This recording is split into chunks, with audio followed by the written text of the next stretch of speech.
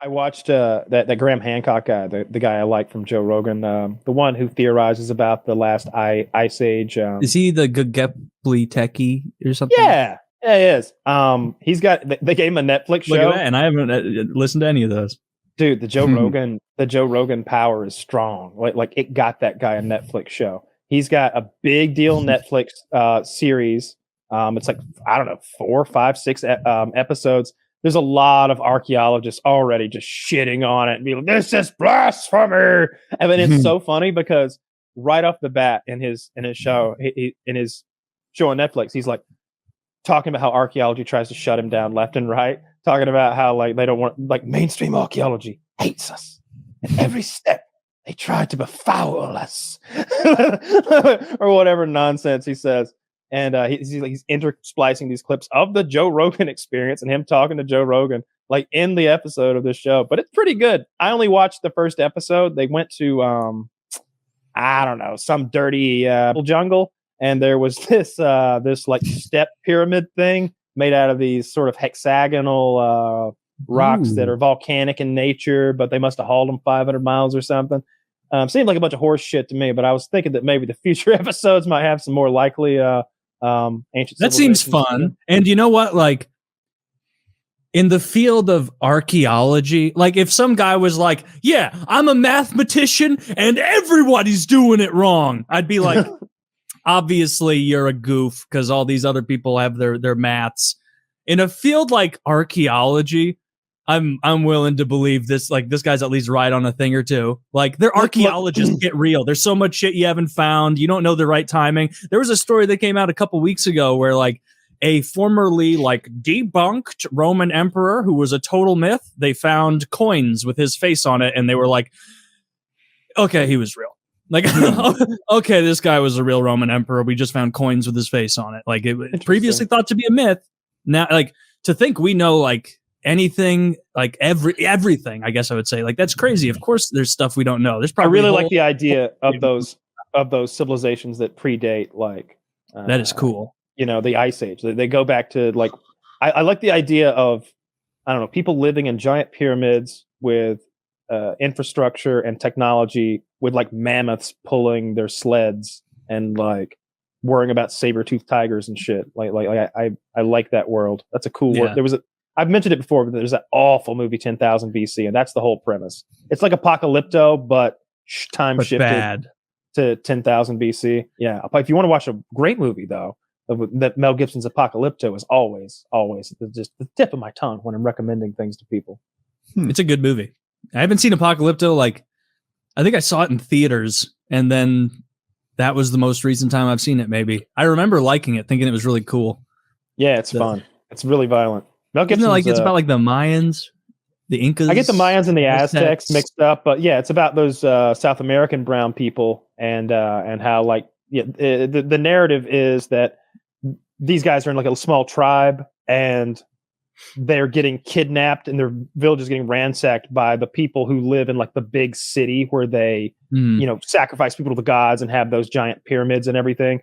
And so they have to go out into the jungle to the little tribes and grab people for those sacrifices. And you see, not through language, because there's no English. It's all in some ancient dialect, but I don't think there's subtitles, but you kind of just visually learn through the visual storytelling, because Mel Gibson's an amazing director, that this is a failing culture. There is famine, there's disease. And the reason that they're out here hauling all of these people up to be sacrificed is to try to stop it. They're trying to stop the rot that's consuming them from the within. And then you see it at the end that I'll call him the wizard, but you know, the head priest, the astronomer, probably a / astrologer, has been able to predict that there's going to be an eclipse, and he's like giving the king the nod so that he can like pretend like he's the one making the sun disappear. And you can just imagine the power that would create for your leader if you showed up because the boss said he was going to block the sun from the sky today, and you're like, bullshit, we'll show up, do it. And he went, oh, and the sun disappeared. Oh yeah. You got to do what that guy says. You got to do what that guy says. Like if you can, like Jesus, what could he do to me? Yeah. Don't say anything about Jesus. He hates that. He hates that. He does not care for it one bit. Yeah, the Aztecs, like obviously it's like up in the air, but like the amount of people they purportedly sacrificed is like insane.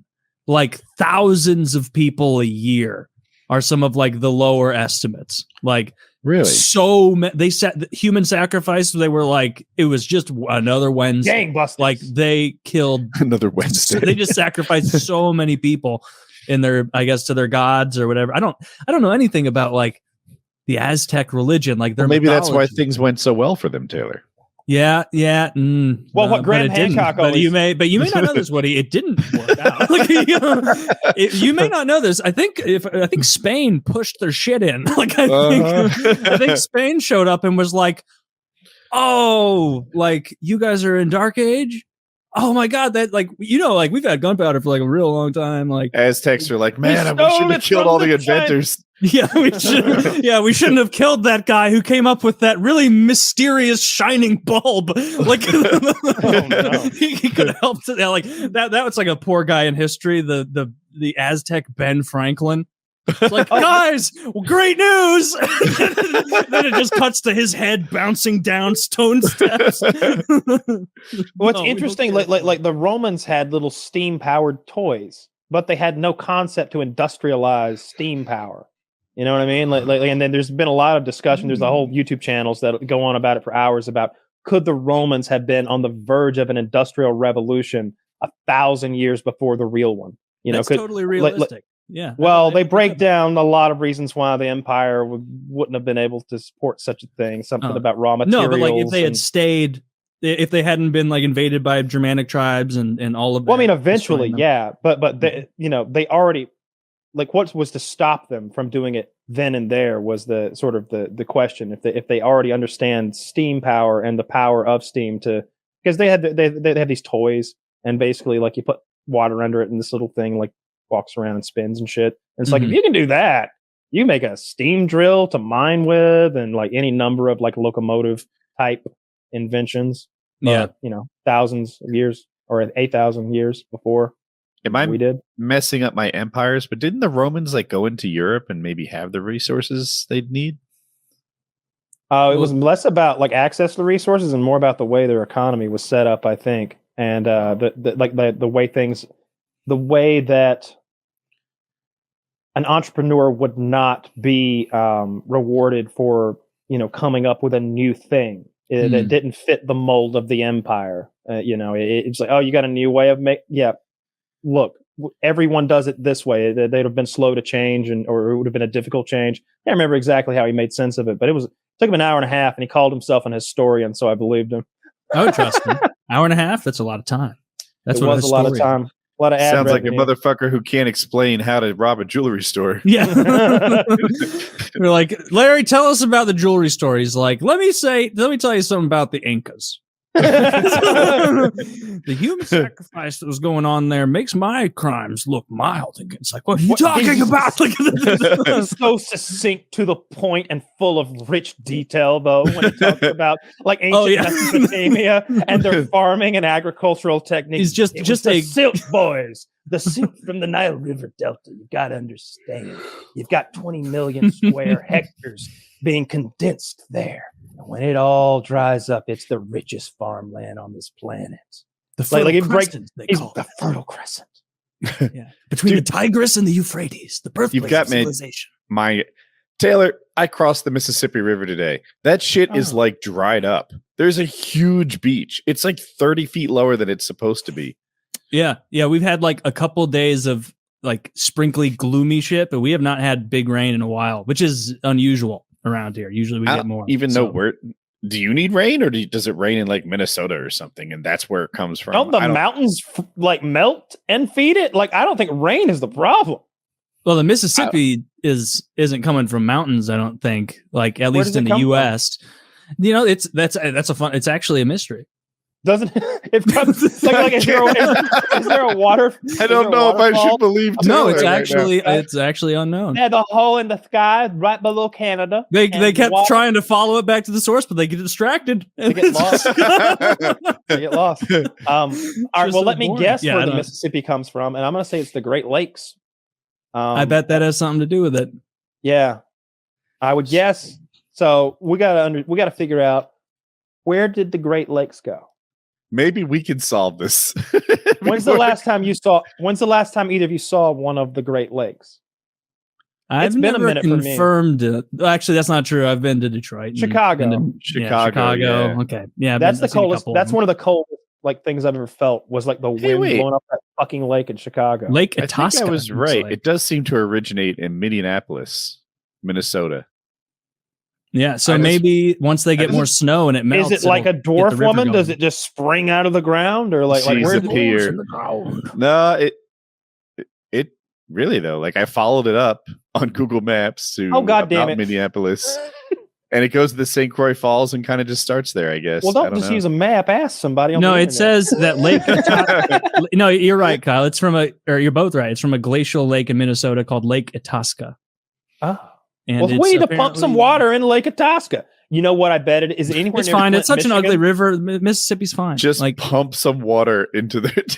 Just we need to get this moving. If you're low on water, just pump water from the place. Yeah, just like, push. I never heard those people in Flint, Michigan say that they don't have water. All I hear them say is they don't like the water they have. So I say, if you don't like it, ingrates. I hear there's some people in Lake Wanaconka who could use a little water, and maybe we'll take some of that Flint, Michigan water. And look, the way nature works, who else? It'll really like clean water. It'll filter that dirty water out. It'll clean that water. By the time it gets to Mississippi, it'll be clean. All that Flint filth will have washed out of it. Probably sooner than that. You could be true. I mean, the Mississippi River is disgusting. Lake Titicaca? That's not a real place. If it melts from glaciers, we could just put more glaciers there. Yeah, but I think that's a big to do. Easy enough. Ice machine, dude. Have you seen? We could steal a glacier from Canada. They couldn't stop us. Oh, can you just? Why don't they hook up to icebergs ever and like haul them in like rich guy style and have a good time with them? I would. If I was like a billionaire, I'd do shitty stuff like that. Like oh, you think my private jet's bad for the environment? I'm gonna hook up to the biggest iceberg I can fucking find. Fly it drag it across the planet to Tahiti. And we're gonna chip the fucking thing off in our drinks while we like, sit on the beach. You know what I would do if I was like a big old billionaire? I'd be like, all right, I'm prepared to put billions towards environmental safety, cleaning lakes, getting plastic and shit out of the oceans. But we're gonna mete out my money, and it's gonna depend on cumulative U.S. BMI levels. If I'm doing my part to help eliminate this consumption problem, we all have to reduce consumption. So as soon as average BMI gets down to 30, boom, we're saving penguins. Also, I'm playing hardball. Every day it doesn't get below 30, I'm fucking killing some penguins. Also, let people know that you're playing for real. Yeah. Well, I mean, I picked a likable animal. Like no one would be upset if it's like, I'm going to, you'd have to take their babies also, but you can control them with an iron fist. I like that. Yeah, they get real upset when I've seen like people would get upset, but think of how many I would be the biggest lifesaver on Earth. No, and I would be the only one exempt from the BMI thing. Meanwhile, you get bigger. I don't think any of us bigger and bigger. I don't think that calculator works for any of us. I've seen where like a shitty penguin will like fuck up and like break their egg or kill their baby or something, and they'll run and kidnap somebody else's baby. But then they'll fucking get bored of it and they'll abandon it. And the original parent can't find him now because it's not like they left them at the 7-Eleven. They all look the same. Yeah, they all look fucking same. Like I do think you're onto something there, not even in a jokey way. Like people do want more. Like there is something primal that they kind of, well, obviously these people fetishize end times to a great deal, but most people, I think, like everybody's fantasized about that, how they would do it, like the exciting aspects of it. Oh, I'm on the opposite side. I think of how much it would suck. I feel very vulnerable out here in the middle of my grass. I don't have much cover. They're coming. I was out flying my paramotor today. That rich motherfucker over there. An Osprey went by and a military Black Hawk went by. And I'm like, either one of those would just fuck up my whole situation. I don't want a single hole in my roof, let alone losing like one of the sunrooms or something. Like the apocalypse, the end times, the Chinese invasion or Russian invasion from my childhood. Like none of these things would work out well for me. What I have is better than any of these. As a kid, you never thought about Red Dawn? Oh, as a kid, yeah.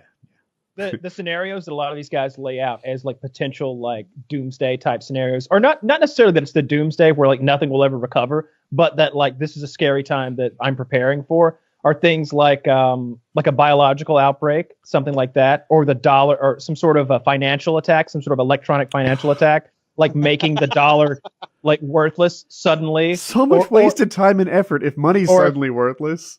Or if if the electrical grids all went out for say a month, right, and all the food in the grocery store goes. First of all, there'd be a run on food. We all know that if there's ever a blizzard in air quotes, because like 3 inches in the South is a blizzard, then like there's a run on bread and milk. Like everybody's making French toast apparently, because there's just it's all fucking gone, and all the canned goods. It's like they're getting enough food for a month, and suddenly there's not a lot of food left in the world. You need those trucks to be able to make it down the interstate and get it to you. Well, if there's no electricity to run the diesel pumps at the fucking gas station, all of a sudden those trucks aren't showing up with food. If there's no electricity to keep all the food cold at Walmart, well, then it all rots, all of the perishable goods. If all of the security guards and employees are protecting their families back at home, because we've seen what happens in a Katrina situation, right? When all of a sudden there is no rule of law, there's a disaster. There's roaming street gangs and stuff running around, raping it up and looting televisions and shit. So Heineken's. in that type of scenario, put yourself in the looting mindset. It's all going haywire, and you're out there in the mix of it. And I know what I would do. I'd be like, you know what? I'm not going to be the only one not looting. That's embarrassing. Yeah. And so I'm going to loot too. Where are you going to loot? Pornography. That's everyone's going to run out of all their other items, but what are you going to do? Draw your own pornography? You got to come to old Dickie Boy. I got all the magazines in town. You got the stickiest magazines in town. Gobbled them all up. Get a little morbid with you. Would you rather die peacefully in your bed, or would you rather die like seeing a fucking enormous comet coming to hit the Earth? The comet. Oh yeah. Oh, okay. 1,000 times the other one. I'm with you. 1,000 times the other one. Let me tell you why. All right. So I'm going to make up a scenario. You can co-sign it if you want. But the scenario is like, the asteroid's coming and it's going to like knock humanity out. If 3 months to go, I would love that. That's so much better than dying peacefully in my sleep. I get 3 months of like craziness, doing whatever the fuck I want. I get to see the coolest fireworks show of all time. I'm not going to try to be one of the privileged few to starve in the bunkers and in the Greenland tunnels. I'm going to get on a high mountain somewhere and I'm going to fucking watch that shit go down. I'm going to be drunk and high and get my dick sucked. It's going to be great. Just witnessing something like that would be incredible. So like, I don't know. This might work out because I'd like to be on a mountain sucking dick when it happens. I knew that was your greatest wish. There's a really good movie. Here we come. There's a really good movie called Seeking a Friend for the End of the World with Steve Carell, where humanity knows that a comet's coming in like 3 weeks, and it just kind of examines what different people do. And it's really fucking. They go to a restaurant, and everybody there is just tripping on fucking Molly. Loud music, just at fucking Applebee's. Everyone wanted their credit cards. I would much rather die peacefully. Oh, the economy would immediately crash, and then there would be mass hysteria if they found out. That's what would actually happen. There would be mass hysteria because there would be a run on the banks because all of a sudden there would be rapid hyperinflation. Not like, oh, bread's expensive this week. Like, I don't have any money anymore because money's not worth anything.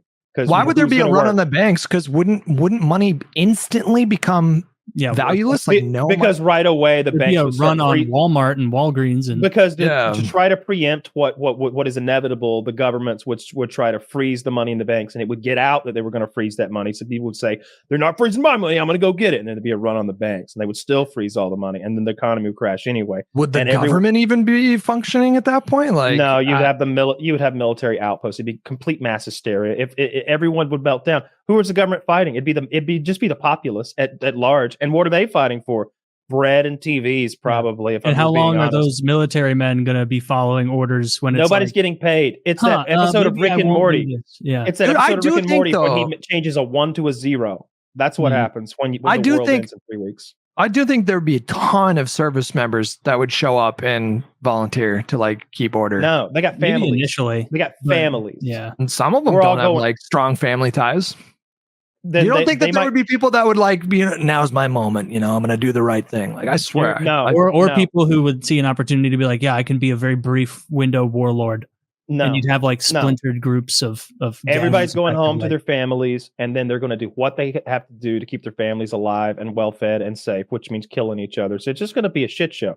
There's not going to be a, like some military position where it's like, yeah, sir, for king and for the commander in chief and our no red, white, and blue. It's like the whole world's going to explode in 3 weeks. You're going to go home to your mom. Do you think that? Did you guys see the movie Greenland? By the way, it kind of No. No, but I saw the end of that movie with Brad Pitt with the zombies, where they also went to Greenland. Is that Greenland? Greenland is Gerard Butler? phenomenal. Yeah, no, that movie is fucking really good because they try to make it super realistic. Like he gets like a push notification on his phone. He's like, I don't know why I was picked, and then like they gotta go and they gotta.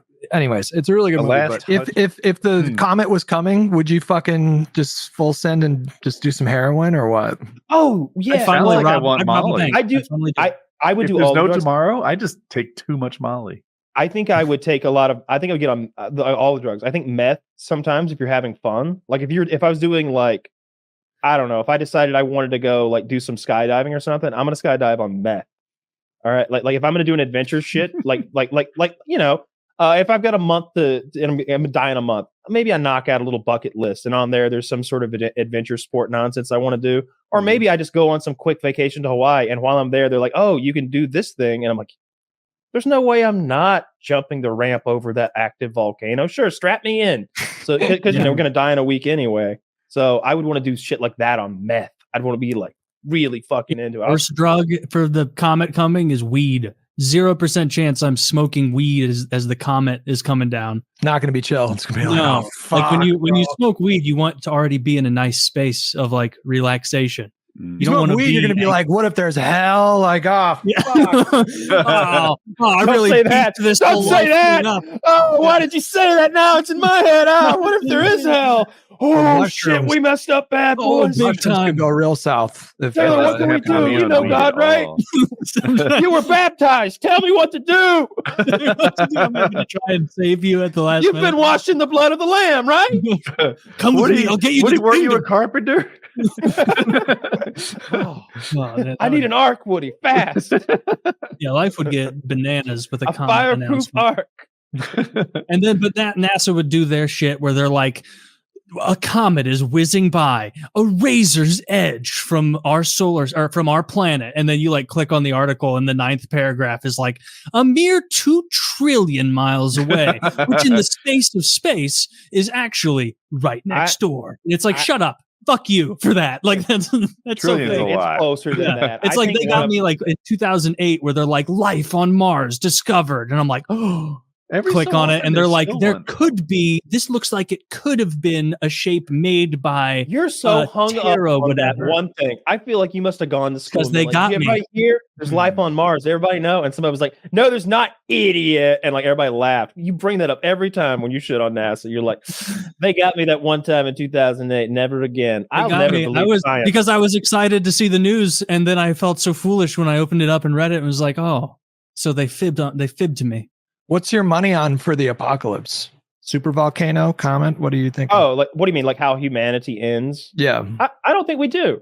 I think we'll be. I think we got this. You think we're going to be a Um, multiplanetary species? Yeah. Yeah. Eventually, I think we can. Yeah, I think we can be in the next 100 years, 150 years, or something like that at our current pace. I don't know about that. How are we going to terraform? Are you talking about terraforming Mars? No, Or what do you mean? okay, no, I don't know. Now terraforming. So look, Yeah, that's feel- true. Mars sucks. if you look at where we were and how recent the Industrial Revolution was, or even better, like if you look, we just figured out flight like 120 years ago or something like that, and now we're doing crazy shit. If we could stay on a similar arc, like I feel like the technologies required to go to another star system seem so far beyond us. But then, like those people who didn't believe in flight, like a space shuttle would be just as far beyond their comprehension as well. The only They're thing just that the only way thing that behind kind of the tech makes tree. sense. The only thing that kind of makes sense is the solar sails, because The problem with like traveling to another system is fuel. Like the nearest system, I think, is like 60,000 light years away. So if we can figure out, you got to pick a good one though, right? When you get there, it's got to work. What right? You ever go out to dinner and the restaurant's closed when you get there? But oh wait, we only had exactly enough gas to get here, and there's no oxygen anymore. Yeah, and now you have to live at Outback. Yeah, like now we have to live at a rundown Outback Steakhouse that's been closed for 6 months. Yeah, I think your mother doesn't want to use Waze like an adult. There's an interesting moral thing going on here where you have these multi-generational spaceships to go to a planet that might be habitable. So it's a spaceship, you're on it, you know that you're not getting there, but your grandkids will. But you've signed up your children and your grandchildren for a mission that they didn't consent to. Like this is a life that they might not have. We all do. Yeah. And there could be a riot. Every human signs their kid up for a mission that they didn't ask for. And that mission is going to vary. Look, people all over the earth have it hard and are born into scary shit. It's the way of humanity.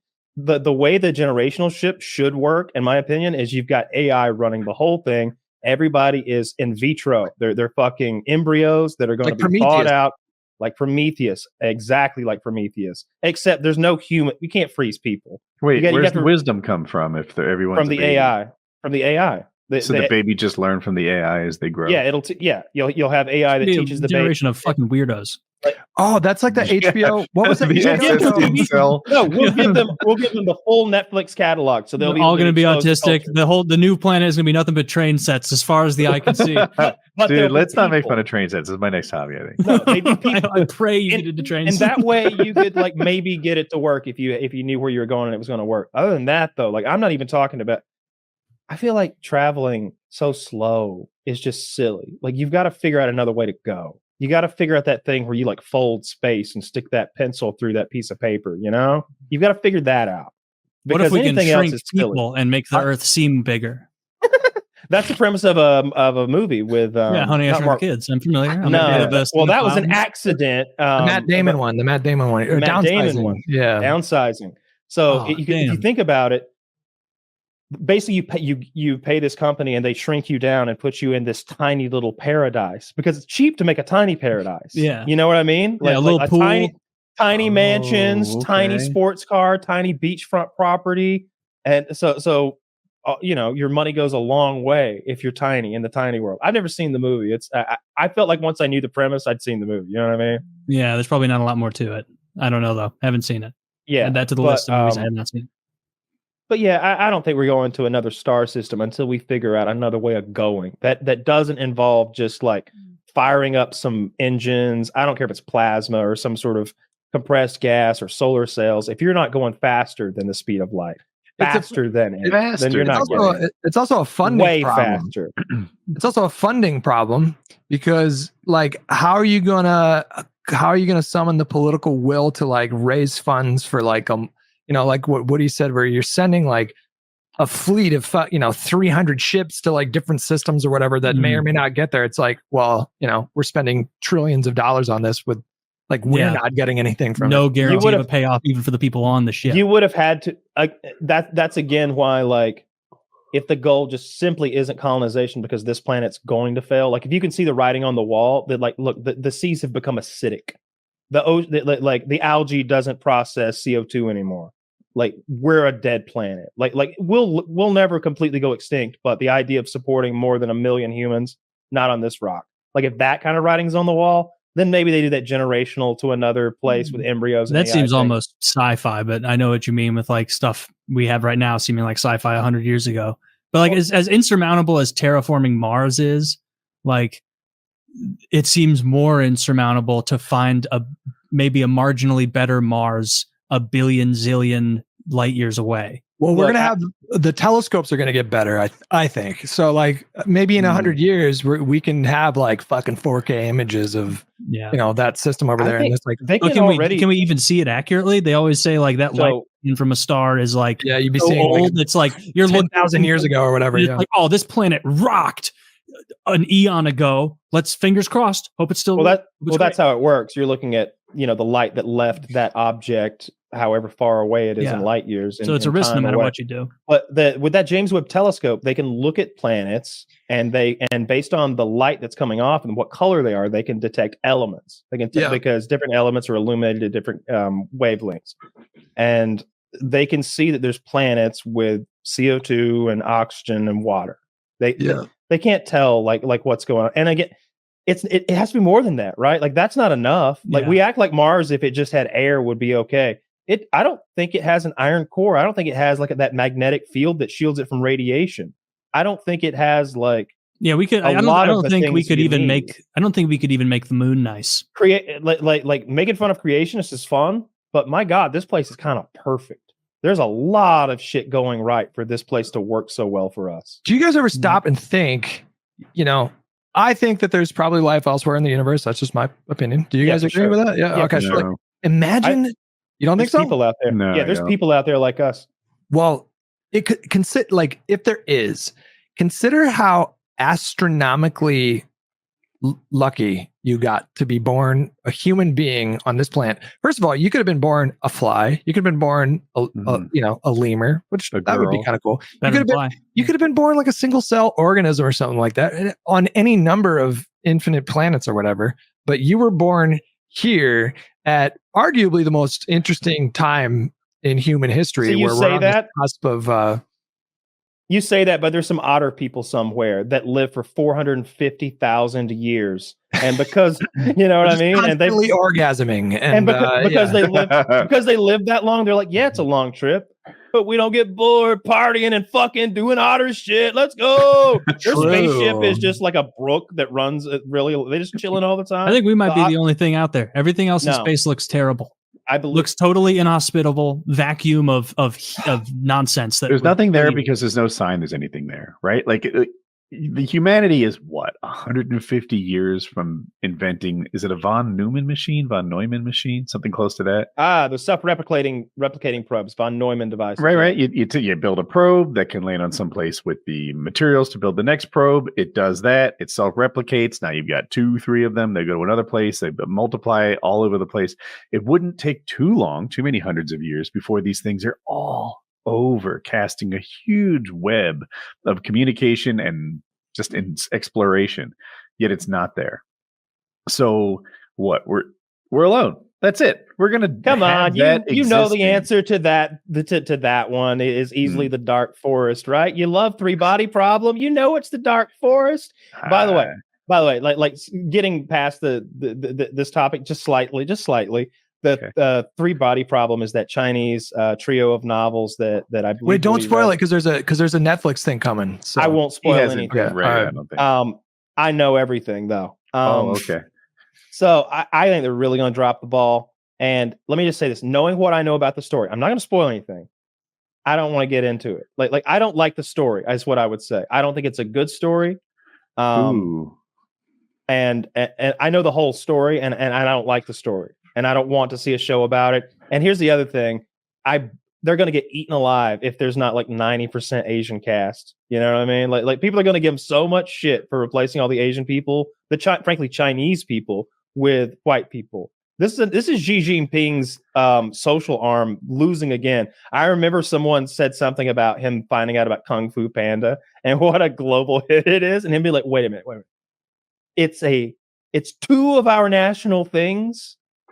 This would be, and the Americans made it. Great. Who dropped the fucking ball? A Kung Fu Panda, and it's an American cartoon. And how much money did it make? What's the concept called where it's like the reason why we haven't seen the Fermi paradox, the reason why we haven't seen aliens is because there's just natural limitations in place. Is it like the Great Net or something like that?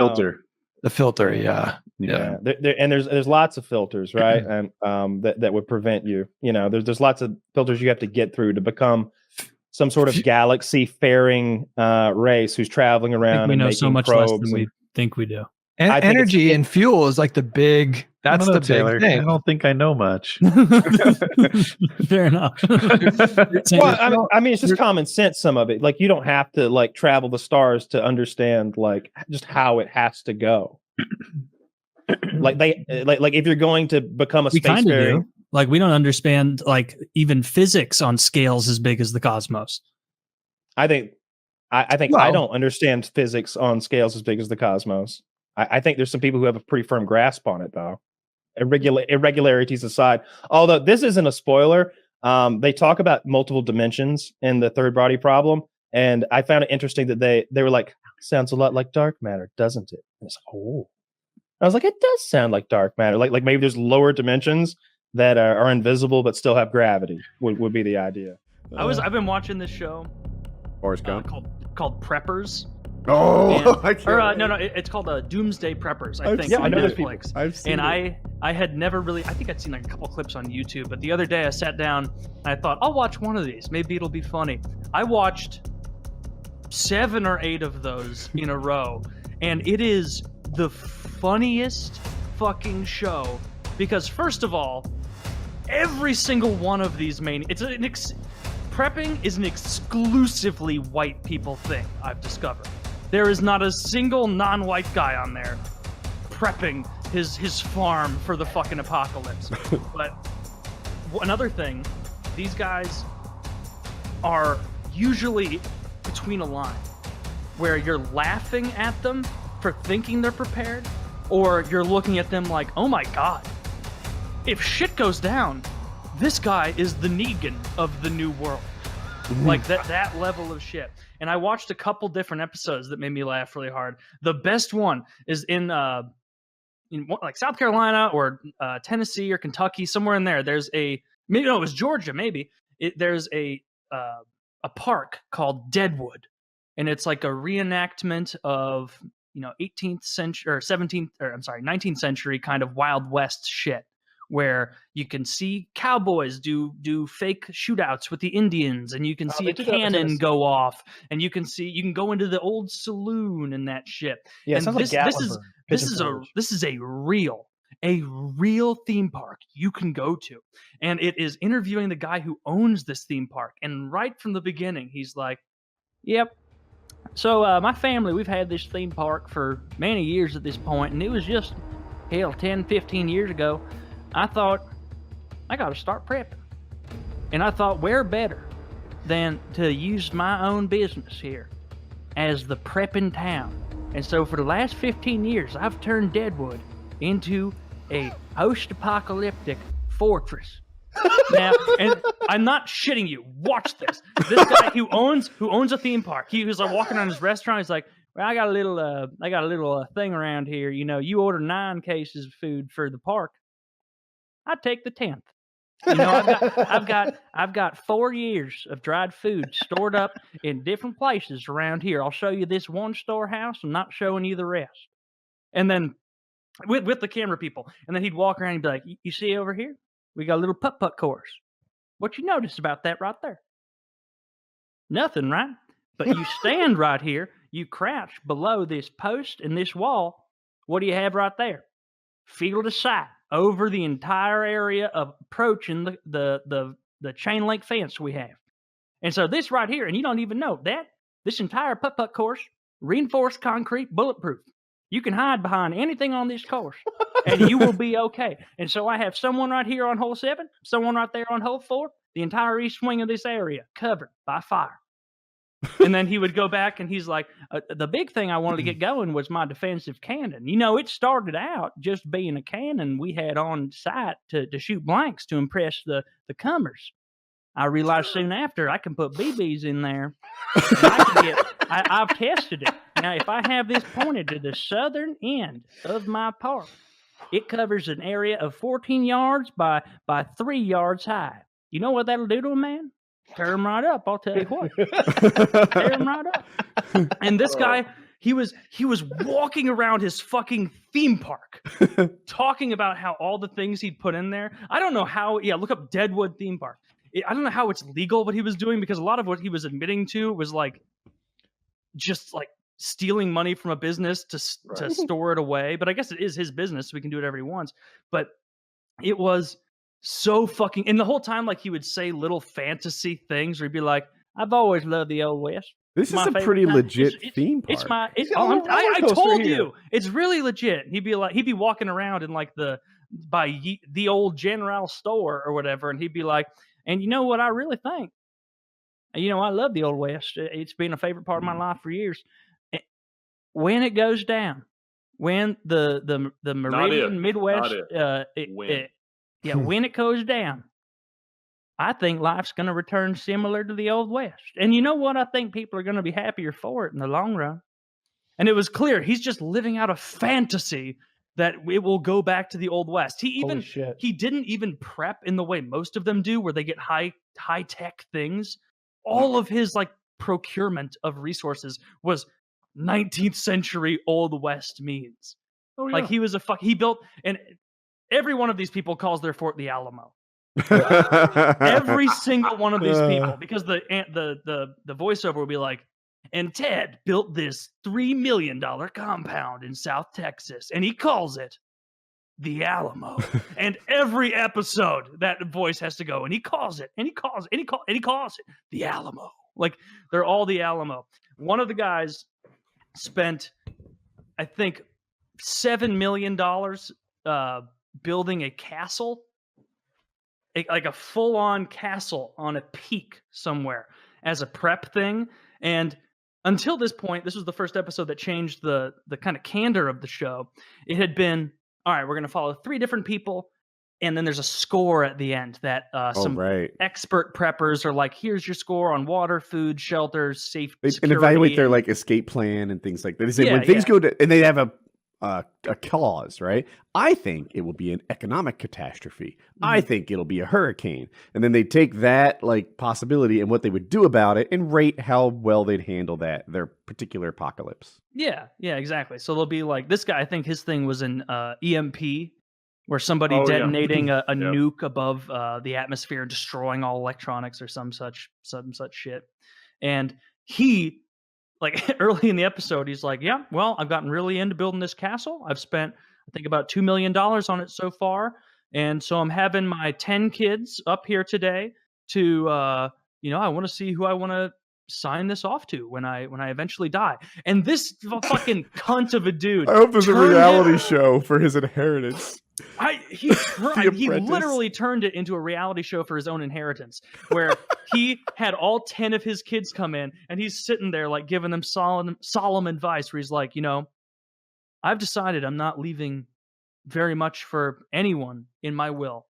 All the money I have is going into this castle, is going into this fortress, and I need 2 of you, because he had 2 wives, each had like 4 or 5, 6 kids or something. And he's like, Mormonism. I'm taking someone from this wife and someone from this wife, and the 2 of you are going to be my inheritors for this. And so this fucking asshole of a dude took his 10 children and he made them compete for their inheritance. And so he would even Please describe the competitions. And in theory, they're competing for their future survival.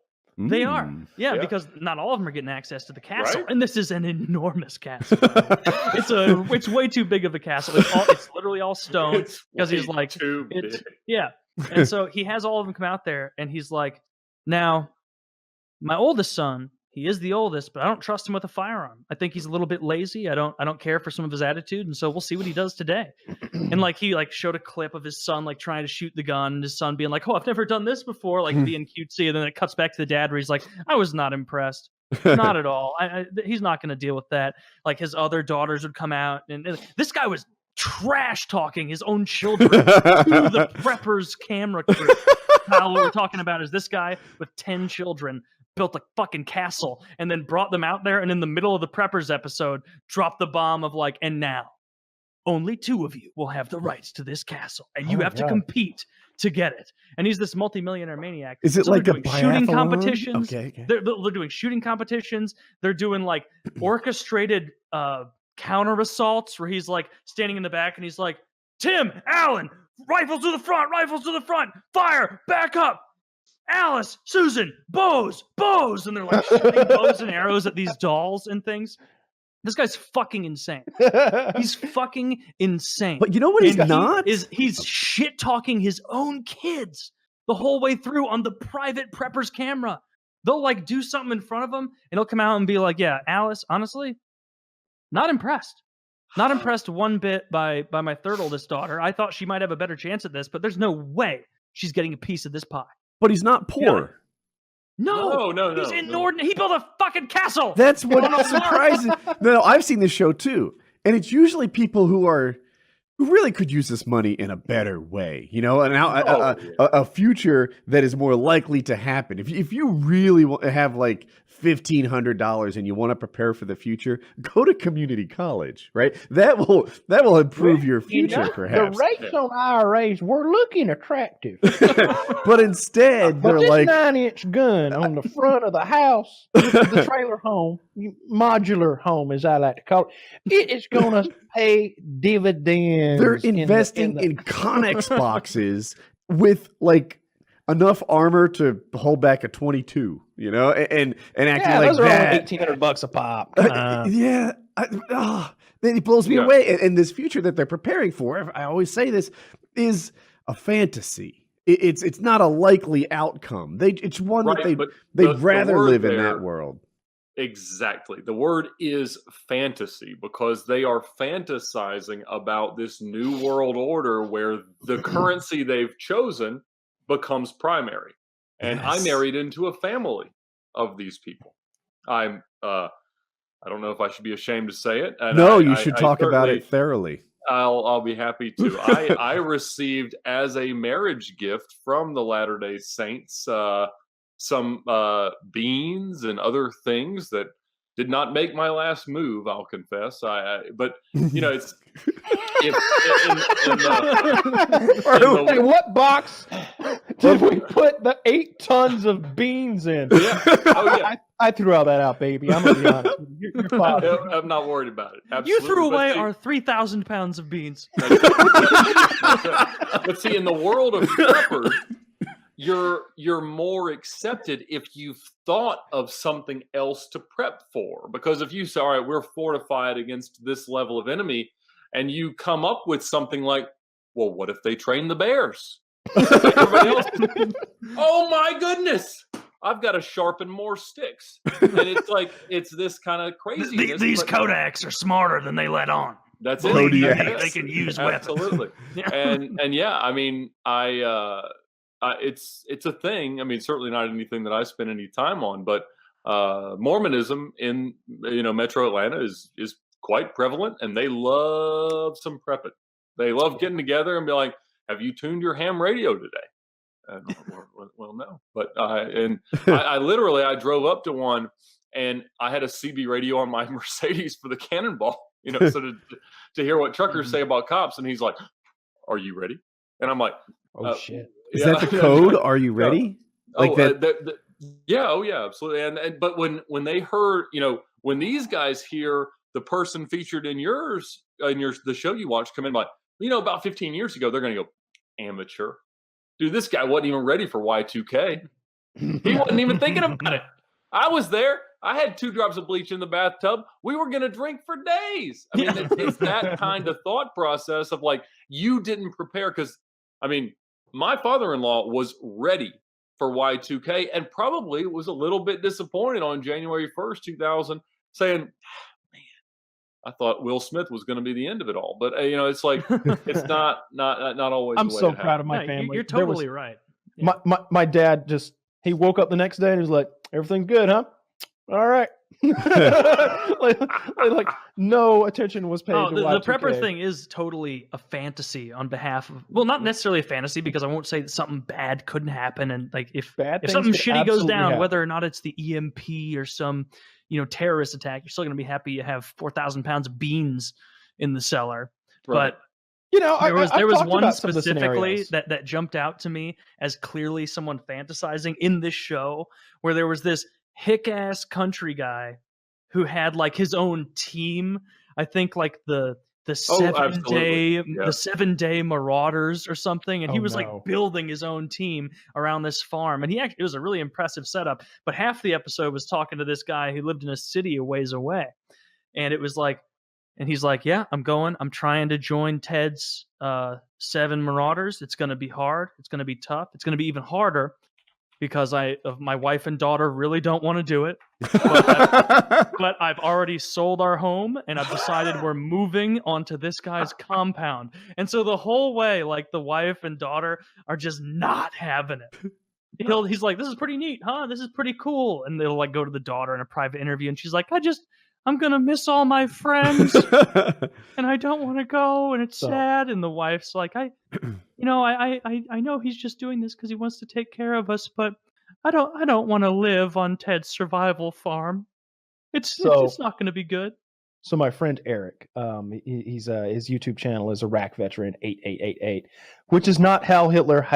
Okay, it has a whole different meaning. It has something to do with Hulk Hogan. It's people make that mistake sometimes. 88 is code for Heil Hitler. It's not it. I promise you. He explained it to me one time. It has something to do with his army number or something like that. He was in the military. Very nice guy. Those aren't his politics at all. Just clear that up right away.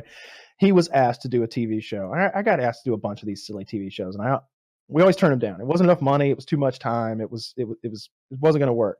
Well, I go into his store one day that he worked at he doesn't work there now. He's sort of moved on from that. But I'm like, Christian? Is that you? And this guy, Christian, this producer who I had went to LA and hung out with, he had the hottest girlfriend I'd ever seen. I feel like she was part of his sales pitch. He wanted to do a TV show with me at one time, and it didn't work out because of the reasons I mentioned before. He's there and they're filming, and I'm like, what's going on? You guys are doing a TV show, huh? Like, yeah. And I was very excited for Eric. I was like, this will be real cool. You know, it'd be cool to see Eric in a TV show and see what they make of it and all that stuff. You never know how these things are going to turn out. He could be the next Sons of Guns without all the child molestation. And so the time comes when the show's been made, and it's a prepping show. Him and his guys are going to people's houses and they're prepping for them. They are the guys who do the installation of they're like, hey, we want to be prepared. We want an underground layer that's prepared for this or that, or we want a bulletproof safe room or whatever. And they go do it, you know? And cool concept. I thought prepping was real big at that time. And but they didn't know what it was going to be called. You know, that was one of those decisions that was going to be left up to the production company. And that's another reason why I was always iffy about these things. There'd be little clauses like that. Oh, you don't get to name the show or have any input. Oh, and then we own your IP forever. And any merchandise you ever sell, we'll get 50% of that. I said, well, shit, why do you get 50% of fucking my t-shirts? Like that's bullshit. Mm-hmm. It'd be stuff like that. So the time comes. The show is available. You know, it was A&E or some shit. I don't know, True TV, whatever. And Kitty's like, the show's out. Let's purchase it. Let's watch an episode of Eric prepping. She's texting back and forth to Eric, and she's like, what's it called? And he's like, yeah, you know, we didn't have input, I guess. And, you know, no, but what's it called? Prepper Hillbillies. And she's like, isn't there already a show called that? And he's like, no. That's the Hillbilly Preppers. So they were trying to piggyback off some other marketing. Look at this link. We are the Prepper Hillbillies. Is not. I'm pretty sure they're photoshopped into this promotional image. That's him on the left. On the Share TV site you linked, it says that this show has one fan. It does say. Look. I'm not here to shit on Eric. Look, the TV show went poorly, I think, but the main thing was the name, because I know that he did not want to be a Prepper Hillbilly. That is not what he wanted to be, and it was ridiculous. And I watched a few episodes of it. I remember Barry from his YouTube channel. Yeah, he passed away. I really like that guy. Nice guy. Yeah. But yeah, for real. And I just remember being like, isn't there already no, you're thinking of the Hillbilly Preppers. Yeah. We are the Prepper Hillbillies. Not to be confused. Yeah. Well, if anybody needs a laugh, watch Preppers, because it is hilarious. One of the guys sunk like $3 million in his fortress, which he named the Alamo again. And it was like 400 miles out of Houston or something. It had these two big stone buildings connected by a path. He had concrete water containers that he even tested, because he was like, I would buy plastic, but I don't trust that it's going to stand up to flames. And so he like made Molotov cocktails and hucked them at his own concrete water supply to show that it would work. He has his own well with the rights to the water there. And then it was showing like their intense thing, he and his partner. And his partner like accidentally shot a rifle inside this blind. So it, creates a lot of noise. But both of them had ear protection on. And this dude who spent millions and millions and millions of dollars prepping for this got so upset and so broken by a firearm going off and creating that much noise that he was like openly weeping and freaking out and like, oh, he even like the partner guy didn't own any of it. He was just this eccentric guy who knew a lot about explosives or something. And he's just sitting there talking. He was like, oh, I can't even hear, man. I can't even hear. You fucked up. I gotta let you go. I gotta let you go. You done fucked up, man. You fucked up. And he's laying on the ground crying because the gun went off too close to him with ear protection on. And it was like that moment where I'm like, oh shit. If anything does go down and this guy so much as stubs his toe, then whatever alpha marauder shows up has a dope setup. It's gonna be, that guy is going to seize your land, beat the shit out of you, kill you, and then he'll be ecstatic that you decided to spring for the concrete. Why was he so water upset? holders. I don't understand. Just that he heard a loud noise? Yeah. No, accidentally like, discharging a firearm. No, it wasn't an accident. He was next to a guy who he knew was going to fire, but he had the barrel inside the blind where you're supposed to put it outside, and it had a muzzle brake on it, which very loud does make it louder. But the way he reacted to it was not at all someone who spent millions of dollars in prepping. I'm exposing myself here. It's a metal stand they had that they were practicing sniping from, and so like it wasn't a cloth. It's like a shed with a big open window. Basically an elevated shed, and they were in there, and the one gentleman barely had a little bit of the muzzle brake inside of the blind and fired, and of course that makes a ton of noise. Oh, so if the muzzle had just stuck outside the wall a little bit, then the noise would have gone outside mostly. It would have been fine. It was an amateur mistake for that guy to make, but the way that this guy responded with openly weeping and like calling the paramedics and things, it was like, oh my god, dude, like you're not prepared. If that's shaking, if that's rustling your jimmies, it's going to be a rough time in any sort of real scenario. Well, friends aren't that valuable in a post-Doomsday scenario. That's true. You always want to go it alone. I deafened Scott one time. We were on top of this truck. This truck had like a big platform built on top of it, and we're just driving through the wilderness in Texas looking for anything to kill. If we see a fox, he's dead. If we see a coyote, he's dead. We see, the armadillo or a wildcat or a mountain lion. We're just going to shoot whatever we see. Child. Well, maybe not that, but we're lights are everywhere, and we're just kind of hauling ass. And what was it? I think it was a coyote. It was something like that. It was something that was like, that'll be a good one to get. It was either a coyote or certainly wasn't a wildcat, but that's what we wanted. We wanted to get a mountain lion because like there were mountain lions in the area, but I figured that thing would hear us coming. Anyway, I opened up on this coyote with a very loud, like an AR-10 with a muzzle brake right next to Scott's head, and he was a little deaf for a day, on the left side or whatever. He was a little upset.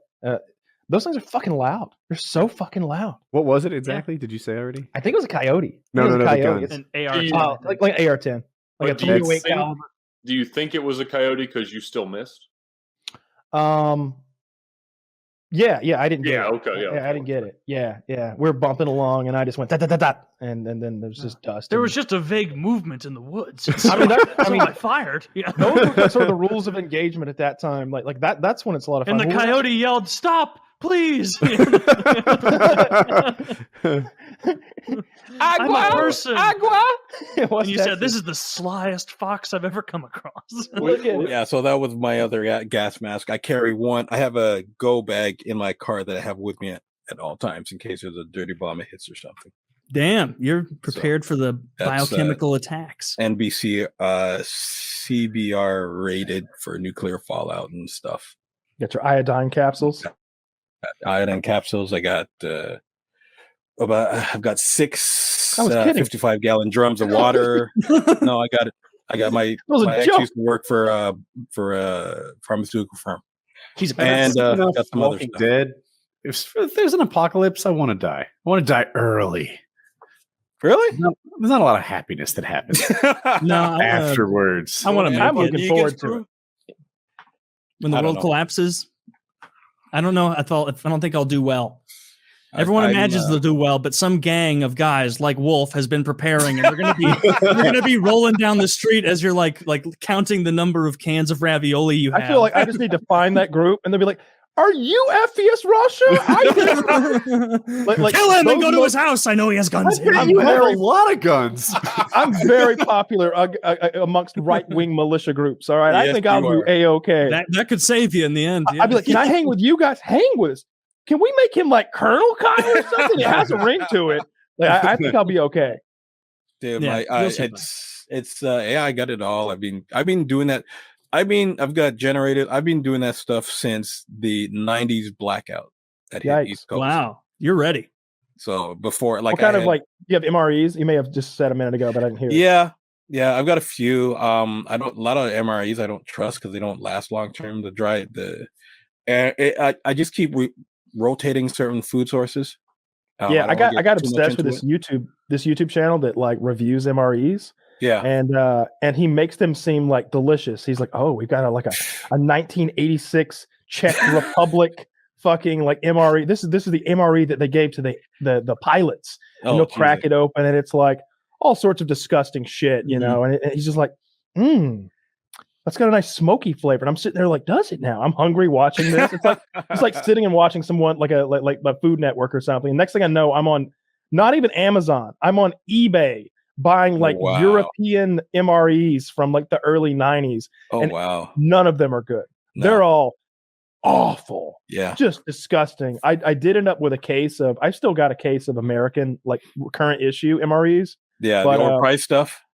Yeah. I think they're like $12 a pop or something like that. Yeah. They're not cheap, but they're actually not too bad.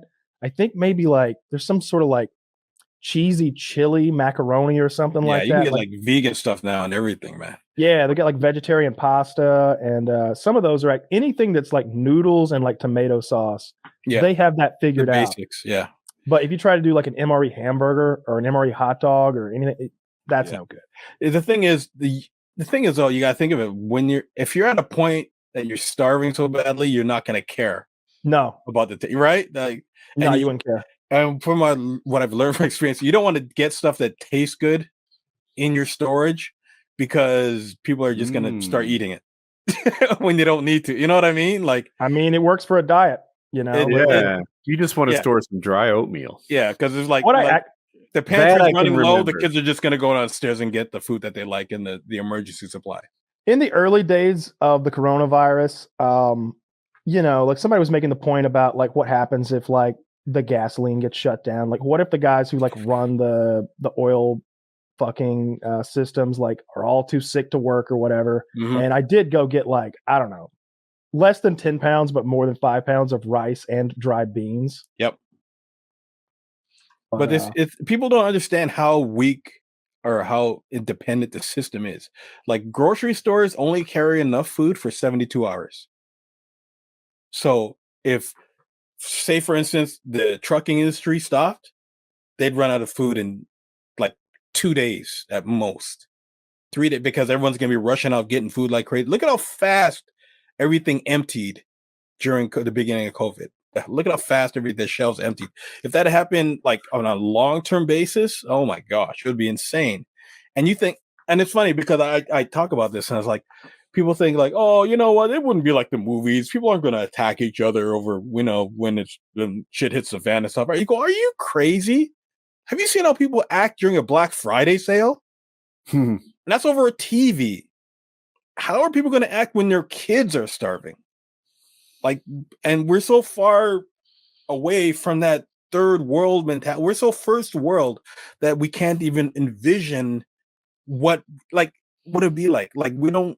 Like, humans in North America don't look out for each other. Like, we just want people to like wear a mask, and we got people fighting over that. Yeah. You know what I mean? Like, think about it.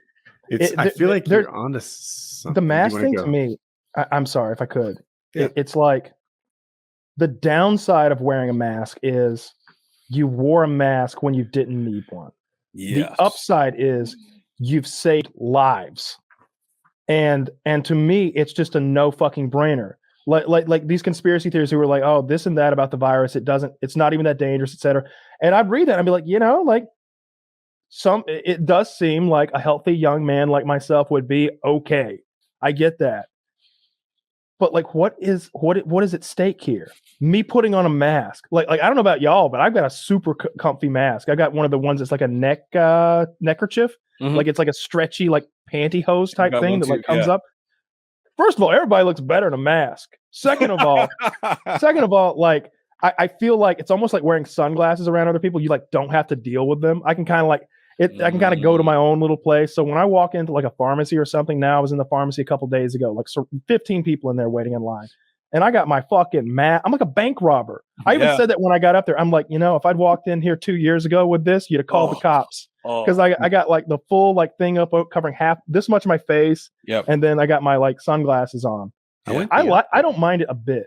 I don't mind it a bit. Got into watching Formula One, and they all have these like stylized European cut masks. They look great. I was like, that's what I want. So that's what I have.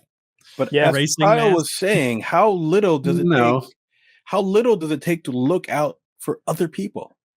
Like, and these guys are, and then look at all these friggin' cases building up in Florida now of all these governors, and Tucker Carlson is out. Oh, man, now you got to get the MAC vaccine. Like, it took people to die for people to change their ways. Like, I swear, sometimes humanity just asks for it. Like, it's like, Jesus, Murph. Like, I was wearing masks before you had to wear masks. Like, the January before COVID really broke out, I had a box of N95 masks. Like, you can get them from Home Depot for $18.99, box of 20. And I just sent a text to my family, go out and buy a couple boxes of these now at Home Depot. All right. And they all laughed at me. LOL. Oh, you and your end of the world stuff. Oh, you and your prepper. And I said, just please go out and buy it. 2 months later, gone. You couldn't find it. And not even the hospitals could get 95 masks, right? And now you try and get them now. They're like $5 for one disposable mask for R95 really? or N95. Yeah. That's wildly expensive. Wildly expensive. And those, they're so cheap to make. How much does it cost to make that? Like 3 cents? Yeah. At least. At the most. And it's like, I still have boxes. It's a good margin. It's like, it's like the I mean, imagine if this was a real pandemic, like something. What was that movie with World War Z? His wife was cheating on him in Beijing, and she came back and brought the disease over. It's with the guy from it's not going to come to me now. That's not Contagion, is it? Yes, Contagion. Oh, that it is? movie. Okay. Have you seen that movie? Go watch that movie. That will get your good paranoia going really good. So I've argued against the survival stuff a couple times on this show. Okay. Where the thought process was like, it's almost like these people wish there was an alternative world where they get to be Negan and they'll be in charge. And if you really want to change your life for the better, go to community college and learn to weld or HVAC or whatever. That was the thing I put out there a bunch of times. Now that we're deeper into this COVID thing and I'm watching how people respond, and I've just finished watching the whole Walking Dead. It's like maybe Wolf is onto something. Maybe, yeah. Like tell me your worries. I don't think it's your first thing, right? I think that maybe the first thing you get to, if you're young in life, you're broke, you have no skills. Step 1, go to community college and learn HVAC repair. Step 2, accumulate a little money and buy some memories. Like maybe not step 2, but anyway, I'm not saying that should be your primary focus, but if you have some of your other bases covered, it's not dumb. I'm not one of those Doomsday preppers guys. Like, have you seen that show, Doomsday? You look a little. I mean, with the mask on, you cosplay as one. you definitely are. You're more similar to that show than you're letting on. There are guys, but it's a cool show. There are people out there who live that 24/7. That's a real meme, right? Just like him wearing that mask with the what looks like guns behind him, and then text saying, "I'm not one of those doomsday preppers." I'm not some weirdo. But yeah, I like there are guys out there who like take their families out in the middle of nowhere and start, trying to live off the grid and solar panels and drinking rainwater and eating. Guys who drive themselves into poverty by decking out shipping containers. They invest all of their money into it. Like, no, dude, I have properties, I have businesses, I have kids going to college, I've got, hot women. Like I have a life. Your other bases are covered. Very much so. Like I'm not going broke buying equipment. But at the same time, when something did happen, I didn't have to run out and get toilet paper. Yeah. I didn't have to run out. And there was a point where, what do they call it? Chicken broth. Everyone started buying all the chicken broth for some reason. I already had that in storage. Like it's like no calories in there. But I'm saying, I don't know why it happened. It's just random stuff. Like there's nothing. I have a generator if the power goes out. I have most of the bases covered that I can survive for a few months without. You know what I mean? Yeah. How many watts is your generator? I've got, huh? How many watts is your generator? I'm not even sure, actually. Enough. I just I don't know. Started every couple of months and make sure it's running okay. But I have enough, like I'm not that into it that I know the specific wattage and yada yada. I know I have enough power to keep certain things running if need be for a good amount of time. Mm-hmm. But again, seeing the reality of how humans react when it comes to hard times made me realize that the government, I'm not an anti-government guy, I'm not one of those guys. The government's not going to look out for you. Yeah, because they'll just shut everything down, and all those government guys are rich anyway, so they're just being mansions. Mm-hmm.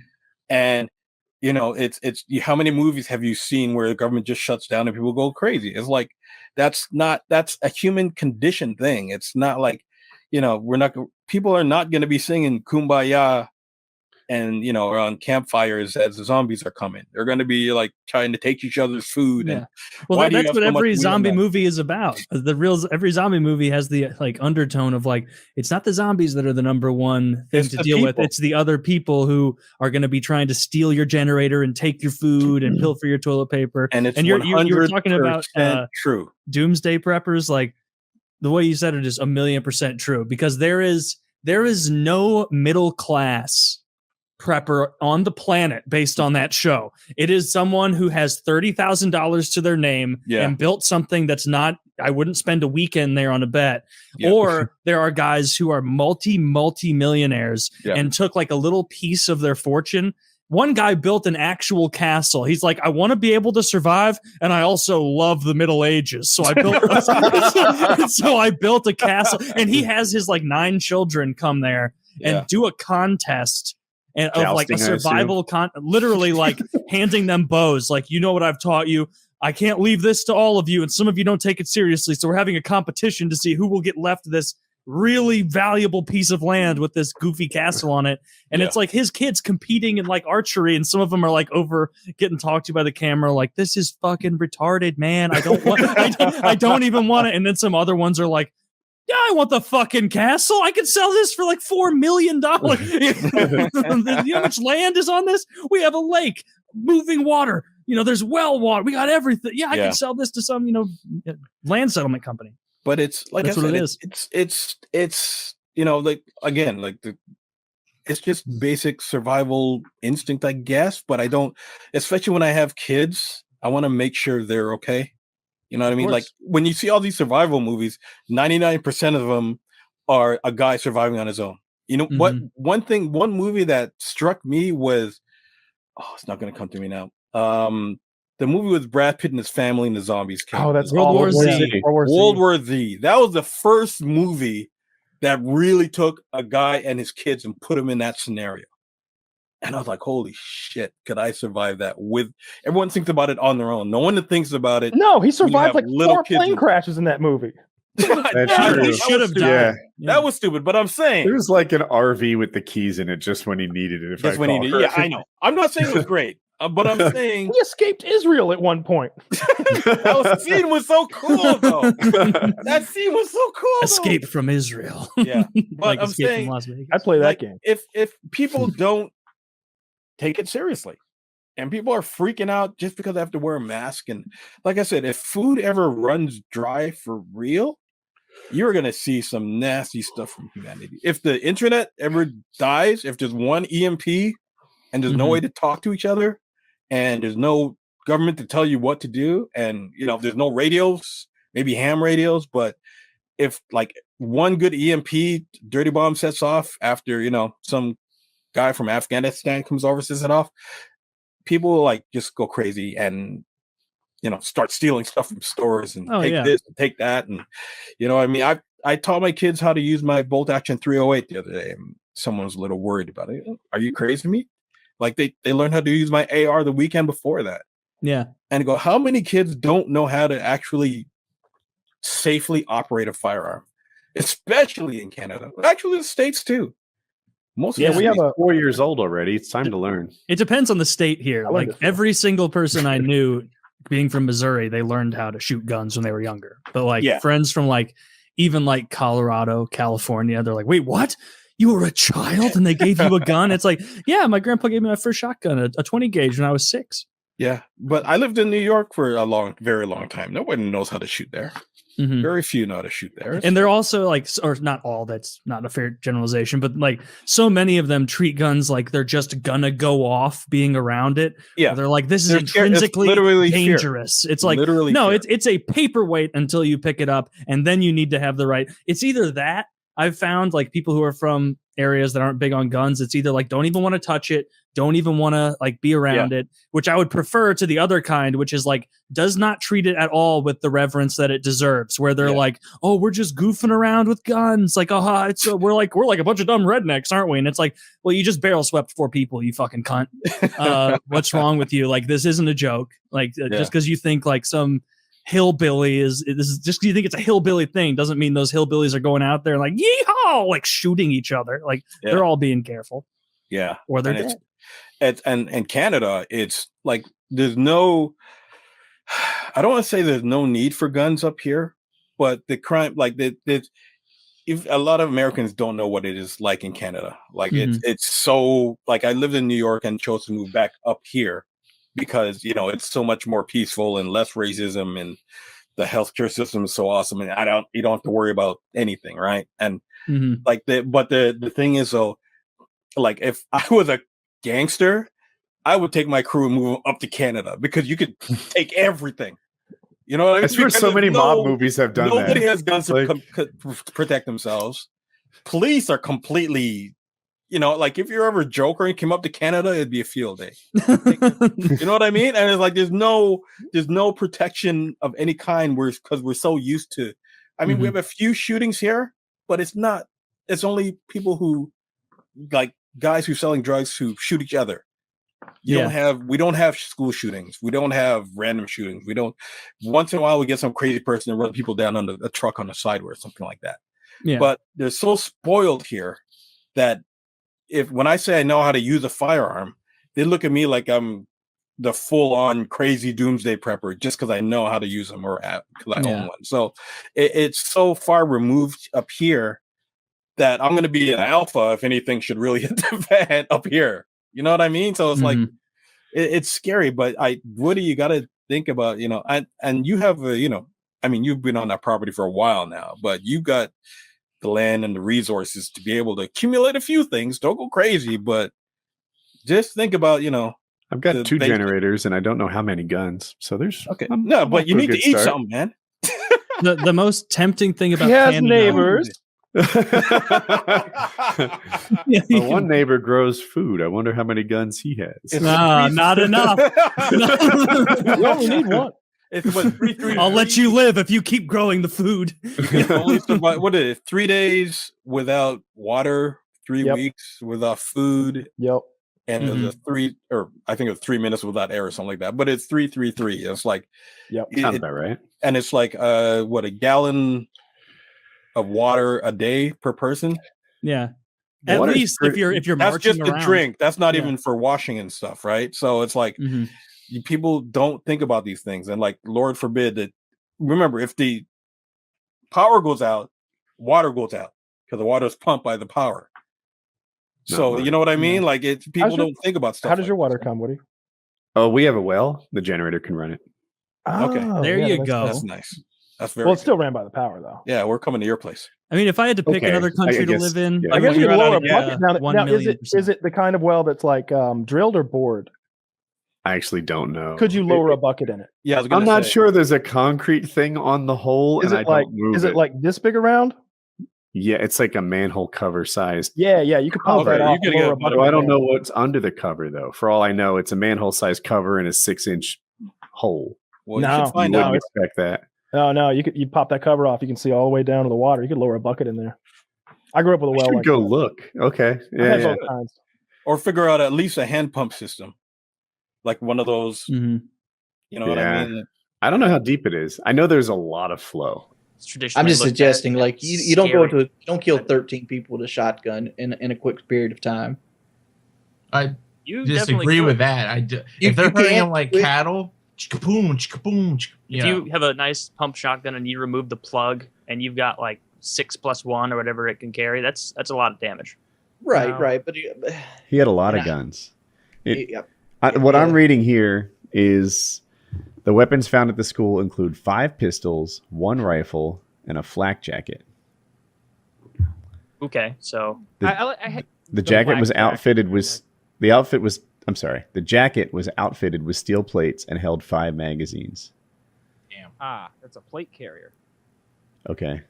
What's the difference between that? You were saying you don't like the term flak jacket. Yeah, because a flak jacket is what like bomber crews would wear back in World War II, and they don't protect. They're not bulletproof. They protect against flying shrapnel from the anti-aircraft fire, which they go up to a certain altitude and they just blow up. That's how anti-aircraft fire works, indirect fire anyway. So like a flak jacket and a Kevlar vest and a plate carrier are 3 very different things. If we had a plate carrier, which is what that you just described, that's what that's what I use in my videos and stuff. That's what I advertise for. Like, you can't be stopped. So they're calling the rifle an assault rifle. Of course they are. But so one would assume it was one of the black guns. Beyond that, and 5 pistols. It's hard to get a list. 1 for each limb. Did you give his penis a pistol as well? He's got not to make light of the situation, but like. And his dick, yeah. Why doesn't anybody make improvised explosive for these kind of things? Like, it would be so much more effective. That's happened before. Well, they tried that in multiple. They tried that in Columbine, but they failed. But like, you could just, Molotov cocktails. You're disappointed they weren't successful. I'm not disappointed they weren't successful. But I'm like, if you're going through this level of preparation, you have a plate carrier, you have 5 pistols. You're obviously going to be dropping guns when the magazine runs dry. You know, that kind of deal. And you're obviously planning ahead. You got 8 IPs while you're telling people you want to get the notoriety. You want to get this time right here on the microphone.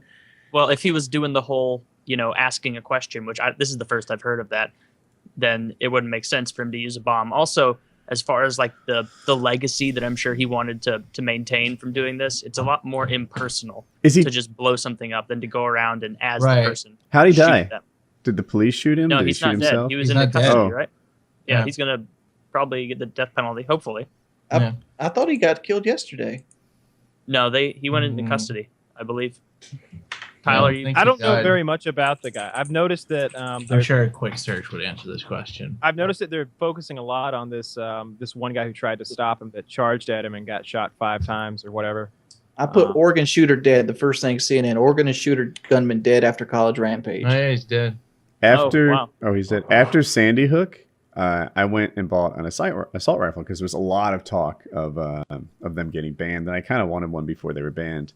There were people at the gun store just hanging out to watch the Christmas frenzy, of all the people buying assault rifles. A little part of me wishes that I think that right now the gun stores are probably swamped, that everyone's kind of going in there to get their rifles. I can link you to some. I was looking on the Gun Deal subreddit last night, and they had some AR-15s for $500 and less. So yeah, if you ever want to stock up, just let me know. We'll I got a neighbor, and he was buying Mosin Nagants one day. He's buying a whole fucking case of them, which is 10 rifles. And I was like, you collecting these things? What's the deal? He's like, no. When the government falls apart, I'll need these. And I'm like, you're gonna fight the government with Mosin Nagants? He's like, no. Before. He's like, no, those are for my conscripts. I'll have my scar.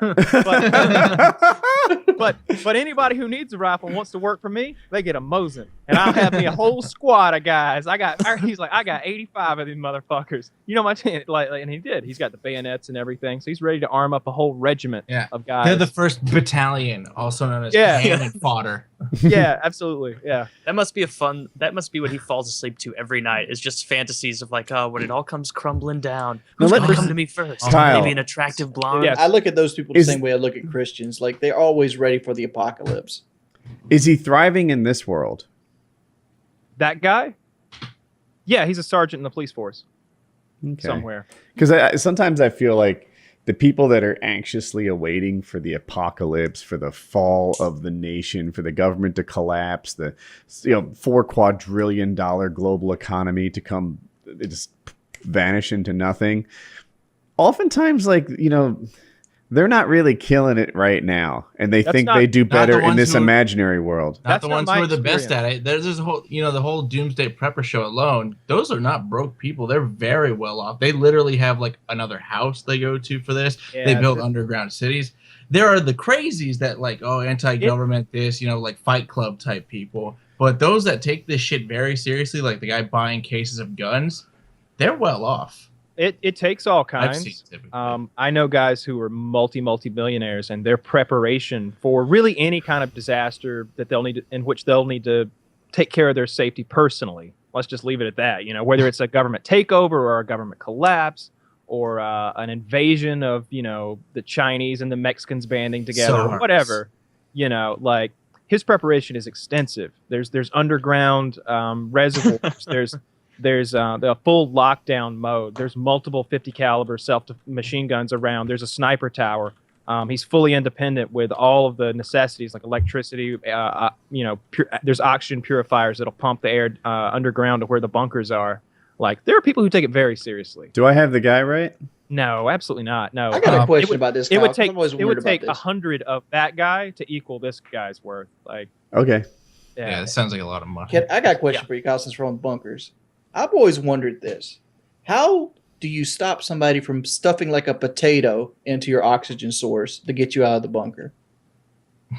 Well, ideally hopefully you have more than one source, right? More than one, and you just but the fact is you're locked down. They have all the time in the world to slowly go around and sabotage you. Well, ideally they wouldn't know where you are to begin with, and you don't just have a pipe sticking out of the ground. Like, do you go like Rapture? Do you build trees? Everyone's answered but Kyle.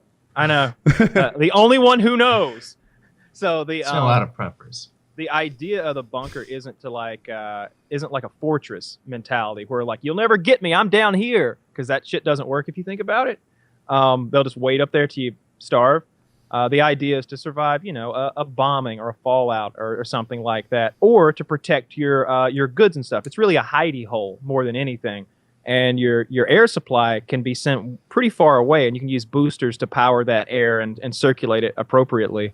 But the answer is you couldn't. If they found your oxygen supply, they could jam it up, I guess. But the idea would be that you wouldn't want them to know where your bunker was, much less the oxygen supply for the bunker. Yeah. Yeah.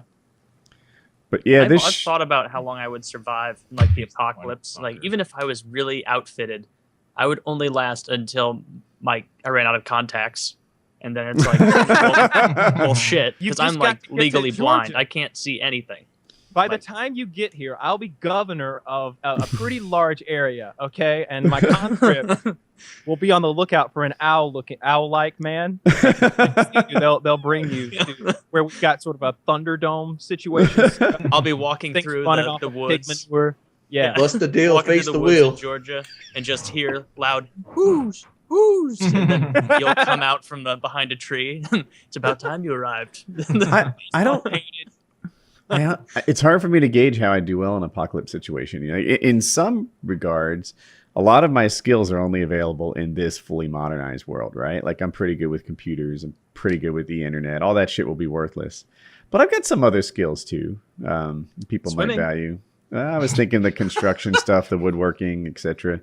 You put that down on the list of apocalypse survival skills, Taylor. Swimming. Yeah. Although dive I'll down say, and get lobsters. and dude, shit. the TV show Survival, so that was popular a while back, right? Survival started when I was like, I don't know, 25 or Survivor. something. Yeah. Survivor.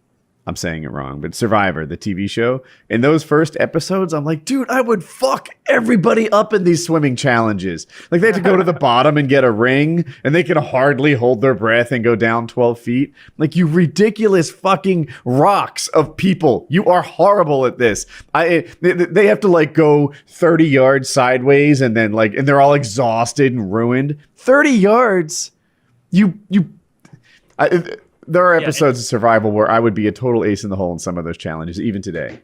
It wasn't very representative in the beginning of Survival. I don't know how they do it now, but it used to be like what you said, like swim 35 yards, get the ring, come back. You have to do the monkey bars for 5 whole monkey bars. Count them 5, and then you get a luau pork feast. Motherfucker, You know why, I right? couldn't do 2 monkey bars. So the reason why those competitions were so lame and easy was the reality shows weren't really a thing yet. You had the Real World on MTV, but this was the first like blockbuster reality show Survivor was. So there weren't, like nowadays, there are people who train and send their tapes to every reality show. Like they'll send it to like the wilderness survival people. They'll send their tape to like the Real World. Anything in every way they can get on television, they're just sending audition tapes out, and they're pumping iron to like in case they get one of the hard ones. Like there are actual acrobats who are going out and trying to do these challenges now. Dude, but back then it was just average Back Joes. then it was way more representative Look who won. of the Look population. who won. An overweight gay man who'd never played. He was completely unathletic. He was just a weasel. Like at the end, the vote. One woman had like the casting vote, and she's like, I have to choose between a rat and a snake. And I guess I'll choose the rat. Yeah. And that was how he won. And her logic was like, well, this guy, I thought she chose a snake, but I could be wrong.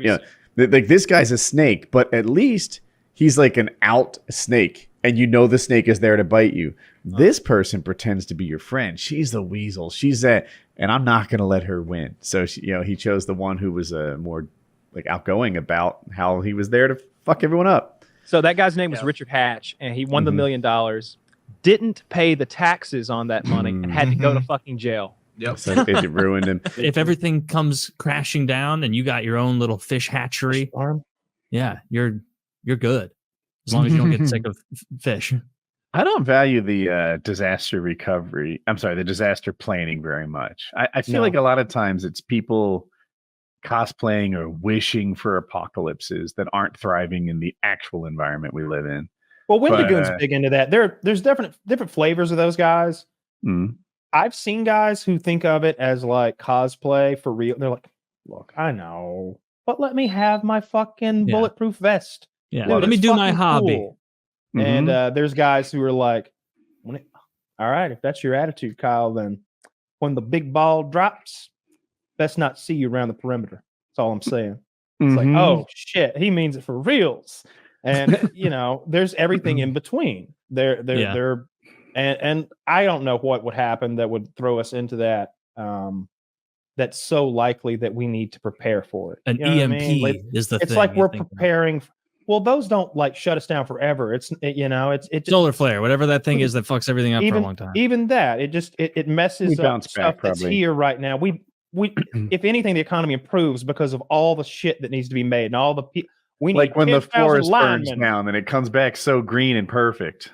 Yeah, or like when a war happens and everybody's got to go build a bunch of shit, and now we've got shit, and disasters can be good for good economic events. I don't think anything's shutting us down so that we need to have a bunker with guns and food and shit like that. I really don't. The odds of that are just super, super low.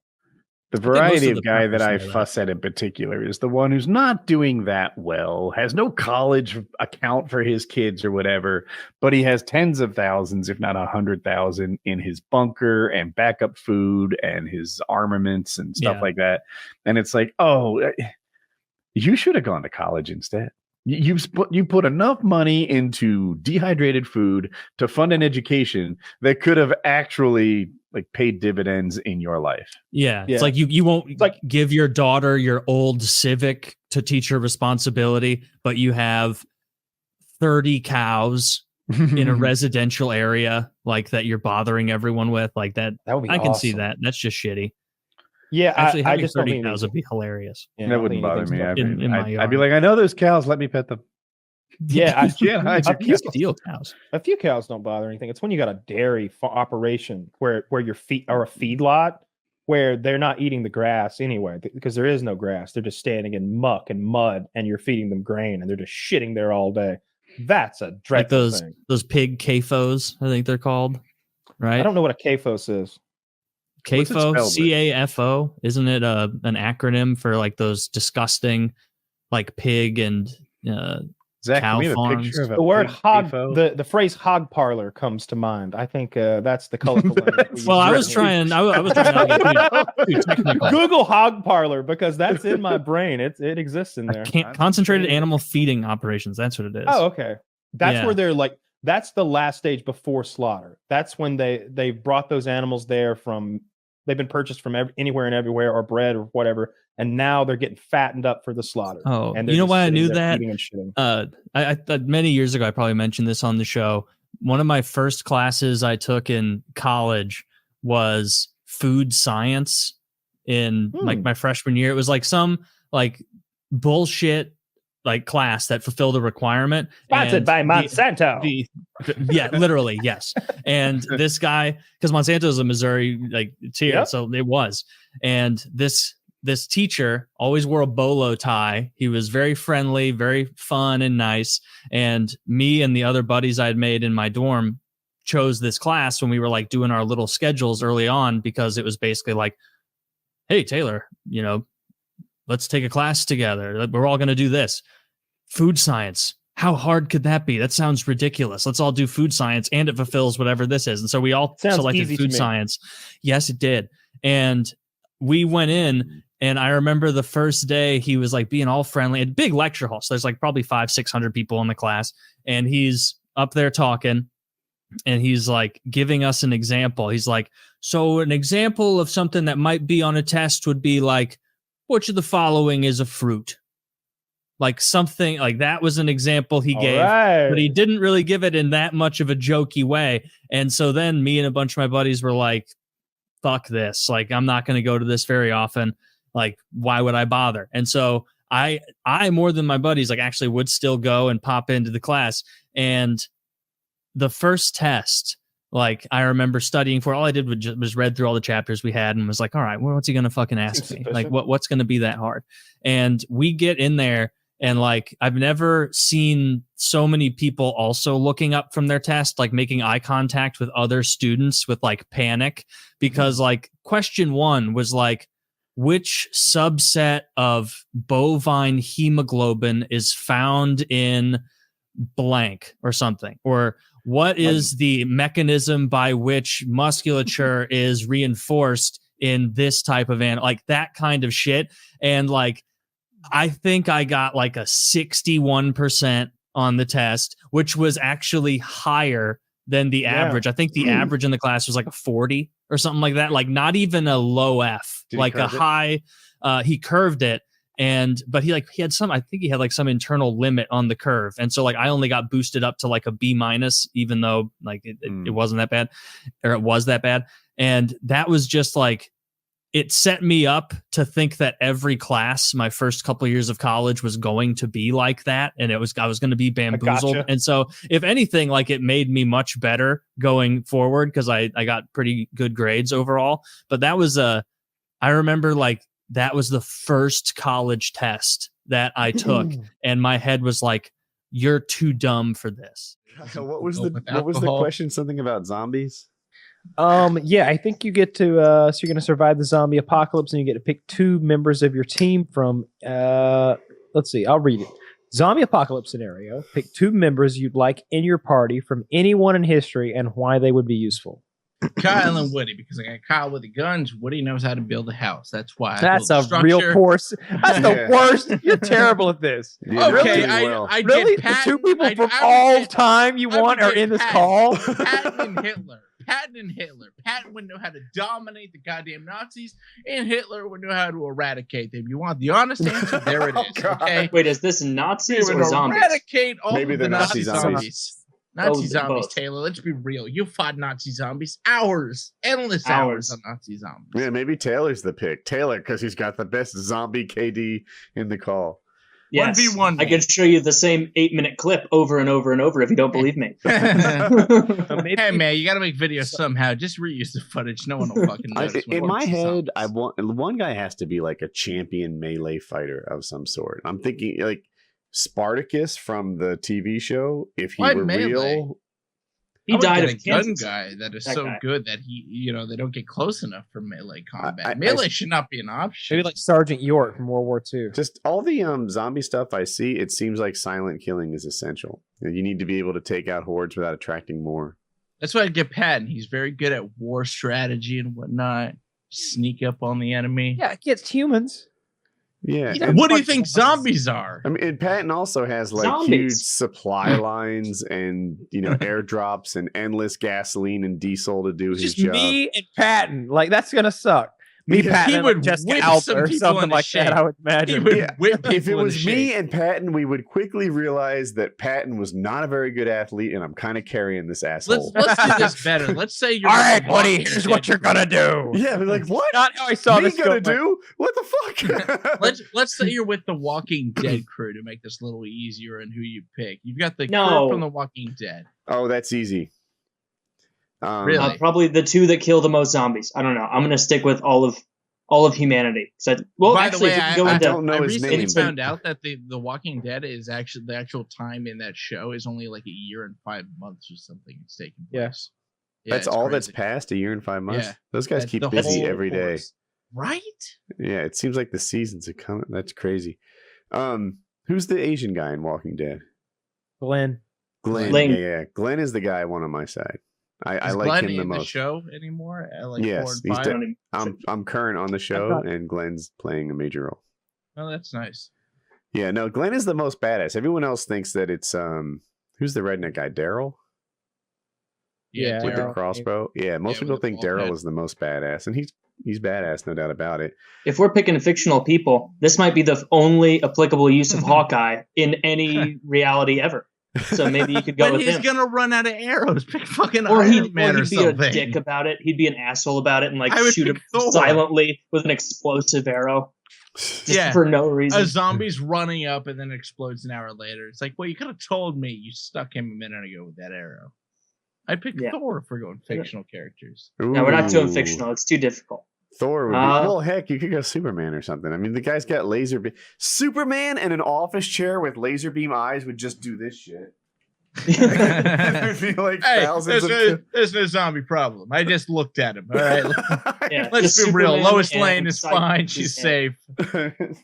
No, let's pick Batman, everyone's favorite superhero with all his gadgets and detective abilities on Right. zombies. If you could lose, if you had to Batman would lose, find a way to be Batman better. would detect his way out of the situation with a zombie. Batman would take his way out. We're talking about countries I didn't know we did wars in. I didn't know we had a war in Yemen and Libya in the early 2000s. We were just all over the fucking world smoking people, apparently. Probably are now. Dude, yeah, Well, Yemen's of going to course, kick special off forces again. in Israel right now or Ukraine. I hope. I definitely in 100%. it. You say 100% Ukraine. Like, we can't get caught, right? Like there can't be Americans there. That'll be a big deal. I bet the Americans that are there, if they are caught, won't register as Americans to whoever caught them. Would be my guess. Yeah, I considered that too. Might work. I don't know. I don't know anything that you don't. I guess they're right. But I think you said it right. Yeah. yeah, but I doubt we have anybody in Israel because we're so weird about that anyway. If anything, we've probably got some like people back on like whatever the green zone is. Like I don't know, maybe there to help in some way. I went the other way. I thought we were more likely to be in Israel because we're closer allies, I think. And what's Palestine going to do? Like, we don't want Russia to get into a hot war with America, but the PLO, Who gives a fuck if they get into a hot war? It's not really them. They don't want to lose. They don't want to lose Americans in that. Israel isn't like principally concerned with Hamas as far as a competitor in the region. It's Hezbollah, and so that's why they're gonna. I think it's likely that they continue to do a real invasion of Lebanon at some point in the future, because that's where. Well, they're already bombing Lebanon because they're saying they're taking out Hezbollah sites. And then that, the Hezbollah alliance between those guys in Lebanon and in Iran, where kind of the meat of the power of Hezbollah comes from. I think it's a bit more risky than a lot of us realize over there. No, I think it is. One of those CIA guys, they asked him how World War III began. They asked him a question like that. He said that he's like, I think it already started. I think it started when Russia invaded Ukraine. That was the beginning of World War III. And we're slowly, and the forces are all coalescing now with the United States and Canada and Germany, and this time very, very seemingly Poland, like really beefing up, pulling together, and obviously, and the India-Pakistan thing is always the most worrying one to me. The reason that one doesn't bother me is because it's incredibly old. India and Pakistan have hated each other for 1,000 years. There's nothing new there. Yeah. You know what the rate just go over there and be like, you're all the same, brah. Taylor, at what rate would you say the father on daughter incest rate is in Pakistan compared to the rest of the world? Like, by what magnitude would you say they exceed the average? Wait, father daughter incest? Father daughter incest, yes, occurrences. I don't know. For you to bring it up, they must be trouncing the rest of the world. So I'm going to say 4 times as high. 3 times as high. 3 times as high. Oh, I think it's 6,000 times. I think it's 6,000 times the occurrence. Zach, delete regularly. this. Pretend. I'm going to guess 6,000 times. You nailed it. See? I knew Taylor had his finger on the packy pulse. Of if there's one area where Taylor is well educated, it's father on daughter rape. Mm-hmm. Yes. Specifically Palestine.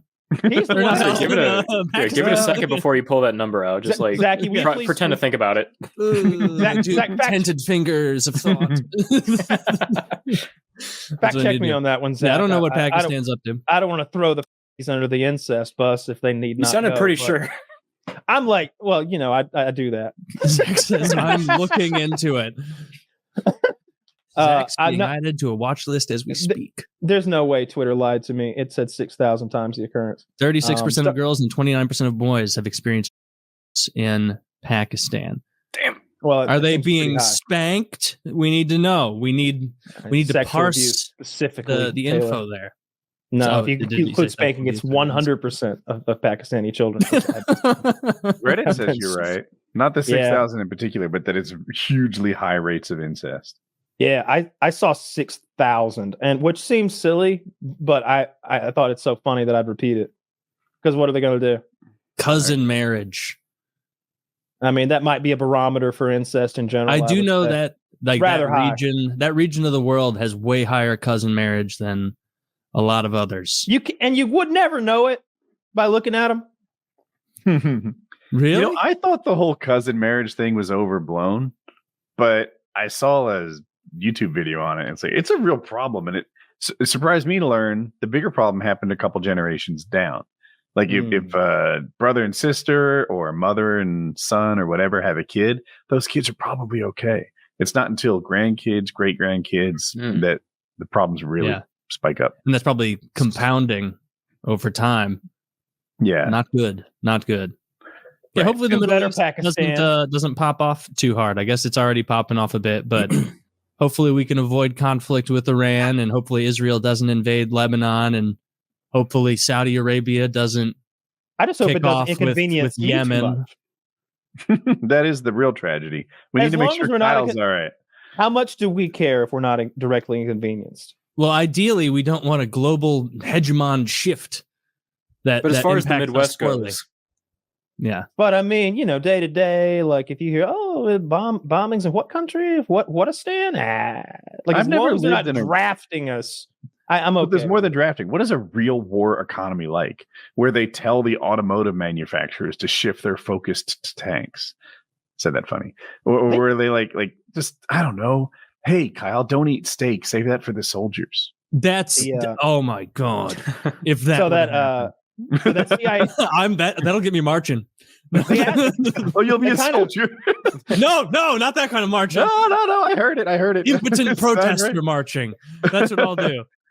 They kind of asked the guy basically that they asked him like, what would it look like World War III? Mm-hmm. And he suggested that it's going to look more like these big proxy wars that are going on now, rather than, drafting a bunch of Americans and dropping them off on a beach somewhere. It's going to be airlifting tanks and helicopters to an ally in Europe or in Asia who needs it. It is until it isn't.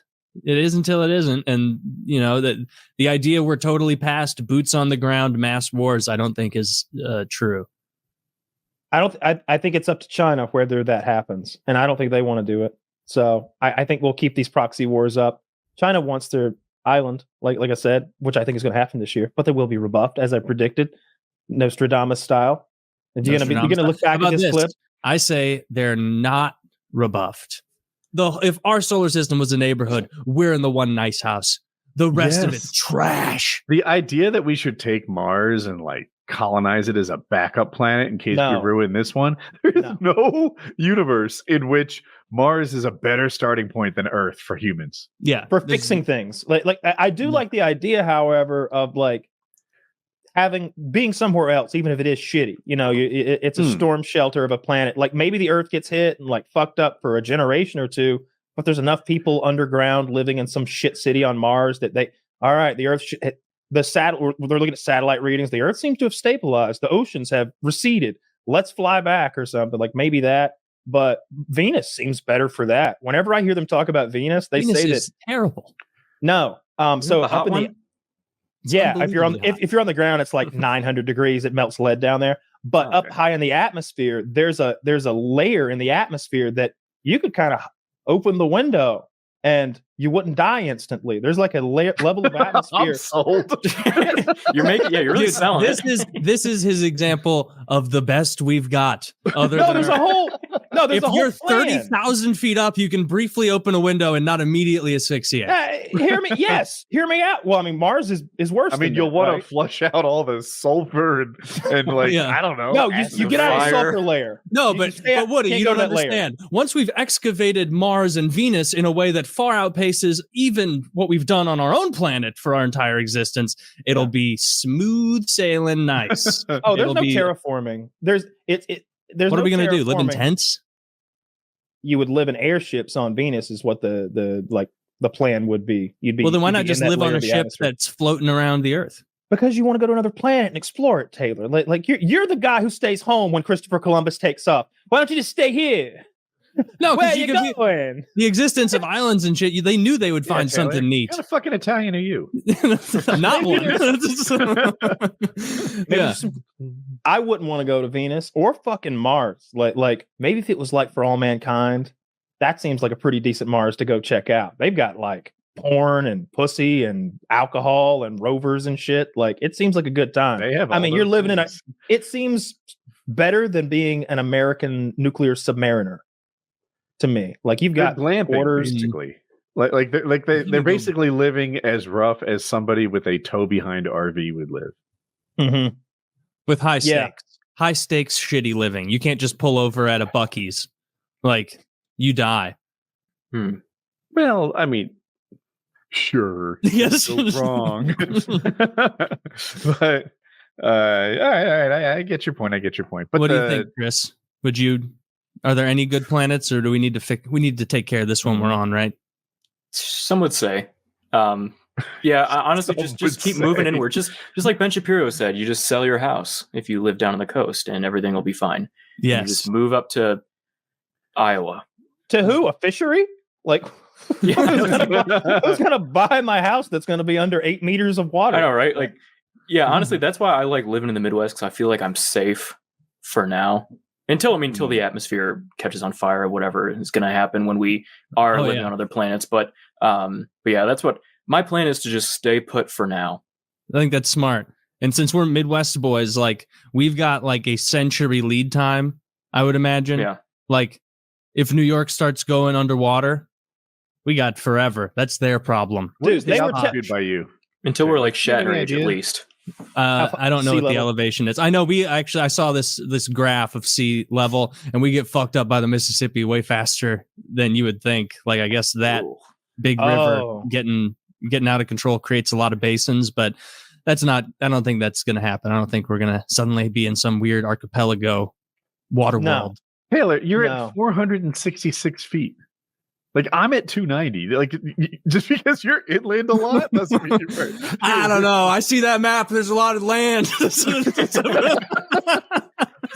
that's how it works. No, you're right. Like, when I started doing that graph, I'm like, we're safe. And it's like, I'm 1,000 feet. You're higher than Northern Illinois at. I'm higher than either of you. It's 1,000 feet here in Atlanta. And you're in Illinois. Okay, so Chris, you're going to get fucked up by the Mississippi too, or the Great Lakes. I don't know how that would work.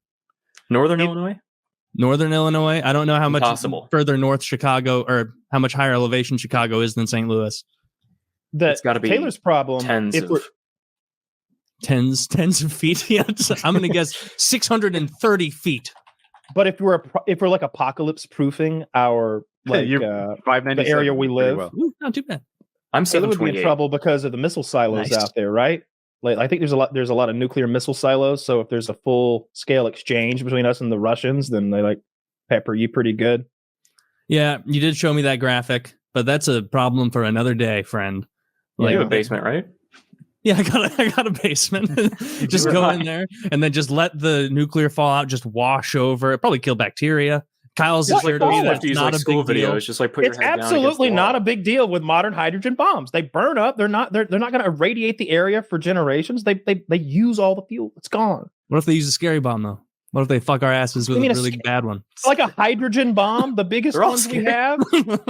Wait, a hydrogen bomb's not the scary one. That's different than a nuclear bomb, right? That's Chris. Just so you know, Chris, Kyle is I have blown denier. Kyle's mind with my stupidity. Okay. I don't think I understand. So a hydrogen bomb is a thermonuclear weapon. It differs from the fission devices like they used in World War II because it uses first high explosive that gets the fission explosion going off. And then the fission explosion is the one that sets off the fusion explosion, which is like the same shit our sun does. I saw the movie. And that's a hydrogen bomb. That's how a hydrogen bomb works. It's So when you say hydrogen bomb, I should think nuclear bomb. Yeah. Yes. Those are the ones we use. Those are the modern nuclear weapons. I think for like the last 50 years or so have been hydrogen bombs. You know, like the ones that are on the missiles and the MIRVs and everything. Of our audience already knew that. Like, do 80% of them think I'm a moron right now? 100%? No, I don't think anybody thinks you're a moron. It's a little eclectic fact about nuclear weapons. Dude, so sometimes there will be a comment from someone who's like, you know, I work in the nuclear power industry and I hate all three of them so much. And it'll be like 2,000 upvotes. Like there are 15 reasons they're all wrong. And I'll see part of that comment and be like, nah, don't care. Like I'm dug in. Nukes are the worst thing ever and they're very scary. And Kyle with his maths isn't going to convince me. We have a power It's a Google plant, search away. Like 10 miles away from me, we have a power plant, and my fear as a kid was always like a plane's going to land in that, and we're going to be toast. And that was like I found that was like every kid in my school's fear was that power plant was going to get attacked, and we were going to be. It was like 30 miles each direction, which is going to be wiped out. Yeah, I remember thinking about that. Quite the case. Then it didn't seem like it was like, well, this doesn't seem to really happen ever, except for that one fucking Soviet-run bullshit one, and then Japan. Putting didn't Japan put a nuclear reactor in a volcano? Something absurd. I grew up like 150 miles from a 3 Mile Island, so it was on our mind maybe more than yours. Plus, I'm older. Yeah, just got to keep some water on that thing. You know, everything will be fine. Yeah, and you need water on it anyway. You make the steam, make the world go round. Did you know? There was this. I listened to like 3 podcasts, so I don't know which one it was, but. They spoke about, maybe one of you guys did this, but they spoke about like this napalm, the first time that napalm was invented at Harvard, which Harvard acts like they didn't invent napalm, even though they fully did. And they were trying to come up. They were like, well, what could we do to Japan to get them real good? And someone was like, the houses are made of paper. Why don't we burn it? And like one bombing mission, when they invented napalm, they like dropped napalm all over cities that killed like 500,000 just people because all their houses just burnt, everything burnt, the whole fucking thing was just razed. And we don't talk about it because like a month later they got double nuked. Yeah. So no one thinks about that. Series I of feel like L's. I'd rather get nuked than be napalmed in my paper home. You see, am I wrong? You say that. Well, Agreed. The thing is, where are you in relation to ground It's zero? on my. I get crushed by the bomb. It falls and that kills me. The metal falls on my head before it even explodes. They aimed for that. There's time for my family to be like, "Fuck," and then it explodes. Have you ever seen that Japanese like animation of everyone in like slow motion being melted by the bomb, and their like eyes are exploding and stuff, and the children are screaming? It's pretty heavy metal. But you're absolutely right about the firebombing, and not only what they did in Japan, but you know, in Europe and I think Dresden, they have like a day every year in Germany where they fucking have like a Dresden Remembrance Day and shit on the Allies. They firebombed all those cities. I'm not sure how deadly nukes really are. This sounds crazy to say, right? Like they're the most deadly thing mankind's ever created, which might be true. But they kind of act like, okay, when I was a teenager or even a younger kid than that, like in the 80s, there were these shows on like The Day After Tomorrow that just showed like all of America. Everything living was gone. All the trees, everything, the entire country leveled to the ground. No, it was a nuclear attack. Yeah, from the Russians. And people would stay underground. People who had like bunkers and could hide for a while would not be sure if they could come above ground or not. And they just made these things sound so horrific and the bombs so powerful and the aftermath. So, you know how many people died at Chernobyl? What does Chernobyl have to do with anything? It's a nuclear power plant that blew up, and it also has the blowing up part didn't matter about anything though. The explosion was just like a pressure pop. I feel like it kind of like you can't. It fell apart. They had to put out. It fell apart more than it blew 31 up. people died from that. How many people died from Hiroshima?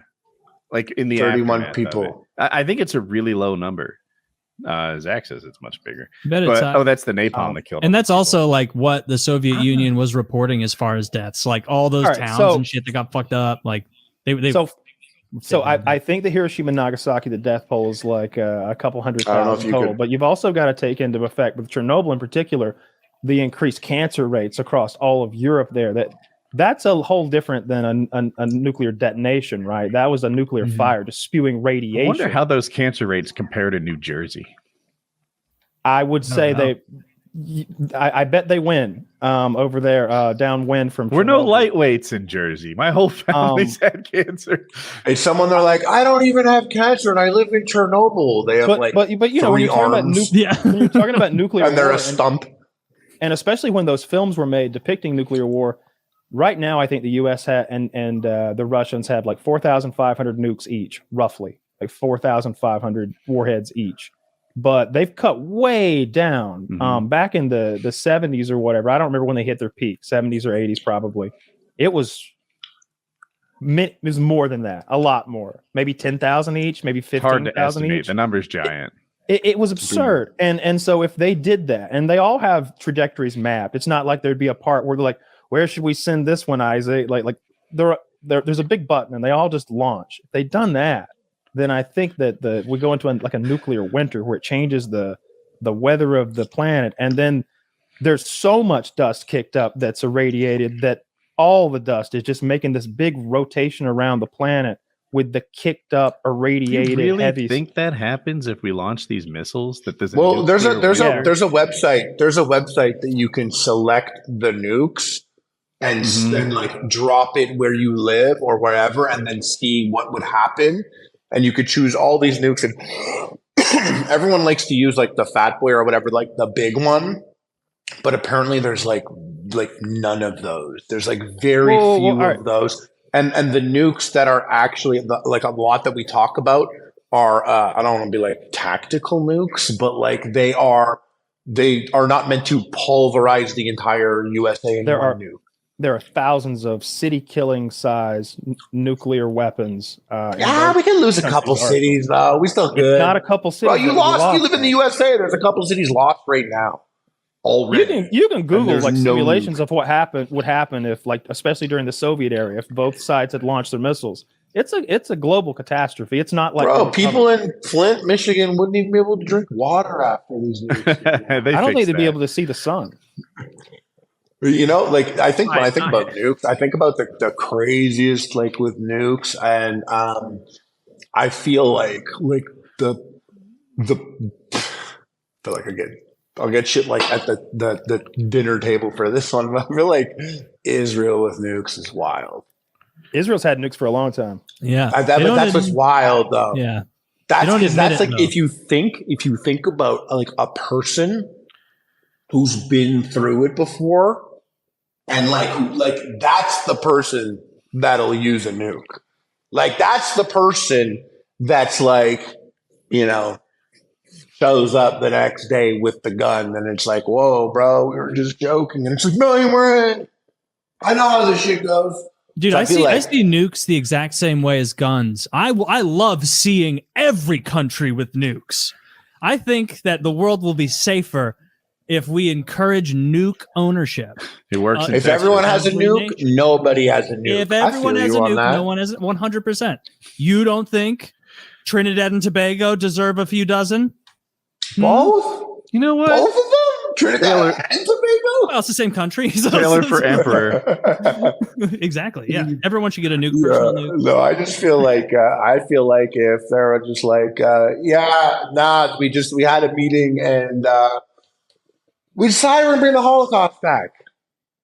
I know you guys probably aren't down, but they would just be like, okay, take it out turn the two keys, let's fucking blow ourselves up. Let's take out the whole Middle East is just gonna be, the whole country will be fucking. They're gonna bring it all down, like Samson. Yeah, they would do that shit. They'd be like, no, we're doing it to you can't. Yeah, no, I was just thinking about like the extreme measures, pretty extreme of USA to drop 2 nukes back to back. It's really cocky. I'm a huge fan of Metal Gear Solid, and I just like being in Japan. Like I just saw that like Hideo gets a lot of hate there in some ways because people are like, why would you love the USA? And a lot of his art is like American military based, like special tactics. And they're like, how could you be so obsessed with something that literally nuked us twice? And I'm always like, oh, that is an interesting dynamic. Yeah. Even though his whole angle is about war and how like what war is. And I'm like, kind of makes sense that he would be obsessed with it to an extent. I can understand it, you know? Mm-hmm. But some people react differently. They're like, bro, if I got nuked by that country, I would never sit there doing art about it or telling stories or making characters that are like American. And even though the whole thing is about disarming nukes, it's still, you know, it is like a fascinating thing to think about that it's like, you know, your recent history, your recent country history is. Well, we like wouldn't let them have a military for a while, like do shit. And what's crazy is that they thrive. Japan thrives. Japan is like if it's a game of Civ, Japan is doing pretty well on their way to a cultural victory. You got like fucking every American kid in high school, like there's like 40% of them are dressed like fucking Japanese cats. Or like, so like weebs are very common. Yeah, like they're very, very common. Yeah, I like that about the cultural victory of Japan. They like, you can't keep them down. You nuke them twice, they're fucking making perverted vending machines. You tell them they can't have a military, they don't give a fuck. They're going to draw stuff that will upset you more than any gun pointed in your face ever could. Japan cannot be stopped. I think we should all take a lesson from Japan. And their food's great. I like I think everything also looks clean. Can we not do fusion? No, we can do fission, right? Yes. We can't do fusion. Well, we can do fusion for a little while. Yeah, but we can't do it big bombs in like a sustainable way. Right. A fusion reactor is something they've been working on. Wait, aren't for a those long even time. fizzle bombs? Like not fusion bomb, or they're a fusion bomb. The fizzle bomb, yeah. So the bombs that they dropped in World War II, those first two, the plutonium and the uranium, those were fission bombs. But I believe that the modern bombs, the thermonuclear weapons, the hydrogen bombs, are fusion bombs. Nasty Man, we should have stopped after like cannons.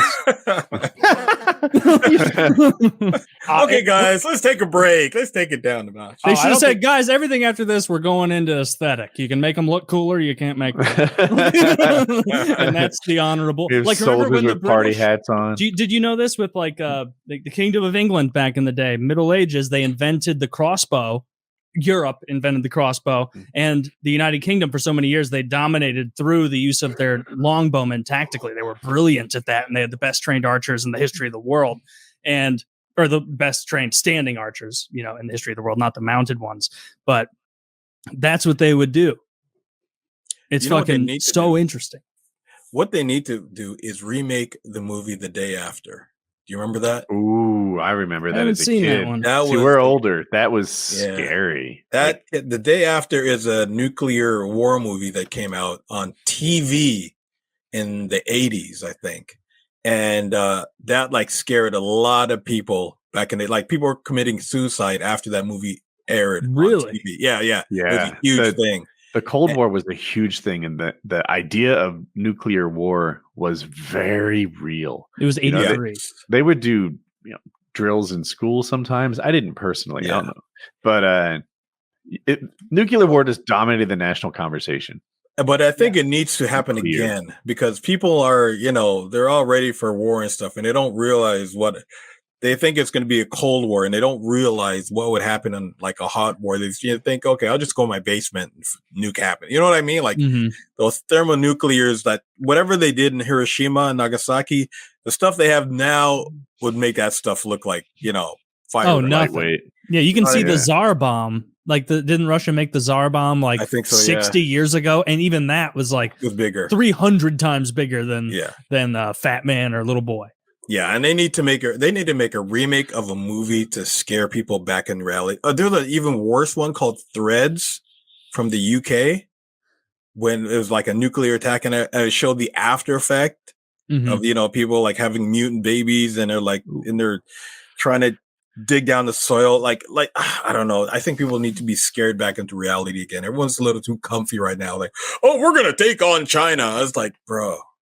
Like, seriously, I think we need to be scared a little bit. Being like, yeah, we'll take on China and Russia and North Korea and the North Korea and the Philippines. And it's like, stop adding countries. Like, these are real places with hundreds of millions of people and real militaries. Like, we're one hand tied behind our back, and it's like, ugh.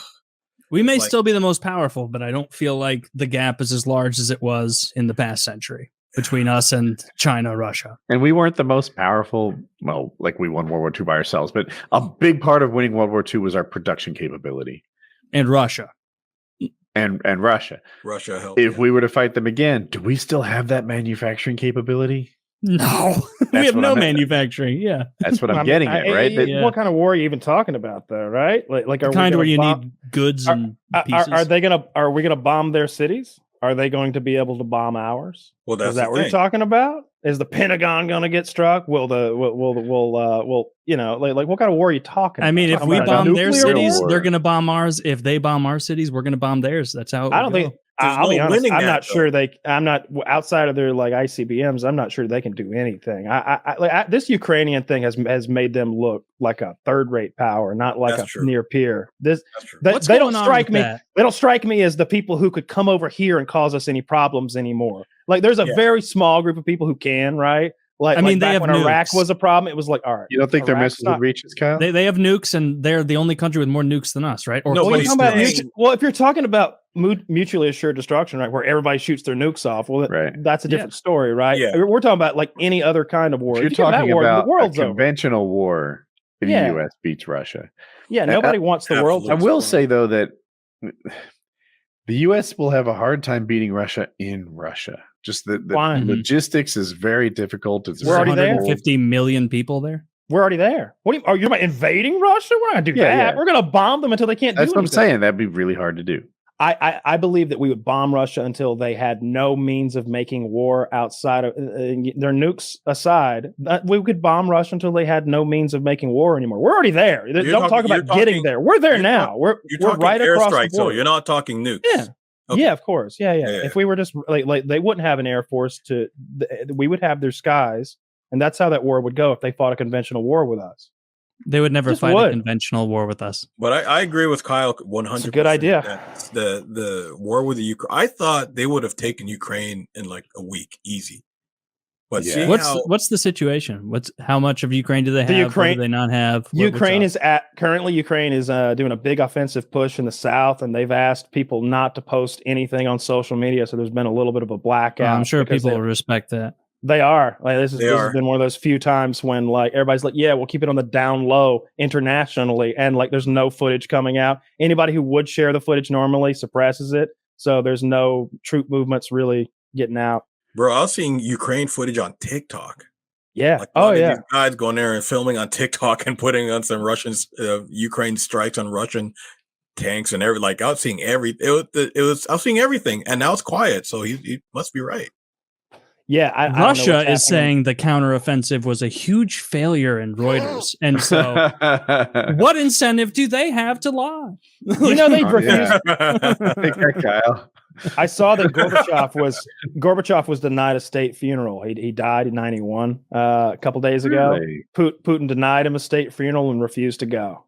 Wow. Wow, Yeah. Gorbachev. He was relevant a little before I was born. He ended the Cold War and God knows how many. We might not be here without Gorbachev. No, I was right. I was born in 91. Yeah, he was relevant a little before I was born. I remember we might not be here had it not been for the steady hand of Gorbachev being able to talk to his American peers. Oh, I was saying like that's like he hasn't been relevant in a while, and of course Putin would hate that. Like, Well, so yeah, he's he not hasn't going been to give him relevant any lately. honors. Like, that's not surprising. Is he? He's not the I don't one. understand what you're saying. Yeah, he's not Weinstein. Why would? Yeah, he is the Weinstein head guy. Oh, he is. Why is it that because he hasn't been relevant in a while, Putin would be less likely to give him a state funeral? I don't see the. Oh, I was making a joke about how like, oh my God, Gorbachev dying, how relevant. And then the secondary thing was like, yeah, like we shouldn't be surprised Putin wouldn't give him a good funeral. Like he tried to normalize relations with the West as much as he could. And so Putin would see that as like, fuck you, dude. Like, no, you're not getting anything from me. He lost the Soviet Union. The Soviet Union died under Gorbachev. Yeah, because they were starving. That's why Gorbachev. Yeah, so did Putin would abhor that. Yeah. Putin's pro-Soviet Union. Yes, absolutely, he is. I mean, Or clearly, Russian that's Empire. what he's One of doing the right two. now. Like he's fighting to put a little bit of gang back together. Yeah, it's not going so well. It's not going so well. No, we're in the beginning of the movie where Putin shows up to Belarus and Belarus is shooting hoops and he's like, I've got a job for you. And then he stops shooting and he goes, oh, I'm in. And then like, that's the way it goes. Then he hits up Lithuania, Estonia. Well, I don't think Lithuania, Estonia, and Latvia are actually that stoked on this going They're on. not. But Lithuania those are those still teeny little exists. countries up there and they kind of just do what their neighbors tell them to do, frankly. I'm trying to find verses from Revelation to look at because your parents said it's even better than the news, is it? And behold, Yes. a white horse. And His behold, a name white that sat horse. upon him was dead. If you find one, follow I don't. I just know my father could go toe to toe with you on this. Like one. Oh, I bet he could. This is a Yeah, one of topic the in which beasts. he would be very condescending. Like you know. Oh. Well, you I'm see, not used to talking to one people of this the stupid, beasts but I'll said, do my best. Come and see. Well, I mean, like, doesn't he know he's supposed to turn the other cheek? You know, I would have a ton of fun talking to him about it because I guarantee just like quick-witted pulls from the Bible, I know more than him. Because frankly, sir, I was a Christian before you ever picked a Bible up. No, he like, went to Catholic school and stuff. Like but he wasn't one until 10 years ago, right? Oh, Catholic school. Catholics know less about the Bible than fucking Muslims. Like Catholics know I their don't know shit. this. Yeah, that it's like a thing. Like I have Catholic friends, and like the joke is like, oh, I'm Catholic. I don't read the Bible. Like some guy does that in Latin for me, and then tells me what's up. Like my dad's side of the family, the Italian side, of course, they're Catholic, and it's like none of them give a fuck. You know, it's just like, all right, now let's get wine drunk and eat a bunch of cannelloni or whatever. But yeah, that'd be interesting to talk to your dad about it. I wouldn't actually want to if he's condescending. Yeah, because I wouldn't want to be rude to your seriously. Yeah. I don't see how it could go well. No, there would be no reason to upset him or to, make a mockery of it to his face. Okay. Here's a verse from Revelation chapter 13. And I stood up upon the sand of the sea and saw a beast rise up out of the sea, having 7 heads and 10 horns, and upon his horns 10 crowns, and upon his heads the names of blasphemy. And the beast which I saw was like unto a leopard, and his feet were as the feet of a bear, and his mouth as the mouth of a lion. And the dragon gave him his power and his seat and great authority. That is representative of Obama and his cabinet. That's beautiful literature, though. like it's certainly not meant to be taken literally unless you're Woody's dad. But I guess he imagines like a literal beast rising from the ocean with leopard's legs and like a 7-headed hydra with 10 horns and 10 crowns upon each horn, and literally written upon him is the word blasphemy, and Satan has given him his seat. Maybe he thinks that, but if you think of that non-literally, it's really beautiful literature. If it's supposed to be representative of something in the real world, like I like that stuff. It's the Revelations in particular is well, it makes for some good Johnny Cash songs. And I saw one of his heads as it were wounded to death, and his deadly wound was healed, and all the world wondered after the beast. And they worshipped the dragon, which gave power unto the beast. And they worshipped the beast, saying, What is like unto the beast? Who is able to make war with him? And there was given up unto him a mouth speaking great things and blasphemies. And power was given unto him to continue 42 months. And he opened his mouth in blasphemy against God, to blaspheme his name and his tabernacle, and them that dwell in heaven. And it was given unto him to make war with the saints, and to overcome them. And power was given him over all kindred, and tongues, and nations. And all that dwell upon the earth shall worship him, whose names are not written in the book of life of the Lamb slain from the foundation of the world.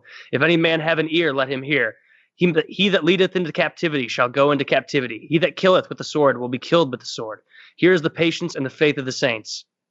I wonder how my father would interpret that. Like, I bet he has an interpretation for it. I bet this is a thing that he's seen 100 times. He's debated with his friends, and it wouldn't be surprising at all. Like I don't know. He'll talk about some Bible thing that mentions a blue sash, and then there's Obama with his tan suit and blue tie, and proof positive that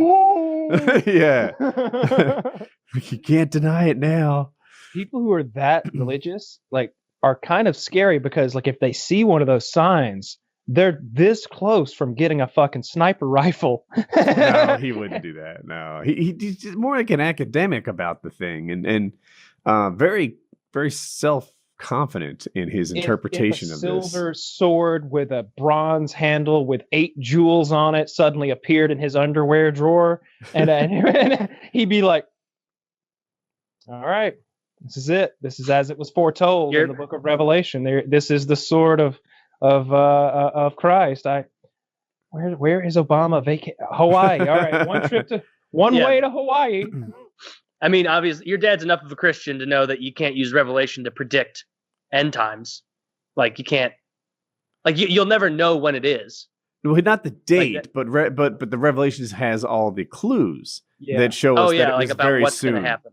Yeah, but that's what I don't get about the people who are like, and the end of the world's coming. It's going to be May 16th this year, and it's it says in the Bible, but about the day or hour, no one knows. Not even the angels in heaven, nor the Son, but only the Father. So not even Jesus knows. But only it will God. say things like, the oceans will rise, that this will happen, and that will happen, and it'll rain frogs. And my father will be like, we got 7 out of 8. And here, this is what's going to happen to us. But the cowardly, the unbelieving, the vile, the murderers, the sexually immoral, those who practice magic arts, the idolaters, and all liars, they will be consigned to the fiery lake of burning sulfur. This is the second death. So I will see you guys right there in the what happens? We burn in the fire? We burn for all eternity in a lake of fire. A lake of fire? That's not how I pictured it. You've never heard that? That was what they used to scare us in camp. Is they'd be like, and there was a lake of fire the Lord cast all those into that sinned against him and did not truly believe. And as a kid, it scared the fucking piss out of me. I remember fucking being terrified as a kid because I was like, oh my God.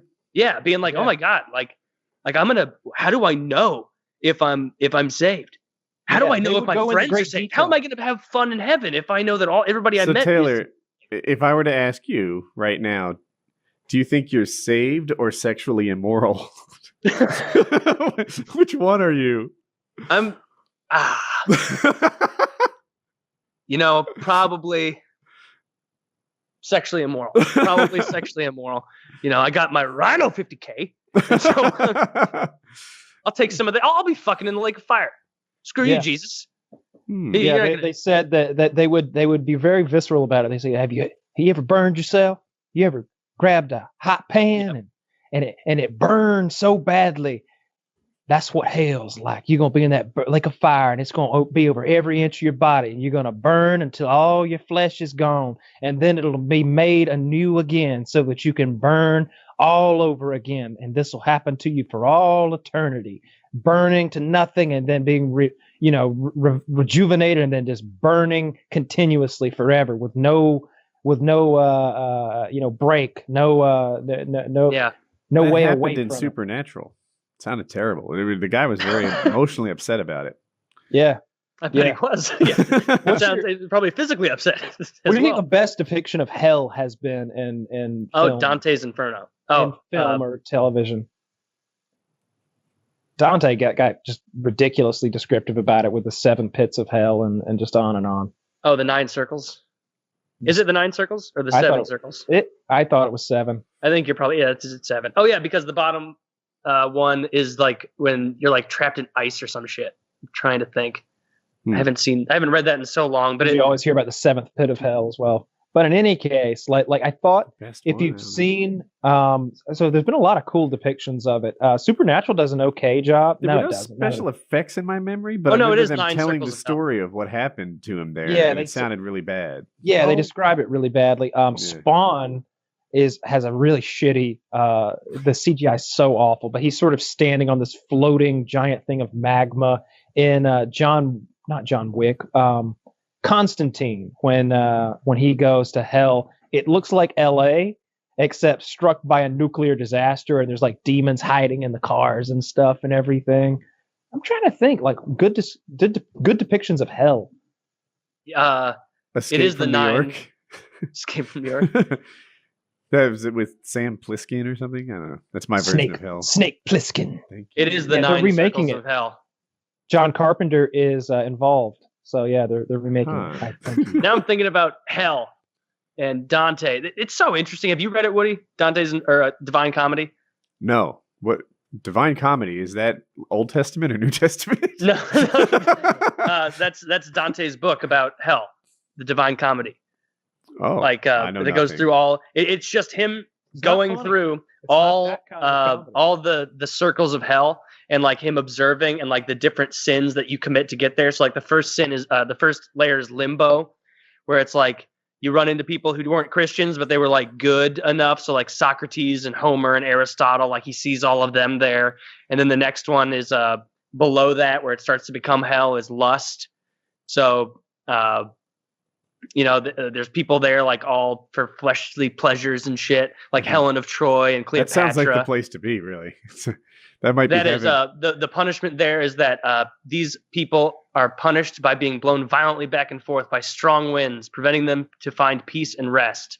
And that is supposed to represent their inability to, not be a whore or a man whore or whatever. Like they're always blowing around. They're just getting blown, they're not reliable. Constantly. And they're just getting blown constantly. See, that's why it's the Divine Comedy. Dante was a funny guy. Third circle, gluttony. I wonder who we're going to find there. Cerberus. Oh shit. So sinners in this circle of hell are punished by being forced to lie in a vile slush that is produced by never-ending icy rain. Oh, that's not actually too bad. Fourth circle is greed. They're divided into 2 groups: those who hoarded possessions and those who lavishly spent it. They use great weights as a weapon, pushing it with their chest, which symbolizes their selfish desire. The 2 groups are guarded by a character called Pluto. So basically the 2 groups have to fight: people who spent way too much and people who wouldn't spend it all, just for all eternity. 5th is anger. Punishment reflects the type of sin committed during the lifetime while passing. Transported by boat, Phleglius, Dante, and Virgil see the wrathful fighting each other on the surface of the river Styx and gurgling beneath the surface of the water. Okay, so they're all trying to not drown, but they're drowning each other for all eternity. Heresy is number 6.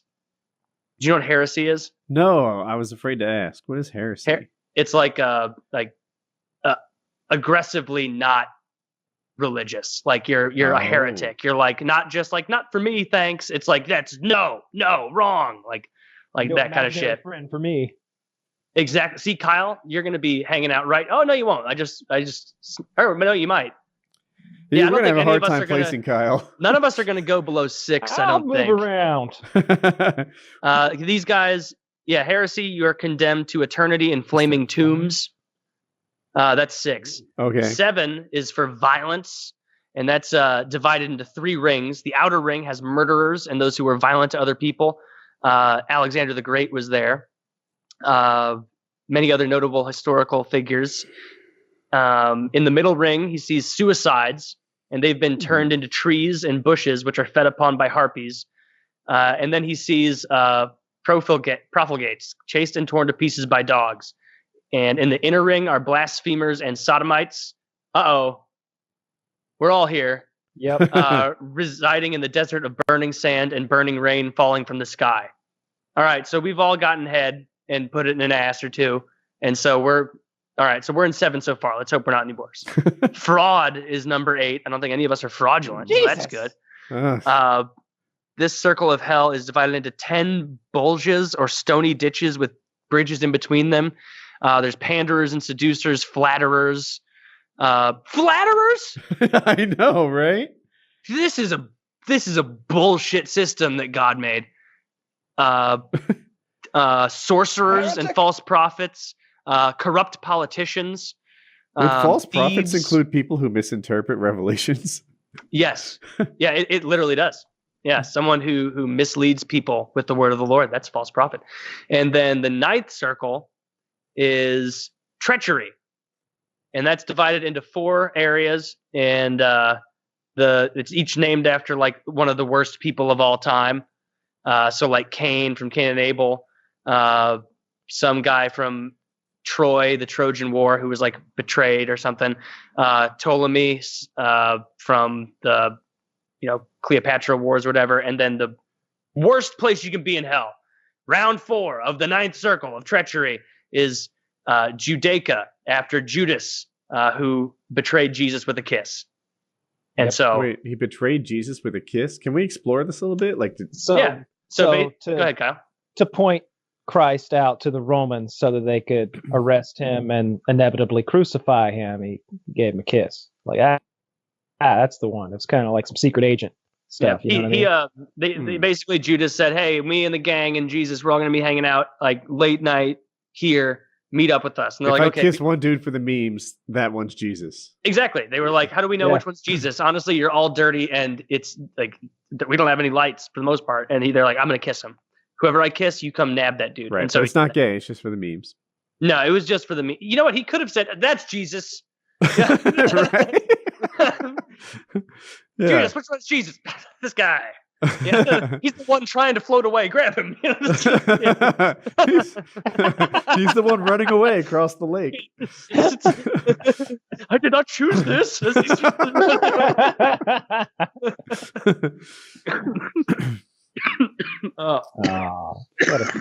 What a silly children's story. I feel like you could, if you could throw Hansel and Gretel in there and the House of Candy, and like it would make about as much sense as a lot of that shit. Certainly more than like the dragon part with the Hydra and the heads and the tiger feet or something. Like that wasn't making much sense at all. I remember as a kid reading that passage like in Sunday school and like trying like step by step, be like, okay, 10 horns. We got 10 horns. We got 6 heads. Okay, how do we divide this? So all of them can't have. No, each head has 10 horns. I'm not 100% sure about that. I think it's I don't think that, or maybe it's true, maybe it's not. I don't know. I just remember as a kid trying to picture all of it. The center like, 2 have 4 horns, and the outer 4 each have 1. Right. All right, keep it symmetrical. All right, that's 8 horns. I'm screwing this up. We need to have the middle 3 with 2 horns, and then just the outer 2. Okay, sure. Do I have that in my head? Okay. This is like arguing about like how tall Jack and the Beanstalk was. Like, yeah, no, it was 847 cubits tall. Cubits. Well, yeah, that's the measurement system that's used in the Bible when they're talking about the construction of the Ark, Noah's Ark. They give the exact dimensions of it. Do you know how many cubits it is? It's like 550 feet. I don't know. Convert 550 feet to cubits. Ding, ding, ding. What year do you think it is, you fucking Philistine? 67 cubits. 367 cubits. Ask it how large Noah's Ark was. I will try. I don't know if she knows that. She knows. How large was Noah's Ark? Okay, I found this on the web for how large. She Googled it. It says 300 cubits is 450 feet. Is that what it was? 300 cubits? Yeah, 300 cubits is how it says the Bible was, or not the Bible. It was 300 cubits in length, 50 cubits in width, and 30 cubits in height. I have the same thing. Genesis 6:15. I knew that. Not nearly big enough for all the animals in like the United States. But Kyle, think about it. Like back in the day, like obviously this boat never existed, but like back then, that number to them was like, all right, like what's like the biggest boat you can imagine? And they're like 200 cubits. No, 300 cubits. And they're like, like we could probably fit like every animal in the world in there. Yeah, probably two of them. Yeah, like it's like, yeah, you're right. All right, type that. I honestly think the boat probably did exist. I think that story is probably about, some guy who had a boat, and there was a big flood, and he grabbed all the animals in the village and he put them on there, and all the other animals died, and they were like, oh, thank God. Jim, that's a serious flood if a boat, which was previously landlocked, forget that sails part. away. Okay. Yeah, forget the finer details. Like just the basic structure of like a guy with a boat who, in a time of flood, put some animals on it, and so when the flood waters receded, we had enough goats and chickens to keep existing. Like that's probably based on something true. That's generous because it's also very likely to just be complete bullshit. It's totally made up. Think about a tsunami. How much time do you think they have? A weatherman today wouldn't be able to tell you, hey, 4 months from now, there's going to be a big storm and you got to start building the boat. Like, there's no fucking way. Forget about the part about him being forecasted any of this by God either, right? Like I said, this is just, I would imagine it's just a story about a guy with a boat who saved some animals in his family. And the boat saves some animals. That's all it's about. Like that's all it's about. And, the story of the flood is, you see that all over the world, in South America and in the Mideast and everywhere. So, back then a flood would be a big monumental thing that would change life as they knew it, and everybody had a much smaller idea of what the world meant. It was probably just their valley or their little part of the world or whatever. Do you think that if aliens showed up, oh no, and every single country allied, everything's water under the bridge, literally every country, North Korea's on board, China's on board, US is on board, everyone, do you think the Earth has any shot in any scenario? Yes, absolutely. You think so? Any scenario? Surely. So if they need, I just mean like if they got there to us, like we didn't reach out to them. They're here. Show up. They're here and they're mad. It depends what they want and how they want to do it. If they want to just destroy us, then we lose. But if they want our planet unscathed, if their biology is similar enough to us that they can't use their death rays and ruin our planet because they want to live here, if they got to come down here and fight us, then we win. Depending on their numbers. If they sent one ship, I've seen this scenario played out, interestingly enough, in one of those war graphics YouTube channels, and they played this thing out, how generations of humans would be fighting the war against the first. Yeah. And they set it up so that like the ship took like 25 years to get here. So even though the first war we might win or be winning, we were on that clock for the second wave. But I think if they invade and do it like that, then we could put quite a fight. Maybe it's like it would depend on the physiology. No, I don't know that song. He's like, what would it be like if we met aliens? You ever think about that? And he's like, what? You never think about it? Like, would they just come down here and dominate us, or would it be like, damn, Earth go hard? Maybe they would just say Earth go hard, but it would also depend on. They would in that scenario you talked about, I bet they had a contingency where it's like they are of similar size to us biologically and they have similar strength. Like if they pop here and they're like, like if they're like, let's say they're all a head shorter than us, but they're like dwarves from Lord of the Rings strength and like have thicker, they have talons and fangs instead of like, then we'd be fucked. Like Isn't if it a all 1v1, about weapon systems though? Like we have to I don't assume know. we're losing any weapon system 1-to-1 matchup because they're We have to already be able like to kill them spaced. though, right? Like if they're too tough to hurt and maim, Yeah, and they have kill to and be cause like casualties. humanoid. What if you shot one and he healed like a goddamn chameleon before your eyes? Right. It's Then we gonna be lose. hard to fight that Iraqi style, Afghani style roadside Or you know bomb, what IED would be- terrorist fight. You know, it would be against kind that. of like really make us feel good. What if we're the like giant terrifying species and like aliens show up and they're like, fuck, these things are like 1,000 They have weapons. Zigmar feet What if tall. I got it. They don't even have a word for weapon. And yeah, that's what we win that one. I was thinking on a related note, like what if their We win weapon that system evolved in such a way that they weren't that good at us?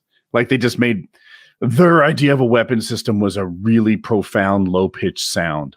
And we're all like, and That's interesting. We're solid. That's Oh, really look, the obnoxious. fart people Cut are that here. out. They're gaseous. They're just Is this gas the in these brown little note? bubbles. Oh, look, the fart people are here. Guys, look out! They're gonna try to blow us away again.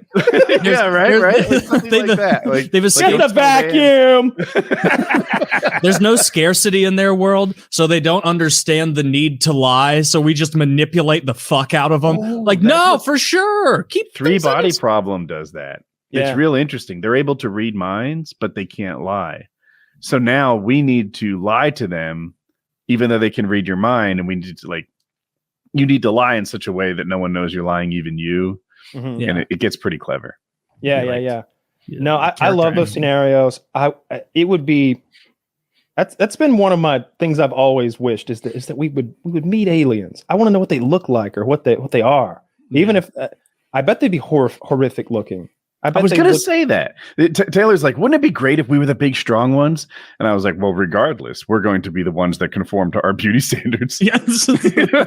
We will definitely think they're ugly, almost for sure. Oh, there'll be a whole bunch of fetishists who are like, oh, those worm people turn me on. They've been jerking up to tentacle porn their whole lives, and the worm people show up. Oh, they're going to be right. all of Japan. just like the is fang snow. bangers in True Blood. In True Blood, the chicks who want to bang vampires are called fang bangers, and you can see why they'd choose a fanged man over a non-fanged man. They just have you can give them immortality. You can't get an infinite- erection though. Oh because he has no! blood. It's like infinite No way. stamina, and they fuck so fast. It's an actual blur. Mm-hmm. I don't think that'd be good. That's how women like to be fucked. Right? They love it. You just totally Good ignore them point. and you go super speed. It makes a Taylor. It makes a sound like Sonic the Hedgehog. Collecting But that- coins. No, like when he's charging, it's spinning in place. Yeah, that's Mario with the Man, flower. these guys sound You hear like cool. as they like when he comes, all the bells come out of the coins or the star. Yeah. Stars. No, that's how No, you're doing women give sex advice the same way Woody does at haircuts. Faster's better. And point me at the TV. Yeah, point me at the TV and cut my hair. Quick on. What the No, fuck is but that? they are Bronson. generally they're very good looking. The vampires in True Blood, and they're supposed to be super et sex. Yeah. There's for very sure. little But- vampire lore that doesn't have them on one side. Either like Nosferatu, very obviously ghoulish and scary, or they're like actively more attractive than everyone around them. That's true. Yeah. Oh, there are some regular people vampire. Remember, there was like an accountant. There was that one chubby guy. Yeah. Oh, live forever. Shit. Wait, he became a vampire as a fat guy? Yeah, and he's all depressed. He's fat about forever now. Yeah, Mhm. yeah. It was. You know pretty sad. another And he was one? gay. There was An a idiot. hot chick who became a vampire, and she was a virgin. Oh, And then she lost her virginity as a vampire, and it healed up like her hymen. And she's like, every time I have sex for the rest of my eternal life, I'm going to break my hymen. Like this blows. Yeah. I mean, like, their like Big Brother system for getting into the vampire world really should fill them in on that stuff. Like baseline, there's no excuse for like if you were to be vampirized, you would put every ounce of your effort into being the perfect version of yourself at the point of bite. Everyone who's smart would. Can you imagine committing to eternal life with like I would get as close as big gut, close as possible to Kyle's Tinder profile. Like now you're dehydrated for all eternity. I'm always so thirsty. I'm so thirsty. This is a huge mistake. Yeah, that's what it's like being a vampire. You don't understand. I turned. I was dehydrated. I don't even want the blood. I was shredded. Look at this water. I'm so thirsty. You're so vascular. Look at your foot veins. Oh, they hurt though. Your foot veins ever hurt? That's how you know you've gone too far. Do I have? My feet have always been like vascular though. I feel like feet always have veins popping out because they're working hard. I can't see them for the hair. You can't. You got some. Your feet aren't too hobbity. You have long hair on your toes. Yeah, I shave them both. I run my like trimmer over my feet and my toes because they're fucking gross. They don't grow like a ton of hair, but it does. There's like some hair there. I ate an MRE the other day for dinner. I had waited too long, and I didn't have any groceries, and I'd waited too long to order food. And, but you're near Atlanta. Like, don't you have like nearly 24 hours service? I don't want to drive. I don't want to leave. I'm high as fuck. But there isn't 24-hour delivery like Postmates? No, not 24 hours. They close eventually. Yeah, they close when the stores do. Okay. Yeah, so I had my cheese tortellini MRE, and I broke that bad boy out, and it was awful. It was awful. Cheese tortellini. How could you ruin cheese tortellini? The cheese tortellini was actually the best part. The rest of it was like, it was like a bag of peanuts, freeze dry, and not freeze dry, vacuum sealed peanuts. And I was like, ooh, let's see what the other snack is. And it was trail mix, but the trail mix was nothing but peanuts. So I just That's not true. Look, now we're in my wheelhouse. That's not true. Trail mix. There was peanuts, like 3 cashews, and no M&Ms? These little pretzel balls. Like they were like a pretzel, but they were like the size of a Skittle or something. And that was it. Disappointed U.S. Army. There was the MRE crackers, and there was the peanut butter and chocolate spread, which meant that there were 3 items with peanuts in there. Like it was a peanut bag. It was a peanut bag. It is all it was. And is that the only one you had? The only MRE? I had one. Well, I got a whole bunch of MREs like at a location, but like I got my MREs here. I just had the one. In your bug out shack in the middle of the woods. Wherever my MREs are, it doesn't matter. They are where they are. But especially not there. Bit of a prepper. I wouldn't talk about that sort of thing ever. That's how you can tell. You can tell the real preppers from the fake ones because the real ones never talk about prepping. And the fake ones always talk about prepping. Well, it's just some people see it as a hobby and some people see it as a contingency. Yeah, but the ones who are like taking it seriously were like, there's going to be an EMP. Like, they're like, son, did you mention all of this at school? We're pulling you out. We're going. Like, the serious ones aren't going on that show, I would say. Yeah, you wouldn't think so. Especially the ones who have like stuff to lose. Like it's one thing if you're like already you're just an average guy and you're just looking for enough like rice and beans to keep you alive in some weird scenario. But like if you're already like a millionaire who's like enjoying his like lifestyle, or 100 millionaire or whatever, like those guys' plans are always extreme. Yeah, and those ones are the coolest because they set up prepping in a way where it's like, I'm not prepping to survive. I'm prepping to not lose a step in my quality of life. Like I need my live-in servants and all this shit. I bet Bezos and Musk, all those guys have contingency plans at the bottom of the, maybe underneath the Denver airport, if Woody's assumption is correct. We don't know. If I had like Musk money, I might not want to live in the next thing. Like that, you can only go down from here. Mm-hmm. It would suck. I don't know. Like when I see people who kill themselves because of a zombie outbreak, I'm like, they might have the right idea. Yeah, it's pretty selfish. There's not a lot of joy coming your way. Because, well, I guess it depends on the kind of zombies. If it's the kind of zombie that's like airborne and when you die, you come back as a zombie, very selfish to kill yourself without like a guillotine. But if it's like you have to be bit, I could see that. Definitely. Just shoot checking out at the temple, and most of the lore, I see that. Yeah, that's a good one too. Yeah. I figured the people killing themselves would be the ones without guns in this scenario. Just killing yourself before someone gets to you. It steals your fucking, rice cakes. Not your rice cakes. Not my flavorless styrofoam bullshit. You can have them. Rice cakes are bullshit. They're Even awful. bullshit as a diet. I was raised with the idea that rice cakes were like 0 calories. You think 10, right? You'd think 10. It's not. A low calorie rice cake is like 60. You could have a bagel almost. Like get it the fuck over with and have a real food. They're fucking horrible. And you put peanut butter on a rice cake or something, and you think you're having a low cal treat. No, this is a calorie dense bullshit, make you fat meal. It turns out we all know that rice makes you fat, but we thought rice cakes were like somehow like not part of that like rule set. Rice or something. Like they poofed out all the bad part and just left us with all the calories and just leave you the air. Rice cakes are not the ticket, boys. The lowest the calorie rice cake I ever had was years ago when I was trying to lose weight, and there were 35 calories, low salt, and like were they super thin? They were maybe that thin, so not they were pretty sizable. Yeah. But immediately when you bite in, like it's like almost like a loaf of sourdough. There were hollow areas in the cake, like which I didn't think was possible in a rice cake. Yeah, it sucks all the moisture out of your mouth.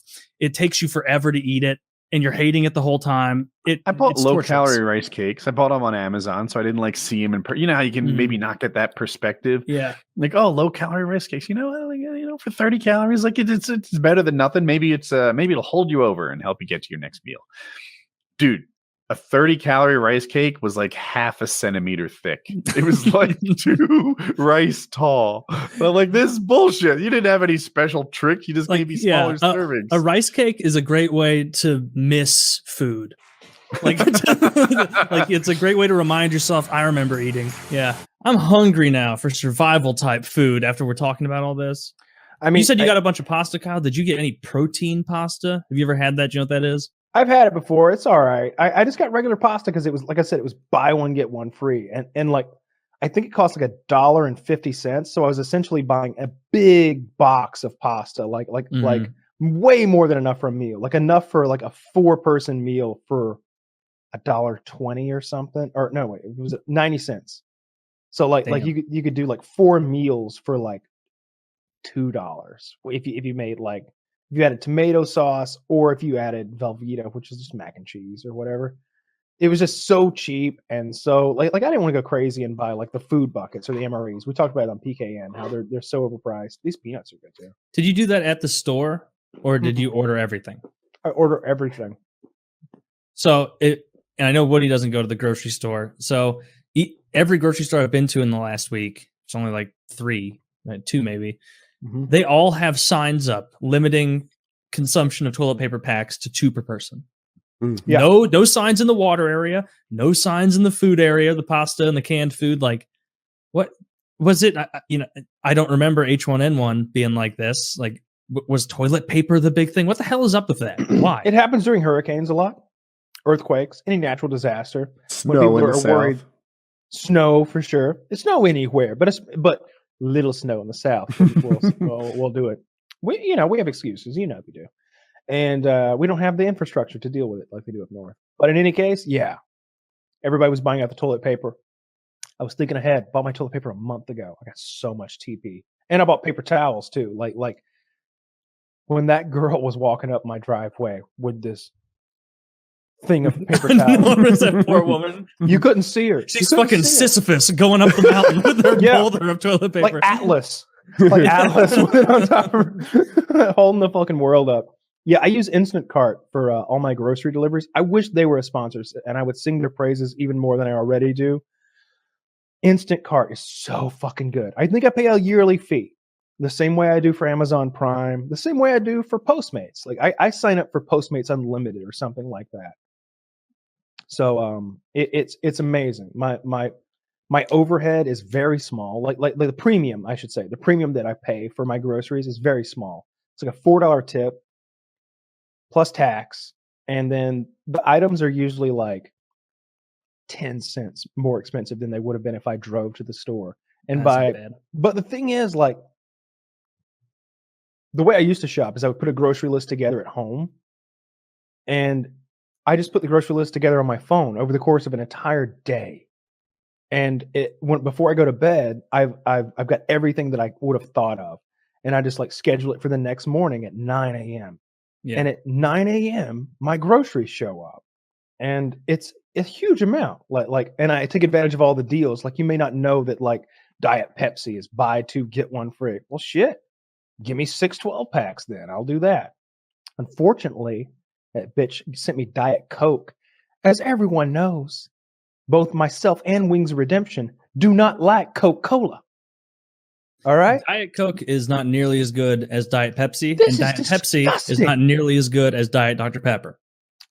100% Diet agree Dr. with you. Pepper is the winning combo. This is Coca-Cola, and I hate it. Diet Coke, I drink like this much of a can every time. As soon as it's not 34 degrees anymore, I can't fucking. Are you still guzzling those Diet cream sodas and Diet root beers?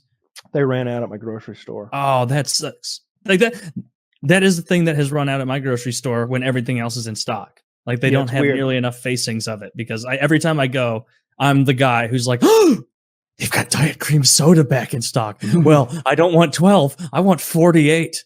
Yeah. Oh, they only have 36. Well, that'll hold me over until Tuesday. You know, I've really gotten into unsweet power tea. through those like, things. I put sweet and low in there. I put like a good chunk of lemon in there, and I love my unsweet tea. It's got I get a gallon of uncaffeinated and a gallon of caffeinated, and if I start getting a little shaky because I drink a ton of coffee throughout the day, I'll switch to the decaffeinated. But for the most part, I just drink that most of the time. I really like it.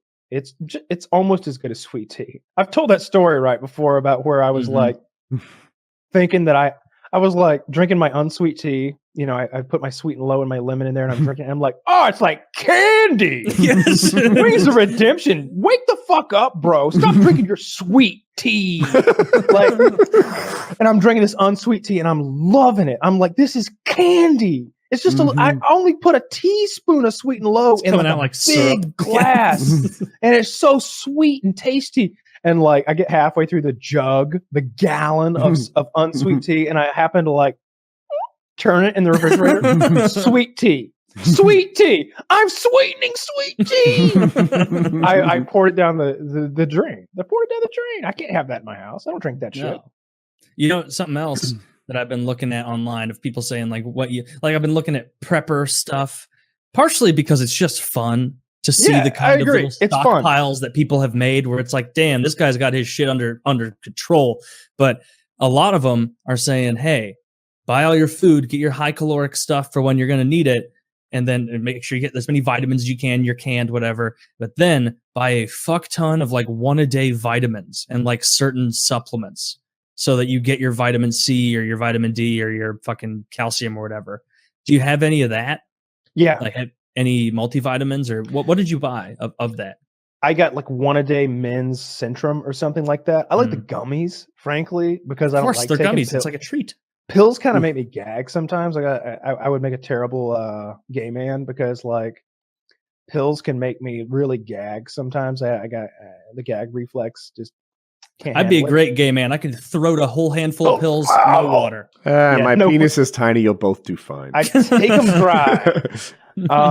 So yeah, I got a bunch of the gummies. I've been taking those gummies forever. I would buy like a 4-pack off Amazon at a time or something like that. So like, but you didn't get like a specific like, oh, I'm getting my C or I'm getting my fucking magnesium. No, I get the multivitamin. I just get the multivitamins. I do have some krill oil, which I also take. I have some of that. For skin and hair.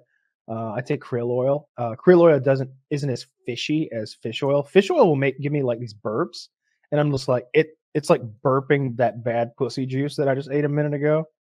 And they've got fish oil pills that have some other ingredient in there that keeps you from burping up that nastiness. I think krill oil is better and doesn't come with that fishy taste. So well, isn't the thing like the closer the animal is to the bottom of the food chain is the less they consume of mercury. So like eating tuna, you're consuming more mercury per amount of food, whereas eating a sardine, much less. Or krill. God, don't tell me that.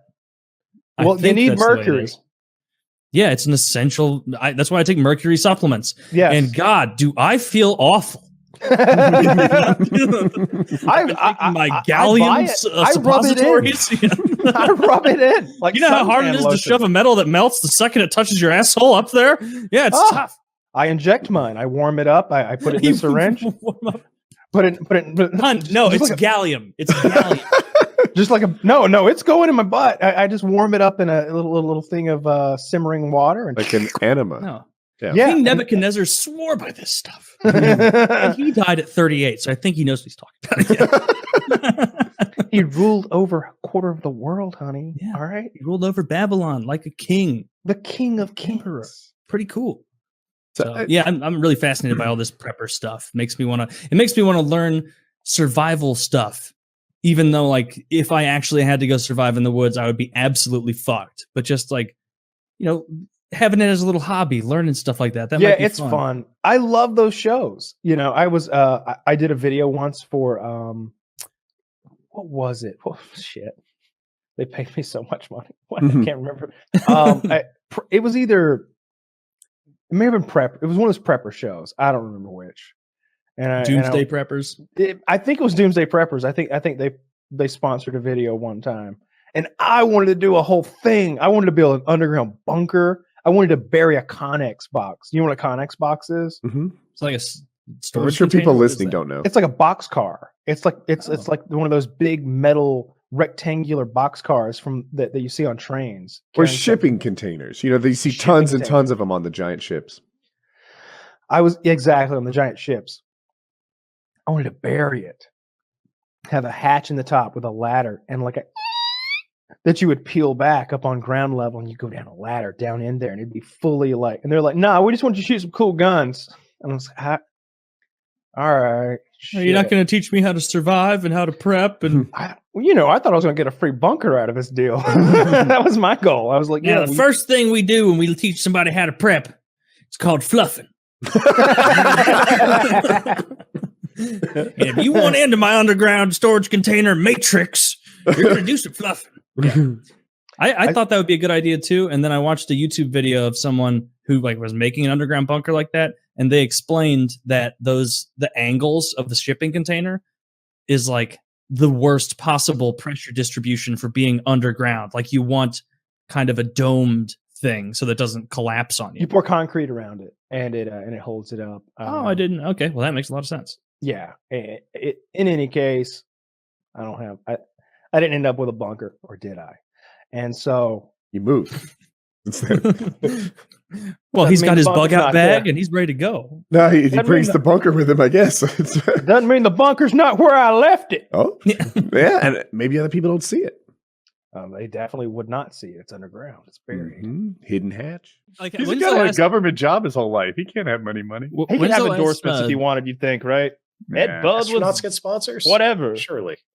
Well, this was like... Name two things astronauts sponsored by. Astronaut ice cream.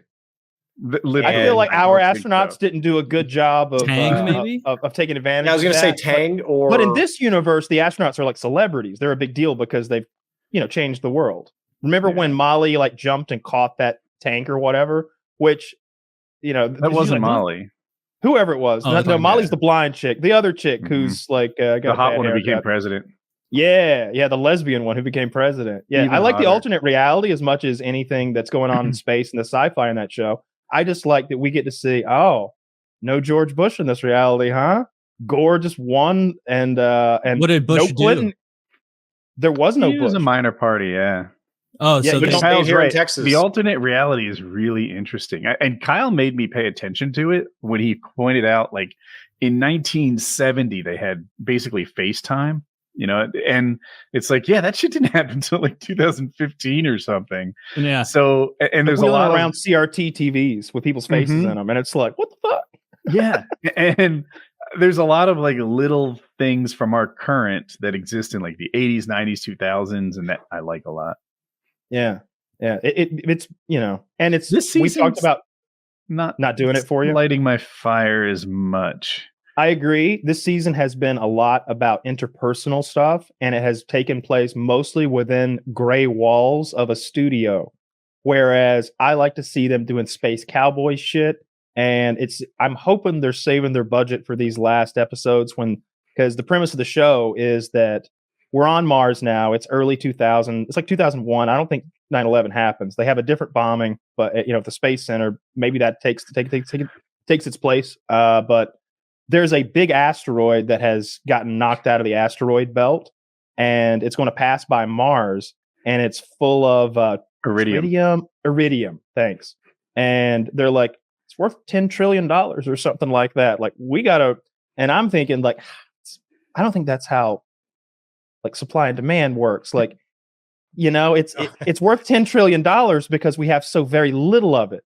But once we have it, now we have so very much of it all of a sudden. So you're going to have to create a monopoly out of this. You're going to have a De Beers diamond situation. You have to have a sale, sell it to like half off or something. But that's not what we're headed toward. The idea is that America, Soviet Union, probably North Korea, and this private company are all going to take, some of that tritium. And so you'll get 2 trillion and you'll get 4 trillion. That's going to happen at some point. But I'm like, no, now it's definitely not how economic things work. Like now they can just flood the market with tritium if they want and ruin this whole thing, which is what the Americans would do, because ruin the Soviets, because currently they're the ones creating that have it all on Earth, this rare earth element. So I don't know. I'm hoping there's some space cowboy shit when it's time to capture that asteroid. But for the last 6 episodes, we've mostly just kind of talked in a base.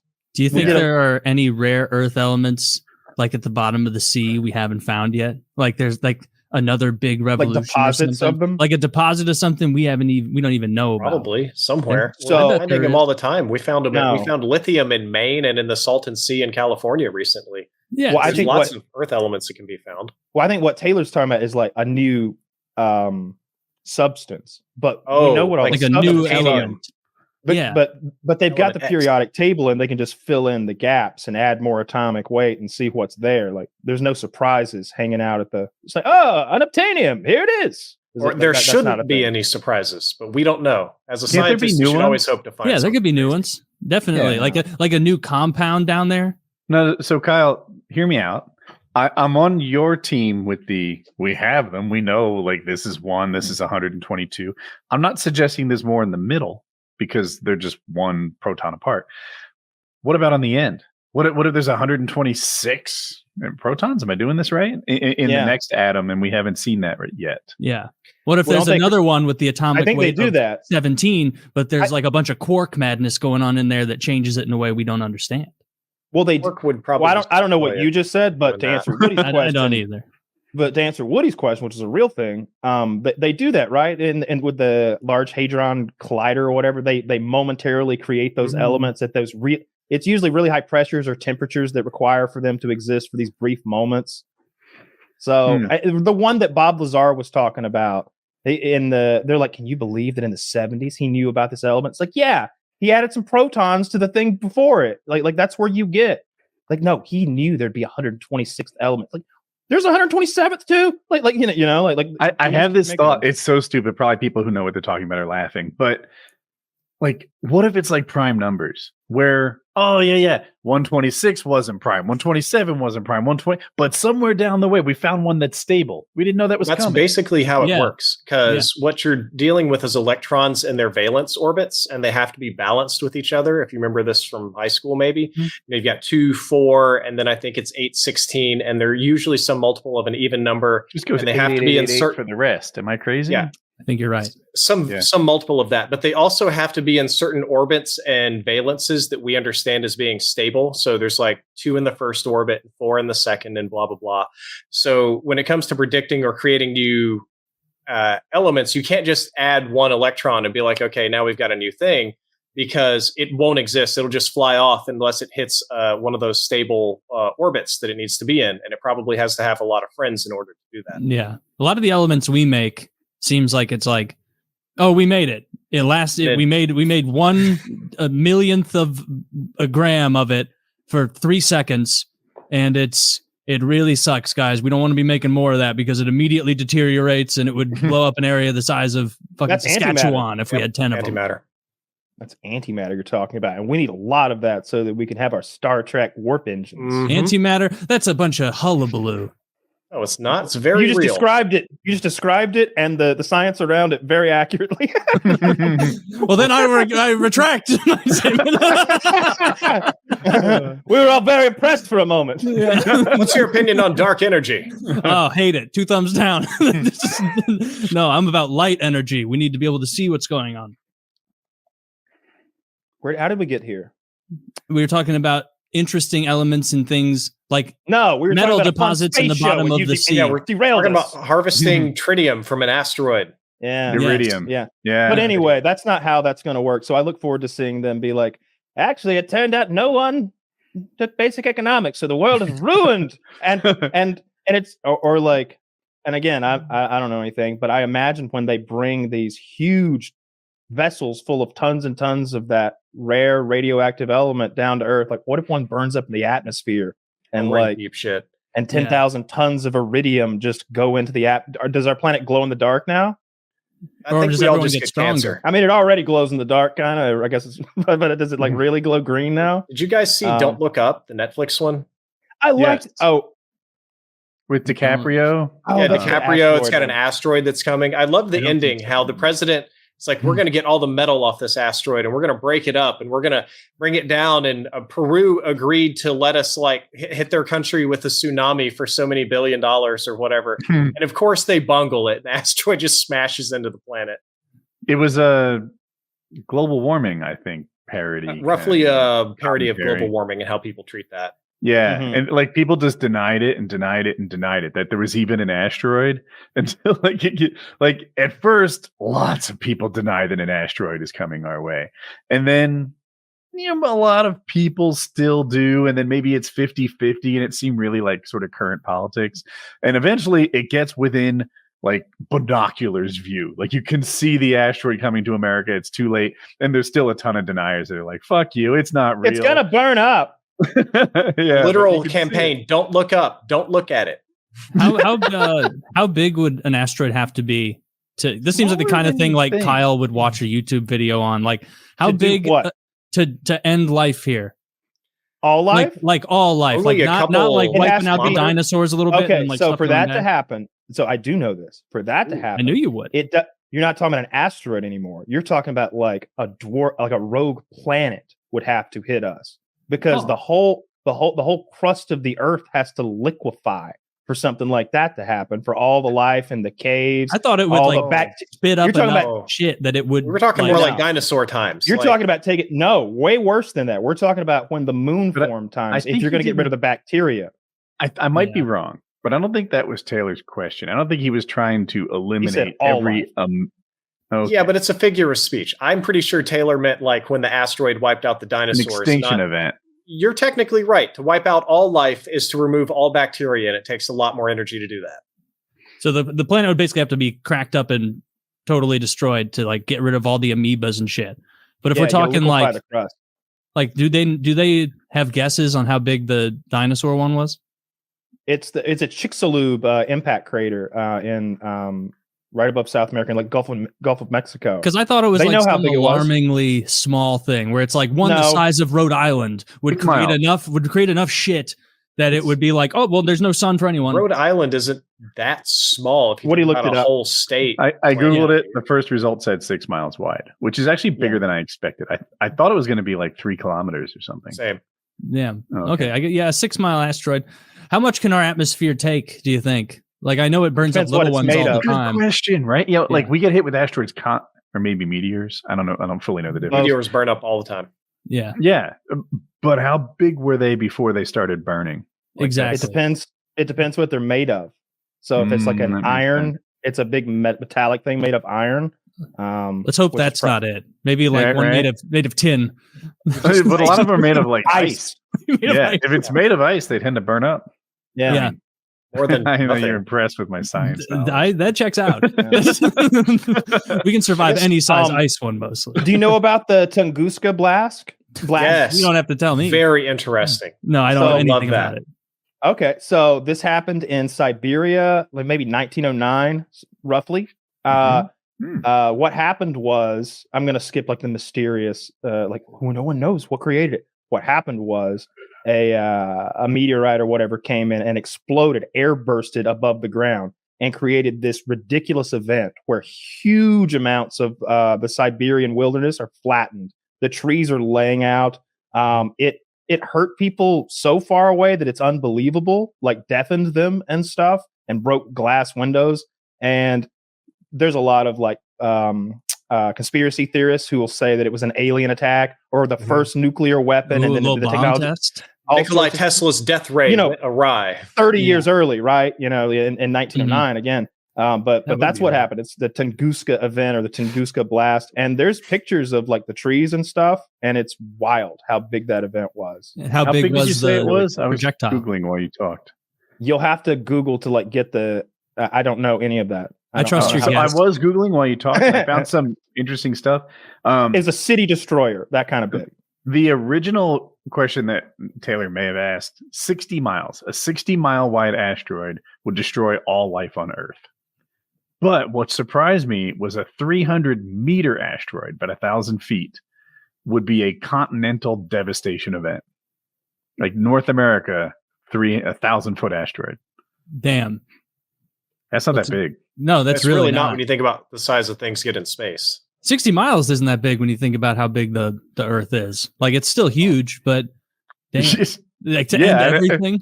60 miles sounds ginormous until you put it on a planetary scale, at which point it's like... Dude, there must really be like nothing flying around like ratio-wise out there. Because if it was Jupiter's protecting us. Well, I mean like around us. Saturn like too. If we were just it can't because Jupiter's protecting us. That's one of those things where people, those people who believe in intelligent design, they do have. It's like, don't you realize that everything's kind of set up perfectly for us here, even from a scientific point of view? It's like, and it kind of is like from that Goldilocks zone is what they call it. Yeah, from that magnetosphere that's protecting us from all the radiation and the sun's rays and everything. And then again, Jupiter kind of using its gigantic mass to keep the asteroids from just warping in here. It's sort of sweeping up the solar system, keeping the debris away. And the one that killed the dinosaurs was probably just one thing bumping another thing, right? And some chain reaction. I bet Saturn is helping out too, because it's pretty. I doubt it. Huge. You don't think Saturn's carrying its weight? I think Saturn's so far away it doesn't matter. You guys are missing the moon. You see all those craters on the moon? Those were meant for us. The moon is eating a lot of Poor those. moon. Also about like the Goldilocks zone. Without the moon doing what it does with the tides and creating a lot of the ocean water flow, life may not have come to exist or evolved as we know it. Yeah. Why does Saturn have rings? It's it won't for very much longer. In a like a million years or something, they'll be gone because they're dissipating. It's just debris that's rotating it in that gravitational band. Uranus also has rings. Yeah, Uranus rings are really interesting when you view them in infrared. I knew you'd go there. I knew you'd do it. Brown ring of Uranus. Uranus is also the only planet that rotates, north to south because of some impact and knocked it off its axis forever ago. I wonder if that'll straighten out. I bet it would have by now. Once you go that way. One thing I like about The Expanse, if we're talking TV shows, every time a spaceship needs to slow down, it doesn't just turn off the jets like a boat and like coast to a stop like every other space show does. They turn around backwards and turn the jets on for reverse thrust. Yeah, to some extent it makes sense in Star Trek because they're not too, they have their cake and eat it too with the way warp travel works. I really like when magic. Yeah, I like the when sci-fi goes through. I hate it when they fold a piece of paper and stick the pencil through. Like, stop doing that. I get it, but I like when really cool in Event Horizon. And then every other time it's been done. But I like when they're like, "All right, everybody ready? Boom!" And they like hit the button, and now we're there. Like I like the idea that we just like literally folded space up, and now like we moved 6 inches to the left, and now we're on the other side of the galaxy. I like that kind of space travel. You don't like the hard sci-fi, like what Woody's talking about, where you have to spend half your time decelerating so you don't slam into the target and kill everybody. Yeah, I don't need any math in my TV shows. I'm fine with them just showing up. I love math in my sci-fi audiobooks. Like I didn't realize TV shows are for casual entertainment, lowest common denominator, but audiobooks, or I guess they were one time real books. I just don't read. Like they dive deep into this stuff and explain the engineering conundrums that they're bumping into. And oftentimes I'm multitasking when I listen to an audiobook, and I don't have enough cognitive horsepower to like ride a motorcycle and understand this engineering conundrum at the same time. So I'm like straining. I like it. I like it a lot. Did you listen to Glad to hear. I love those kind of books too. Hard sci-fi. Like, what are you reading? I'm curious. Well, I was thinking of Three Body Problem when I said that, but the Bobaverse also has that, but with more comedy to some extent. You should watch or read The Martian. It is full of hard science. I think the math adds up to and mostly. I mean, he does. I've heard some it's an wacky amazing things. book. Obviously, there's that part It where is he a good cuts book. the hole in his palm and uses that to Iron Man. You know, there's some silliness that goes on. Did you read like Ringworld? Yeah, I read Ringworld it, is what Halo was few years based on. ago. It's super hard sci-fi. They went all out to do this little miniature Dyson sphere thing. I've never heard. Oh, of an Ringworld. O'Neill cylinder or some. What would it be called? They've all got different names. The hypothetical superstructures. Well, the Dyson sphere is the one that goes around a star, around the and then sun. everything else is sort of a downgrade from that. Yeah, because the other things are things that like a civilization would live in, like the idea that we're all in this big sort of halo ring type situation, and it's moving across to go to the next star because we. What is this self-replicating probe called? That's the one that it fascinates me. Von Neumann probe. Yes, von Neumann probes are really cool. That's something that humanity should work on. That's the plot of All You Need, Not All You Need Is Kill. What was the Tom Cruise? And he's in a time loop and he's murdering everybody. The day after tomorrow. But the book is called All You Need Is Kill. And the book actually explains what the fuck the aliens are. The aliens are a von Neumann probe. They sent it because at the time this planet had no intelligent life, and it was just supposed to land and replicate and set up for them to colonize. And from the aliens' perspective in the book, they're like, "Oh shit, there's an intelligent civilization there, and our von Neumann probes are murdering all of them, and we can't even get there to stop it for like another 500 years." So they're gonna lose. the von Neumann probe people are gonna fuck us up. Well, we you're underestimating Tom Cruise. Oh. If you've never, I didn't know Tom Cruise was a part of it. Of course we win. Tom Cruise was a huge part of it. All right, let me just say that movie is really good. That's I'm with Kyle. That's one of the best Tom Cruise movies, and that's saying something because wackadoo as he is, he makes good fucking movies. But the premise, Taylor, because you don't seem to know, is that there's a war against the aliens, and it's kind of mimics World War II. We're about to invade Normandy Beach again because that's where we're going. They've pushed us back to England, and that's where the forces are. Do the aliens show up and they see like a synagogue and they're like, they're here too? Like, and so on the eve of like D-Day, Tom Cruise, he's not supposed to be fighting. He's like the guy on TV, like rallying the troops. He's the CNN interviewed general. The main guy's like, yeah, I'm sending you in tomorrow. Yeah, and just like throws him in with a ragtag unit. He instantly dies, but some alien goo gets on him. And now he has the power that they have, this precognition that allows him to repeat that day over and over. And so just like when you play, like, you ever play it? We've all played video games, and like first time we die when we walk in because we didn't know the bridge was going to fall on us. Next time shit falls past as we walk by. If someone saw us do that, they'd be like, what the fuck? Do you see him dodge that bridge? It's like he heard it coming. Tom Cruise has been living in this Groundhog Day reality, fighting aliens for we don't even know how long. By 3/4 of the way through the movie, he's like Neo in the Matrix in his mech suit. He's just died so many times. At first, he doesn't know how to use it, and he doesn't know how to turn the gun on. By the end, he's doing trick shots and like running around in craters, like when a motorcycle's like using the. He's doing that while shooting machine guns out of his fists and rockets out of his ass. Well, how does he had such a good progression of his skills? It was like watching a Mm-hmm. condensed anime. You could just watch him get better every fight. And He has nailed every scene. There's a woman in the movie who had the power before he did, and so he like Emily talks Blunt? to her. I think so. He talks to her, and she starts training him. So he would sprain an ankle. So clearly, this afternoon he won't be a good version of himself. She shoots him in the head, and they start over again. And he's like, "No, my ankle's okay." And she doesn't buy it. She kills him. It happens like again and again and again. She's constantly murdering him. Good. And That's how you I start forget video the games. details of the plot, but if they don't kill him, they might not be able to repeat today. So she needs to make sure that every failed try happens with the Tom Cruise murder, and it happens. How does he outclass the aliens? Because I'm assuming they're all reliving the day too, right? Or so eventually he finds where the head alien central intelligence is and blows it up. Yeah, the thing that's giving him the power and their like generals, the alien generals also have this power to know what happened the day before. So that's why to humanity they're just wiping the floor with us because they know what was. They probably lost 8 Normandy beaches, and then on the 9th one they're like, we know where they land, we know what they do if they win here, and they just like wipe the floor with us. And they're sort of turning that power on them through this fluke that happens in Tom Cruise's death. It's a real good movie, though. You should definitely check Emily it out. Blunt's got this fucking helicopter blade sword.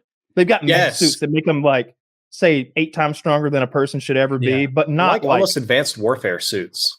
Yeah, but you're still very vulnerable. You're all exposed. It's almost like it was something like from Aliens, almost. Yeah, you're a little more fast than that, but yeah, same thing. She's got a helicopter blade made into a sword that might be one of the coolest things I've ever seen. Yeah. Yes, because in the field she had ripped it off and like and now they fashioned like a handle. She has 2 nicknames. I'm trying Full to Metal Bitch.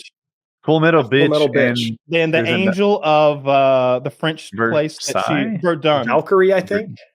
Angel of Verdun, I think, or sure. Verdun. It's a French town, but I wouldn't bet on. Did you ever see The Stand? Yes, I read The Stand while I was in prison. I just think while you were in prison because I just think of like that scene where I forget the guy's name, but the one guy who like is in prison during the super virus and survives, but then he's still stuck there. Like that's just what I picture. The Stand was interesting. That virus kills super fast and is super virulent at the same time. So like that opening scene where you've got like a family of 3 or something like coasting into the gas station pumps, and they're all like, "What's going on in there?" And they're all blood coming out of their eyes, and they've shit themselves. And that's at least we're not dealing with something like that. Yeah, yet. Give it yet. That's called Corona Extra. Yeah, the new sponsor of the podcast. Young people get Corona Light. Yeah, I bet you can get Corona as a sponsor right now, cheap as fuck. What do you think? What do you think will go away? Because when we come out of this, and look, we're going to come out of this, but when we come out of this, society will be changed in a profound way. Nobody ever predicted anything that would make us stay indoors for a couple of weeks, let alone the possibility of a couple of months. When we come out of this, do you think that there's some stuff that people were like fighting for that they thought mattered that they're not like the idea of like those idiots who identify as animals? Do you know what I'm talking about? Yeah, like the people who are just like, I really want you guys to call me a snake. I just feel like I'm a snake. Like, will that person just come out of their house and be like, hey, I'm sorry, guys. I'm just happy to be alive. Like, it's cool. We're outdoors now. No, they'll just be more express. I think they'll take it the other way. Life is short, boys. Let's get our clopping shoes on and let's clop around town on all 4s with a horse head jiggling around. No, you get in the back. We're No, I think they'll do that. I think what will change. Because you said nobody predicted this. Yeah. Nobody reputable predicted this. There's a whole group of crazies who have been predicting this for a long time. I did a video once. One of those prepper TV shows, like Doomsday Preppers, paid me to do a video for them, and very popular show that spawned several copycats, and it's a real thing. And I've met some of these people who are extreme preppers, like millions of dollars spent on prepping. To the point where it's like you'll be the Negan of your state, like people who have giant air filtration systems for like huge underground facilities, people who have like anti-aircraft guns and tanks of their own and have stockpiled ammunition for those things, weapon caches, and just silly stuff like National Guard level preparation. And then there's plenty of people who just have like a bunker in their backyard with an air hole and enough food for a year. All right, I got so much. Steve, I think work from home policies will change for good. That's my prediction. I think that lots of people will got a taste for working from home in offices where they didn't do that before, and will become a viable way to do their jobs. That I think will happen. Do you think that meetings will finally fucking be emails? No. Like all the time the time that they have like these stupid weekly meetings that they could have been an email. They'll just it'll just be a conference call. Yeah, conference calls. I think conferences will turn into shows. I think that maybe more often, instead of 1,500 people, 40,000 people going to E3, it'll just turn into a well-produced display show. I disagree with that. Okay. I think the capability for the infrastructure that will support those things might be more in place and more readily available in case there is another thing like this. But once this is over, it's going to be the opposite. Everybody's going to want to be out. Like it's not like everybody is following the advice anyway. But I think people are going to want to express that freedom, and they're going to want to crowd those convention centers. I think actually, yeah, like I'm expecting like as soon as I put tickets on sale for the shows afterward, I'm going to sell like 14, 15 a show. Like it's just really going to be crazy. You keep dreaming big, Steve. I've got faith. The last thing, you sons of bitches. Negan of the State. I don't think that Negan becomes people don't know Negan is a character in The Walking Dead who created a following of violent people who for some period of time ruled the living. I just assumed that it was just a new racial slur that Kyle had found. So I think though that the guy that becomes this warlord in the apocalyptic state has more to do with leadership abilities than his arsenal. That I mean, really, more than one gun is almost wasted on you. So basically, like whoever hoards it becomes like the lackey. Yeah, the lackey for the person who. I don't think a guy with 97 guns is more deadly than a charismatic guy with one. I disagree with that very strongly. I think you just look at some places like Somalia, and you see that I don't expect one man to carry 97 guns like one of those Indian goddesses or something with all the arms. I expect him to have 97 soldiers. I expect him to have 97 guys who are with him. And a lot of these guys I'm talking about already have the infrastructure in place for that, whether it's militia ties or whether it's large companies of their own that deal with firearm manufacturing and within those safe spaces of conservatism, they're all very like-minded already. Like the guys that I'm talking about, it's like, all right, boys, head up the mountain. And they're ready to go. They probably have various wives and kids that'll work for them. But what happens if Kyle supplies 97 soldiers? Apologize, and then I say, you know what though? I've got the gun now, and I kind of feel like I should follow Steve. Well, we'll kill you. Oh, so I guess if I was the only one, but I think that it takes somebody with leadership to keep everyone in line. First of all, thank you so much, Woody, and I really appreciate your vouching for my leadership skills. But I'll just have to convince Kyle's buddies to follow me. You know, Kyle's friends, the people who would like me, probably. Yes. I've Kyle's friends, the ones who like Jewish comedians who are on the left. I think that's really. We all love Seinfeld, all right. He swung so many of us to your side. Seinfeld was big for the Jewish people. He was our sleeper agent. He's the modern day Moses. Bridges. All right, that man has done more for the Jewish person in America than anybody. Forget Oscar Schindler. All right. What do you say? 100, 200? Yeah. Seinfeld has saved so many of you from hate crimes. I grew up in a place. Where there were no Jewish people at all. So I had no. The South. Yeah. And so I had no. I just meant the entire South. Plenty of Jewish people in Atlanta, but certainly where I'm from, not very many at all. None, zero. And so the only impression that I had of Jewish people came from A, Seinfeld, and B, that sticker on that magnet on my grandmother's refrigerator that said, "My God is a Jewish carpenter." And I was like, okay, all right, they seem like good people. What skills do you have that would? Like I was talking, so my buddy Chris Bowers, who's one of the co-hosts of the live stream, he has like a fuck ton of friends in Indiana, and like one of them has a big old house, and they've all joked around for years, like, oh, if the apocalypse comes, we're going to Indiana and we're gonna live out of there. And I was like, hey, bring me. And he was like, well, what can you do? And I was like, I could build shit. Like I think that's the one skill I have. Wait, are you literally a Jewish carpenter?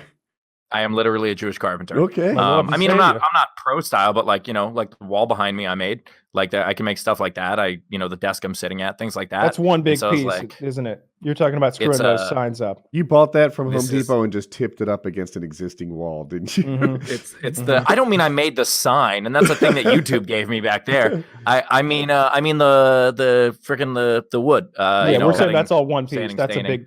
That's land. Oh yeah. It was one piece. But what I'm saying is that I did hire a guy from Home Depot to bring it, and that is a valuable Jewish skill. way. It's wood textured wallpaper, but So what are you asking? Like what skills that we have? What skill? Valuable? Like I think that's the only one I have. Like what skill do you have?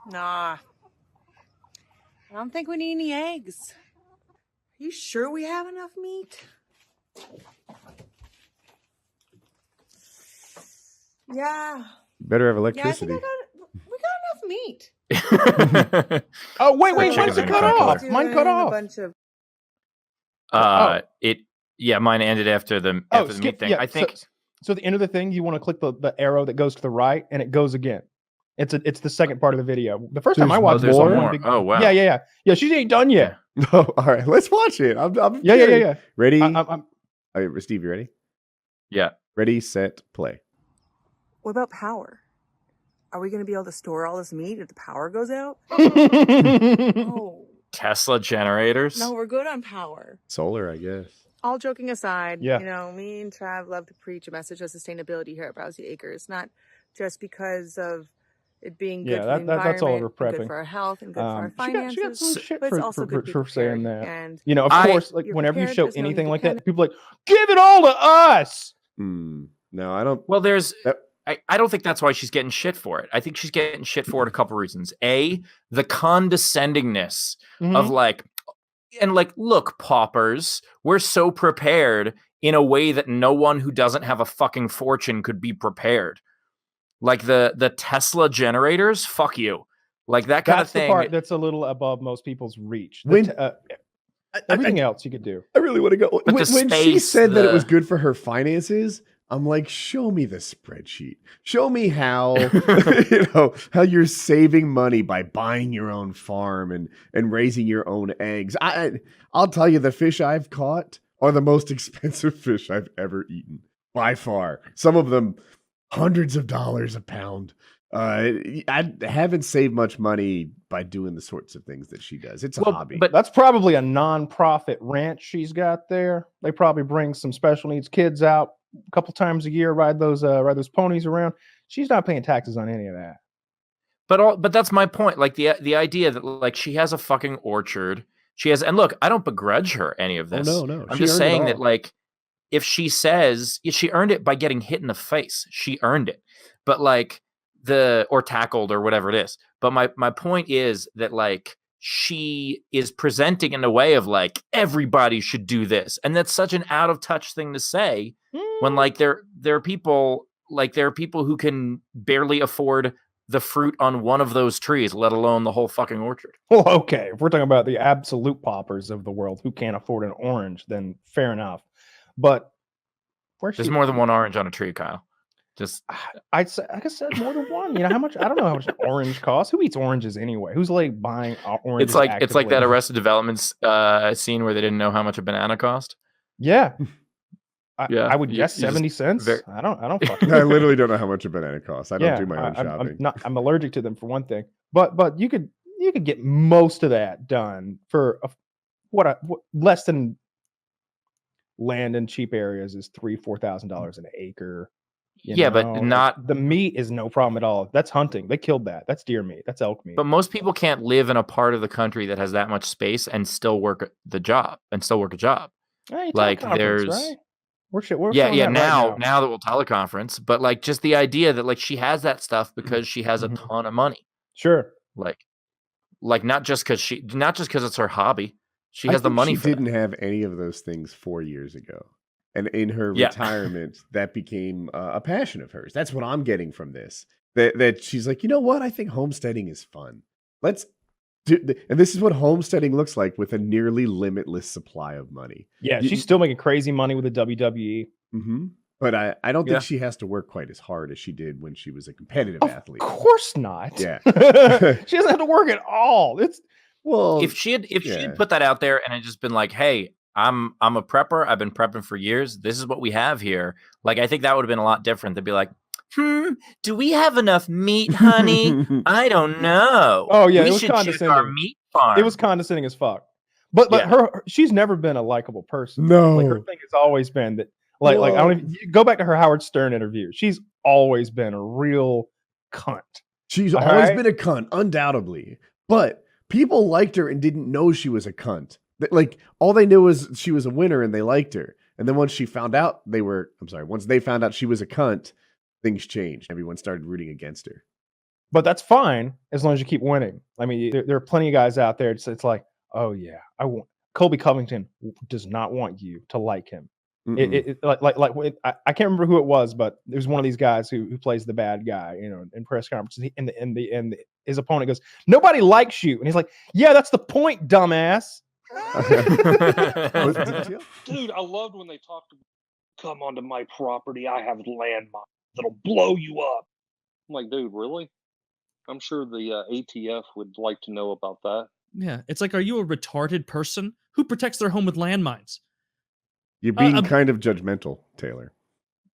I mean, what if a stray fox or a dog or a bird lands on a really sensitive one? Then you got a mess and a ruined lawn. Who are you to judge? What happens if the Secret Service were to stage a raid on his?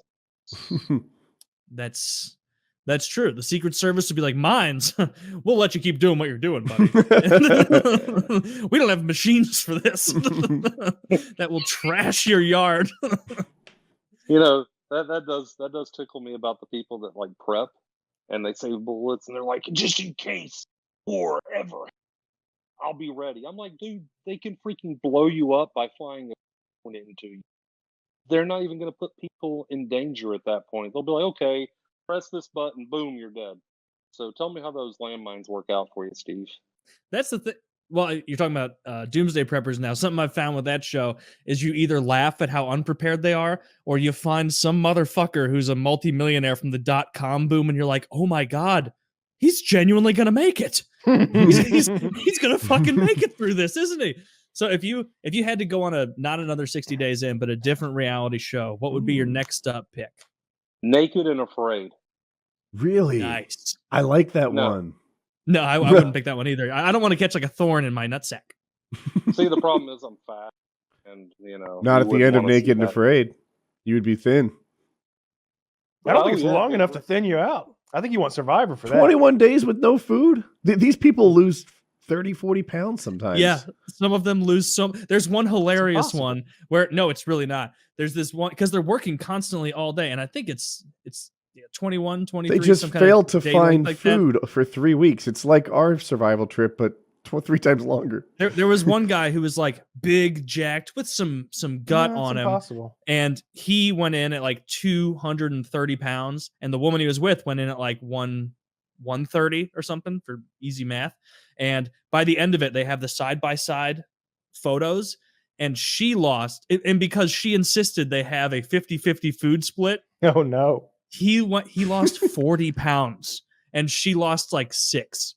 And so you see his before and after, and he is now the kind of shredded where it's like, dude, you need a cup of water.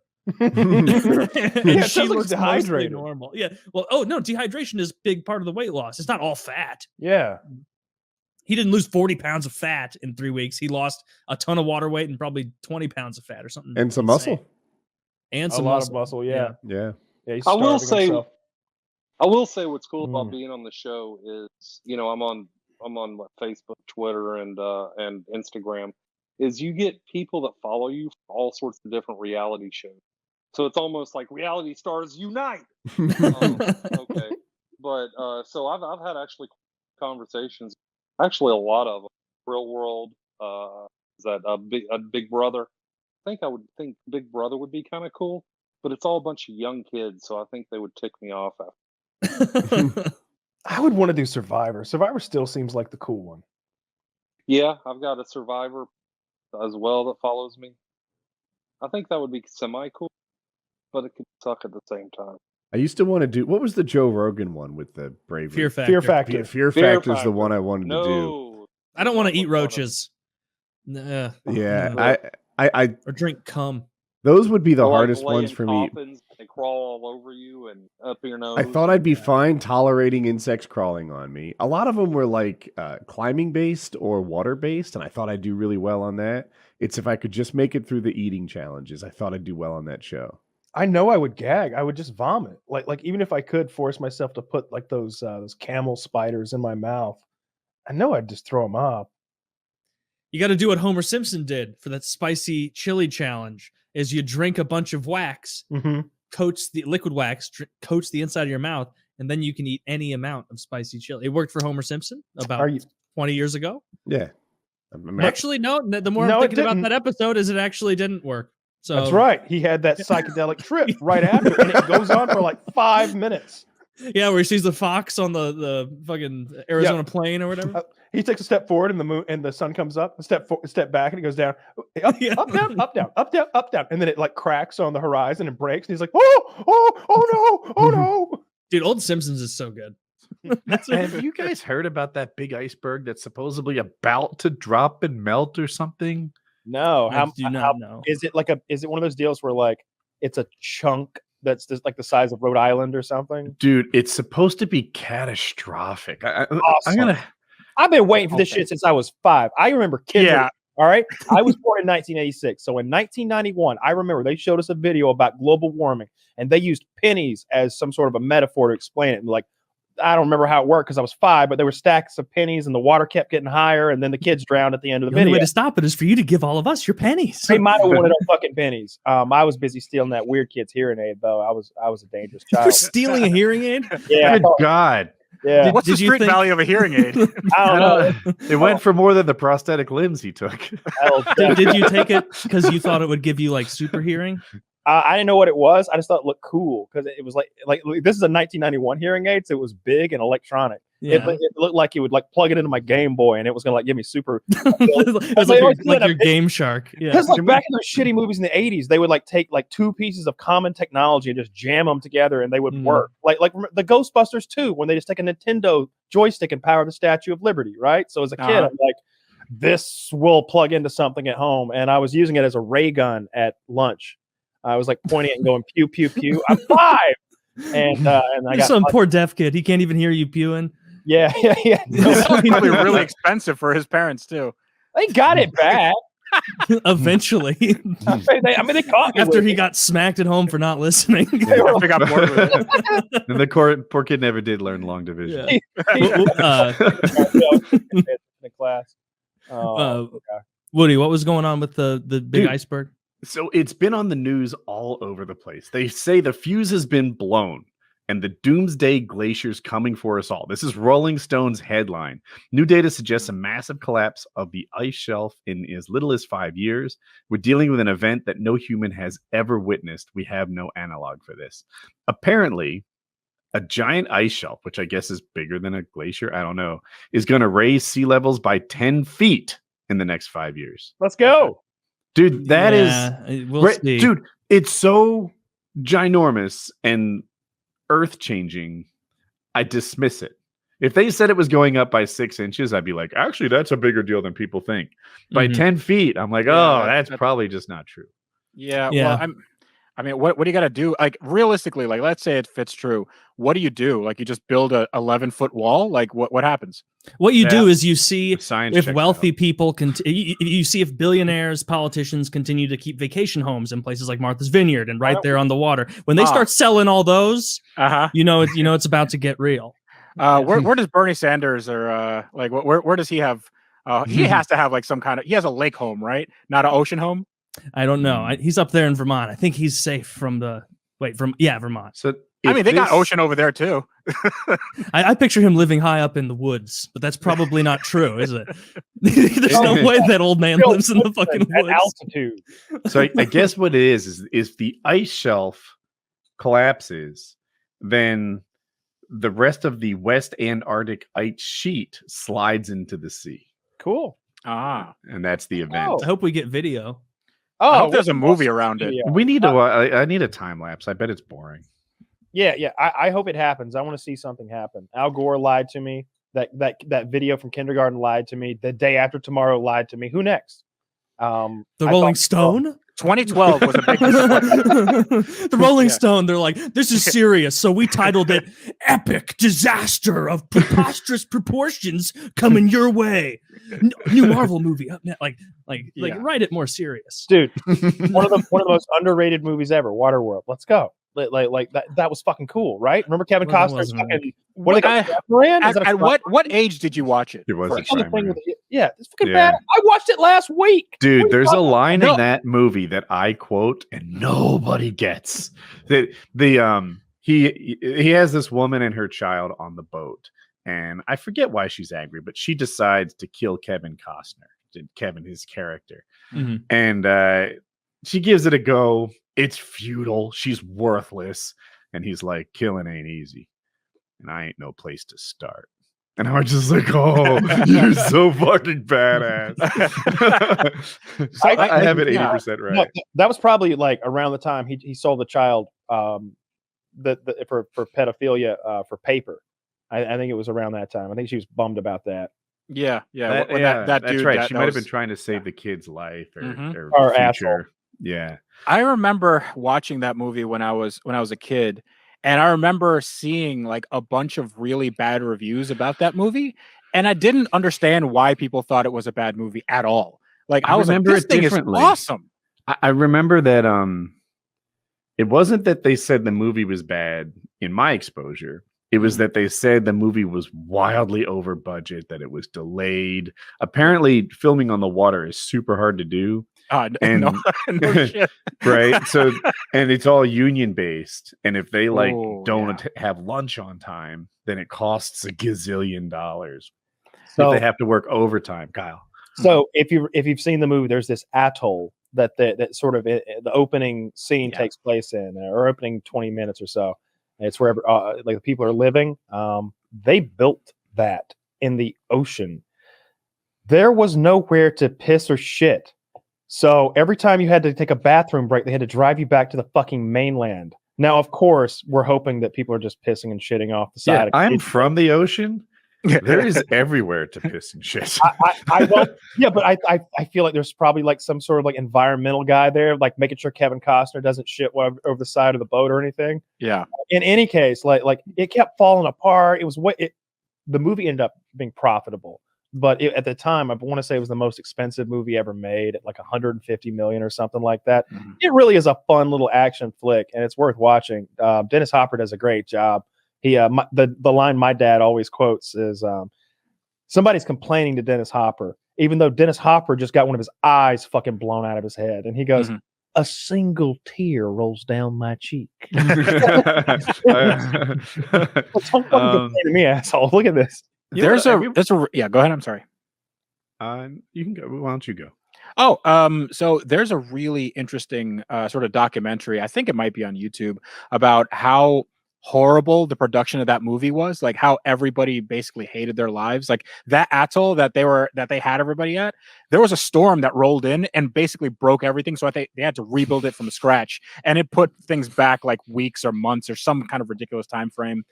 People were being, it was a really, really hard production, and they were surprised that it even made it. So they didn't really care what happened afterwards. They were like, okay, the movie's made. I don't care what reviews it gets. Is that another one of those that Kevin Costner directed? Because I think he directed The Postman. Have you ever seen The Postman? I've heard about it, but I haven't heard it. Another movie that I feel is underappreciated. It's underappreciated as well. It's slow though. It's a lot slower than than Waterworld, which is more actiony. The Postman is post-apocalyptic. Who knows what happened? But the United States has fallen in these sort of like split up little communities. A little bit of electricity, but that's if you live next to a hydroelectric dam and you've rigged up a way or something like that. But we've been set back. And Kevin Costner is like this roaming guy who like stumbles upon an old postal truck. He takes the postman's uniform because it's good clothes, even though it's on like a skeleton. And he grabs the mail sack and he walks into town and he comes up with this scam. He says, the United States has been reformed. There's a new president. His name is, it gives some ridiculous name. It's like Benji Gooberson or something. I can't remember. President Gooberson has sent me firsthand. And he's running the scam. So basically they're giving him a place to stay, they're feeding him, and they're giving him mail to send on to the next town. So he's like, fuck yeah, give it to me. I'll carry it. And everybody, bitches are trying to fuck him. Like, it's great. He's loving this. But people start kind of buying into the whole idea that the United States is back, and there's a local warlord who doesn't care for that sort of thing. And it's a little bit like Fallout, right? Like he's got a whole goddamn army, and they're kind of opposed against one another. And Kevin Costner's made up scam of a new United States gets a following behind it and actually starts snowballing. And he gets a sense of responsibility. I'm looking for a better word, morality, perhaps, where he is the good guy and he is the government, and he would like this world to be better, if I recall. Yeah. And it's pretty good. But like you said, it's slow. I do remember SNL did a skit on it. I think it might have been Kevin Costner on it. The SNL actor is like, "Oh my God, just tell it quicker. This feels like the Postman." It's real fucking slow. But there's a few good actors in it that I always recognize, and I kind of like. I don't know, it has a good ending. I like Kevin Costner though, and not everybody does. Dances with Wolves is another one of my favorites. I grew up watching him. I think my grandma had a crush on Kevin Costner because we watched a lot of his movies. But I can always tell when I need new stuff when I'm driving at night. And do you guys get the halo effect around lights? If I do, it's legit though. It's like because the wet windshield or something. I get the halo effect bad. Like if I took my contacts out and I look at a light, like first of all, if I was looking at this screen without my contacts in, it would just be a blur. It would just be an area where light was. I would be able to tell that there was movement when you guys were moving, but I wouldn't be able to recognize who you were. You're so blind. It's easy to forget. I would only know who you were because I could probably discern Woody's background palette. And let me ask you this: Kyle would be harder. So you're big and you're strong, but you're blind. Mm-hmm. Would a much weaker opponent be able to best you in a spear fight? Do you think? I love this topic. If I don't have my contacts? Yeah. We're all natural, okay? Like we're this cavemen is Rust. people now. Yeah, this is like the way it would be for me is how big is Taylor's dick in this Rust scenario? This Rust scenario, it's like a nerd rope. We've established it. Yeah. The way it would be like if Kyle, let's say you're shirtless with your spear, we're both ready to fight. Like I could discern your body shape and where you were, so I would be able to still stab you. But the difference is like if I were to see your arm. Like the way you see my arm end right here, I wouldn't see that. I would see there would be a couple inches of fuzziness on the outside where I wouldn't be able to exactly tell where your body ended. So I'd be strafing a lot and poking and jabbing. Would you be able to defend against any of that, you think? It depends how close you got, because I'm nearsighted. So how about spear length? if you were within 6 exactly feet, 8 feet, because that's all I got here. Yeah, I wouldn't do well in that fight. Yeah. Like it would be, first of all, really scary because it wouldn't just be you I was trying to see. Like I wouldn't be able to tell if there were stools or things like low things that I could trip on. Like that would easily blend in for me. Perhaps a jungle cat coming to third party us. A jungle cat coming to third, that thing would fuck me up. So yeah, I don't think I would do that well. That's the most disheartening part of me thinking about survival or prepping things. Like I'm never going to get into that, but it's still interesting to look into. Just being like, yeah, wait, if you stocked 20 years of food, water, defense, shelter, you're still only good until your last pair of contacts or your glasses break. You'd better learn optometry, and with some of that time you've got. That's the ultimate prepper thing for someone with eyes as shitty as mine is stockpiling glasses. Like Shit, I would if need you like do 12 pairs of optometry, glasses. you might be a valuable community resource too. Oh, for sure. I never even thought about that one as one of the just valuable kill the blind resources. people. That's true. You'd use them to like push one of those like wheels that grinds flour. All day. That would be my whole job. You'd be good at it, Taylor. You're built for pushing shit. Look at you. You'd be the best damn flour pusher maker thing around. That's one of the best parts. He used to be useful as a fighter. Then those last pair of contacts dried out, crisped up, and now he just makes all the bread. My vision is bad in that, like, if it's an older coin, I have a hard time reading the date on it. If I were to flip over a plastic toy where it says made in like China or Hong Kong, I can't read that very well. Like that's where my vision is. People will like when I take my contacts out and I still have to like change an alarm or something on my phone. Like I have to go like this. Like this level of distance between me and my phone for me to read stuff. Oh, I've gone the other way. Like sometimes my vision's better than other times, and I'll be like, you know what? A little longer one eye seems to do the trick right now. I've had the doctor warn me about that. He's like, and do you often find yourself closing an eye to get a better sight? And I'm like, well, yeah, I've done that since I was a kid. My left eye is the shittier one, so I'll go like that and see a little clearer. And he's like, yeah, you know, usually you don't want to start doing that until you're much older. Even older than what you are, Woody. Like, but yeah, you guys are fucking lucky. I was always jealous as shit of people with good eyesight. Like, it's never even been something I've experienced, so I don't even know. Yeah, it's real nice. Like, Yeah, I couldn't read the board when I was 6. I don't know. I'm a survivalist. I've watched every single one of Primitive Technologies videos on YouTube. I haven't tried anything yet, but I'm getting close. I am a professional survivalist. I've been paid to survive in the wild, and thus I am one.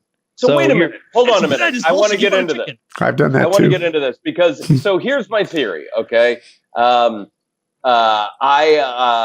brother and I have talked about it. I'm the youngest of 5 boys, and we've talked about this. I've lived in LA now for 22 years. I assume there are very, very good odds that at some point in my lifetime in Los Angeles, there will be an extended period of lawlessness, whether it is natural disaster, whether it's terrorist attack, whether it's the failure of a power grid.